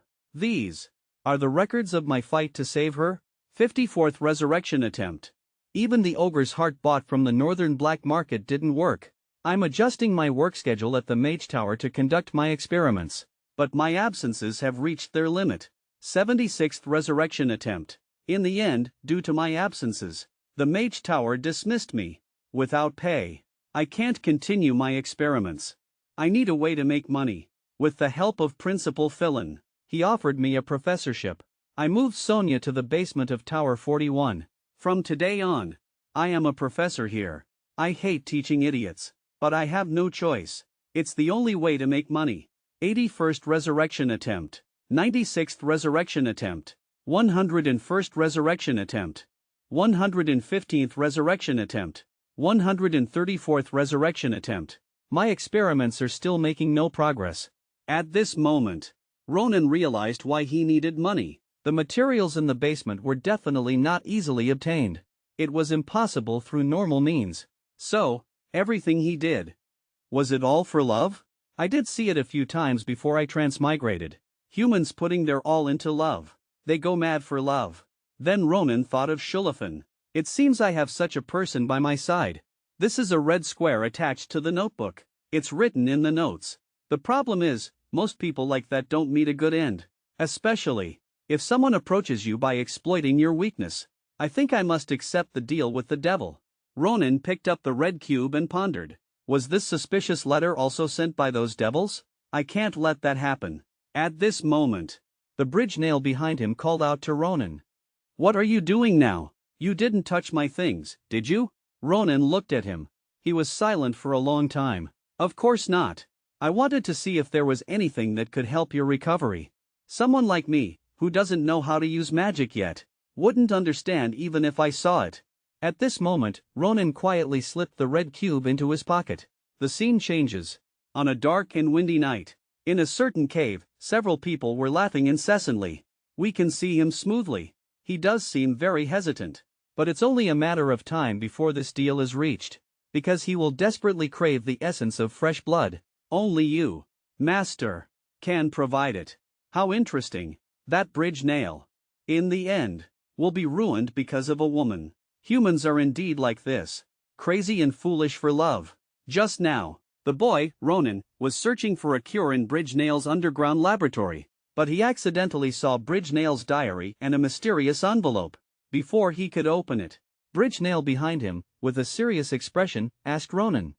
You didn't touch my things, did you? Ronan looked at him. He was silent for a long time. Of course not. Hearing Ronan's words, Bridge Nail breathed a sigh of relief. Enduring the pain, he took the ring from Ronan. A while later, Bridge Nail returned the ring to Ronan. Ronan looked at the ring for a moment. It doesn't seem any different. I said I would only extract a small portion. Not to mention, the magic power in the ring was already quite substantial. Thanks to you, I solved the difficulty of my next experiment. I know that after seeing my laboratory, you must be a little shocked. This is my last resort. Please keep it a secret. Ronan touched his head guiltily. Of course. I also don't want to get involved in other people's affairs and bring trouble on myself. Seeing the two agree, there was only a pool of blood on the paper. Just as Ronan hesitated, the bloodstain turned into a mass of blood and gushed out. Ronan looked at the blood floating in the air in disbelief. The next second, this mass of blood quickly burst open, forming a regular pattern. This is a letter written by a vampire. A voice behind him responded. Ronan turned around and took a look. It was Ophelia. Because I sensed the magic of blood. So I came here, but I didn't expect it to be you. Long time no see, Ronan. The two returned to the club building to avoid attracting attention. You scared me. Ophelia. A few days. So, is your research going well? Yes. Thanks to Sita. I've improved a lot. I taught Sita some blood magic as a reward. He's really more talented than I thought. When you see him later, you'll be shocked. Speaking of which, how did you get blood script? Blood script? Are you talking about this paper? Ophelia explained patiently. The so-called blood script is one of the basics of blood magic. It can compress information into a drop of blood, so vampires use it for communication. If you inject magic power into it like this, then you can see the hidden information. The information revealed by the blood script is, if you want blood essence, then come to me. Blood gouge. Blood essence. It seems to be an ingredient needed for the experiments in the professor's diary. So those devils aren't those bastards from the nebula. That's a relief. But who is Blood Gouge? Upon seeing the name Blood Gouge, Ophelia was unfazed. So it's Blood Gouge. So they are the organization behind this. You know them. Blood Gouge is a new organization of young vampires who are less than 200 years old. They're a bunch of immature kids. They want the vampire race to return to its golden age by doing all the dirty work to achieve their goal. But it's strange. They actually possess something that is very rare even among vampires. Blood essence. Can you tell me who the recipient of this letter is? Ronan hesitated and was unwilling to answer. If that person happened to agree to that request, he might wish he were dead, eventually becoming a puppet. After a long silence, Ronan slowly spoke. This is something from Professor Jordan's laboratory. After hearing this, Ophelia felt uneasy. Are you talking about the top mage who left the mage tower? Top mage? Is he that famous? Of course. He's also very famous among vampires, and one of the elites of that realm in the entire continent. That powerful. Then he should be able to easily take down Blood Gouge and take the blood essence. He certainly could. But if what he wants is blood essence, then it's a different story. This is something formed by the fusion of inherent magic within vampires. They have been using blood magic for a long time. It can concentrate potent blood energy, so it has incredible effects. But if the owner of the essence is not a vampire, and it's not activated with blood magic, it's just a useless red stone. In other words, without their cooperation, it's impossible to obtain blood essence. So the professor has no choice but to accept their demands? Yes. I can roughly guess what their demands are. Ronan doesn't want Jordan to be in danger. At this moment, an idea came to his mind. A moment later, Ophelia handed a bottle of green solution to Ronan. I made the shape-shifting potion you asked for. Use this. For at least 30 minutes. You can maintain Professor Jordan's appearance. It doesn't last long, but its effect is reliable. It can fool the eyes of Blood Gouge. Although it's a short time. But thank you. Can you really go alone? Although they may be young, they are still vampires who have lived for at least 100 years. I know you're powerful, but I still think it's safer to go with you. Ronan immediately refused him. No need. If you and your kin clash over this matter, it could put you in a difficult position. Don't worry. I won't be in trouble. However, whether they'll be in trouble is another matter. It was midnight. 4 men were guarding the entrance to a cave. At the same time, a figure strolled forward. The blood thrall candidate the leader mentioned, he's here. It seems he's called Jordan. He's a top mage, but I don't sense his powerful magic. Don't let your guard down. He's someone who once clashed head-on with the sword Saint Nibirius. Hello. Are you Jordan? Yes. But I don't see your master. He's waiting inside. Can you take off your hood first? We need to verify your identity. The disguised Ronan stared at him for a few seconds. Slowly remove the hat. Is this okay? Yes. Thank you for your cooperation, Jordan the Peerless. Now I will guide you.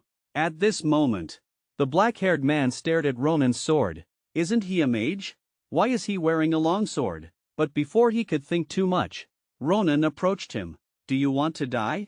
I'm sorry. Before he could finish, Ronan's sword was already drawn.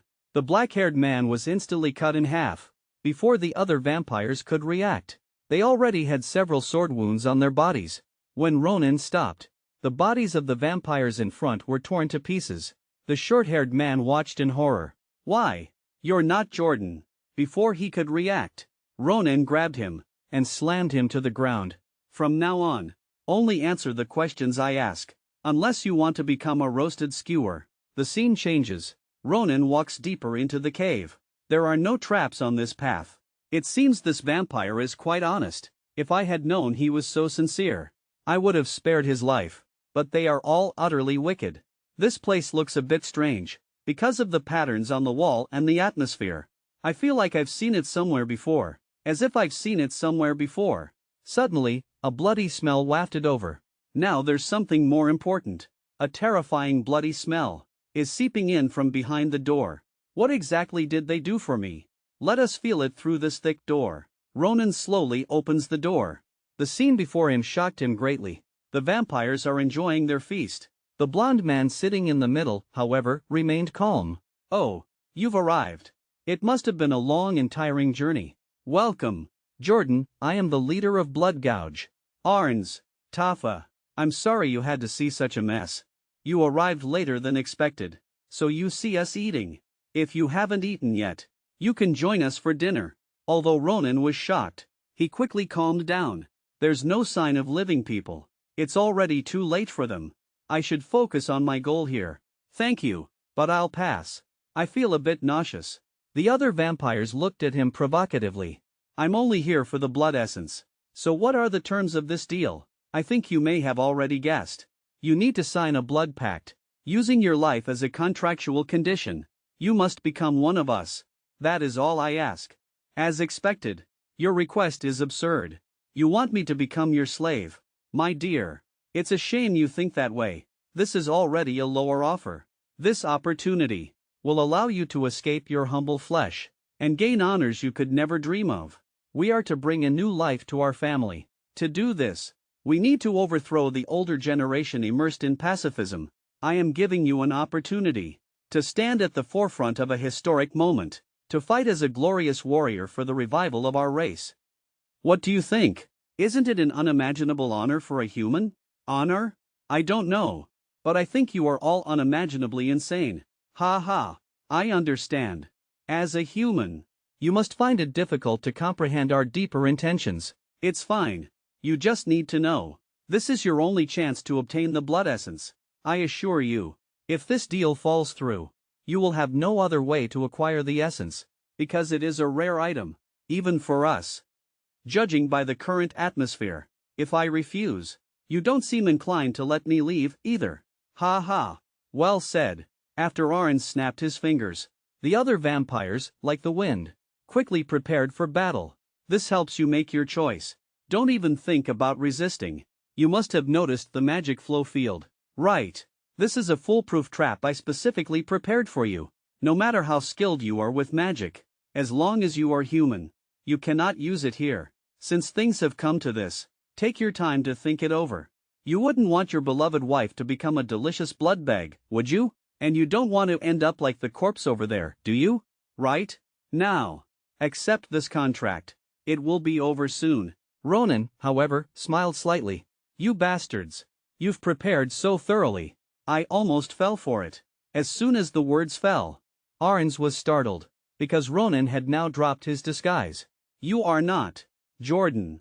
Who are you? How did a human get in here? Before the vampires could react, Ronan had already struck first. Amidst the flashing blades, Ronan simply walked past. How did I get in here? Does it matter? Shut up. Don't move. You mosquito bastards. Today is your doomsday.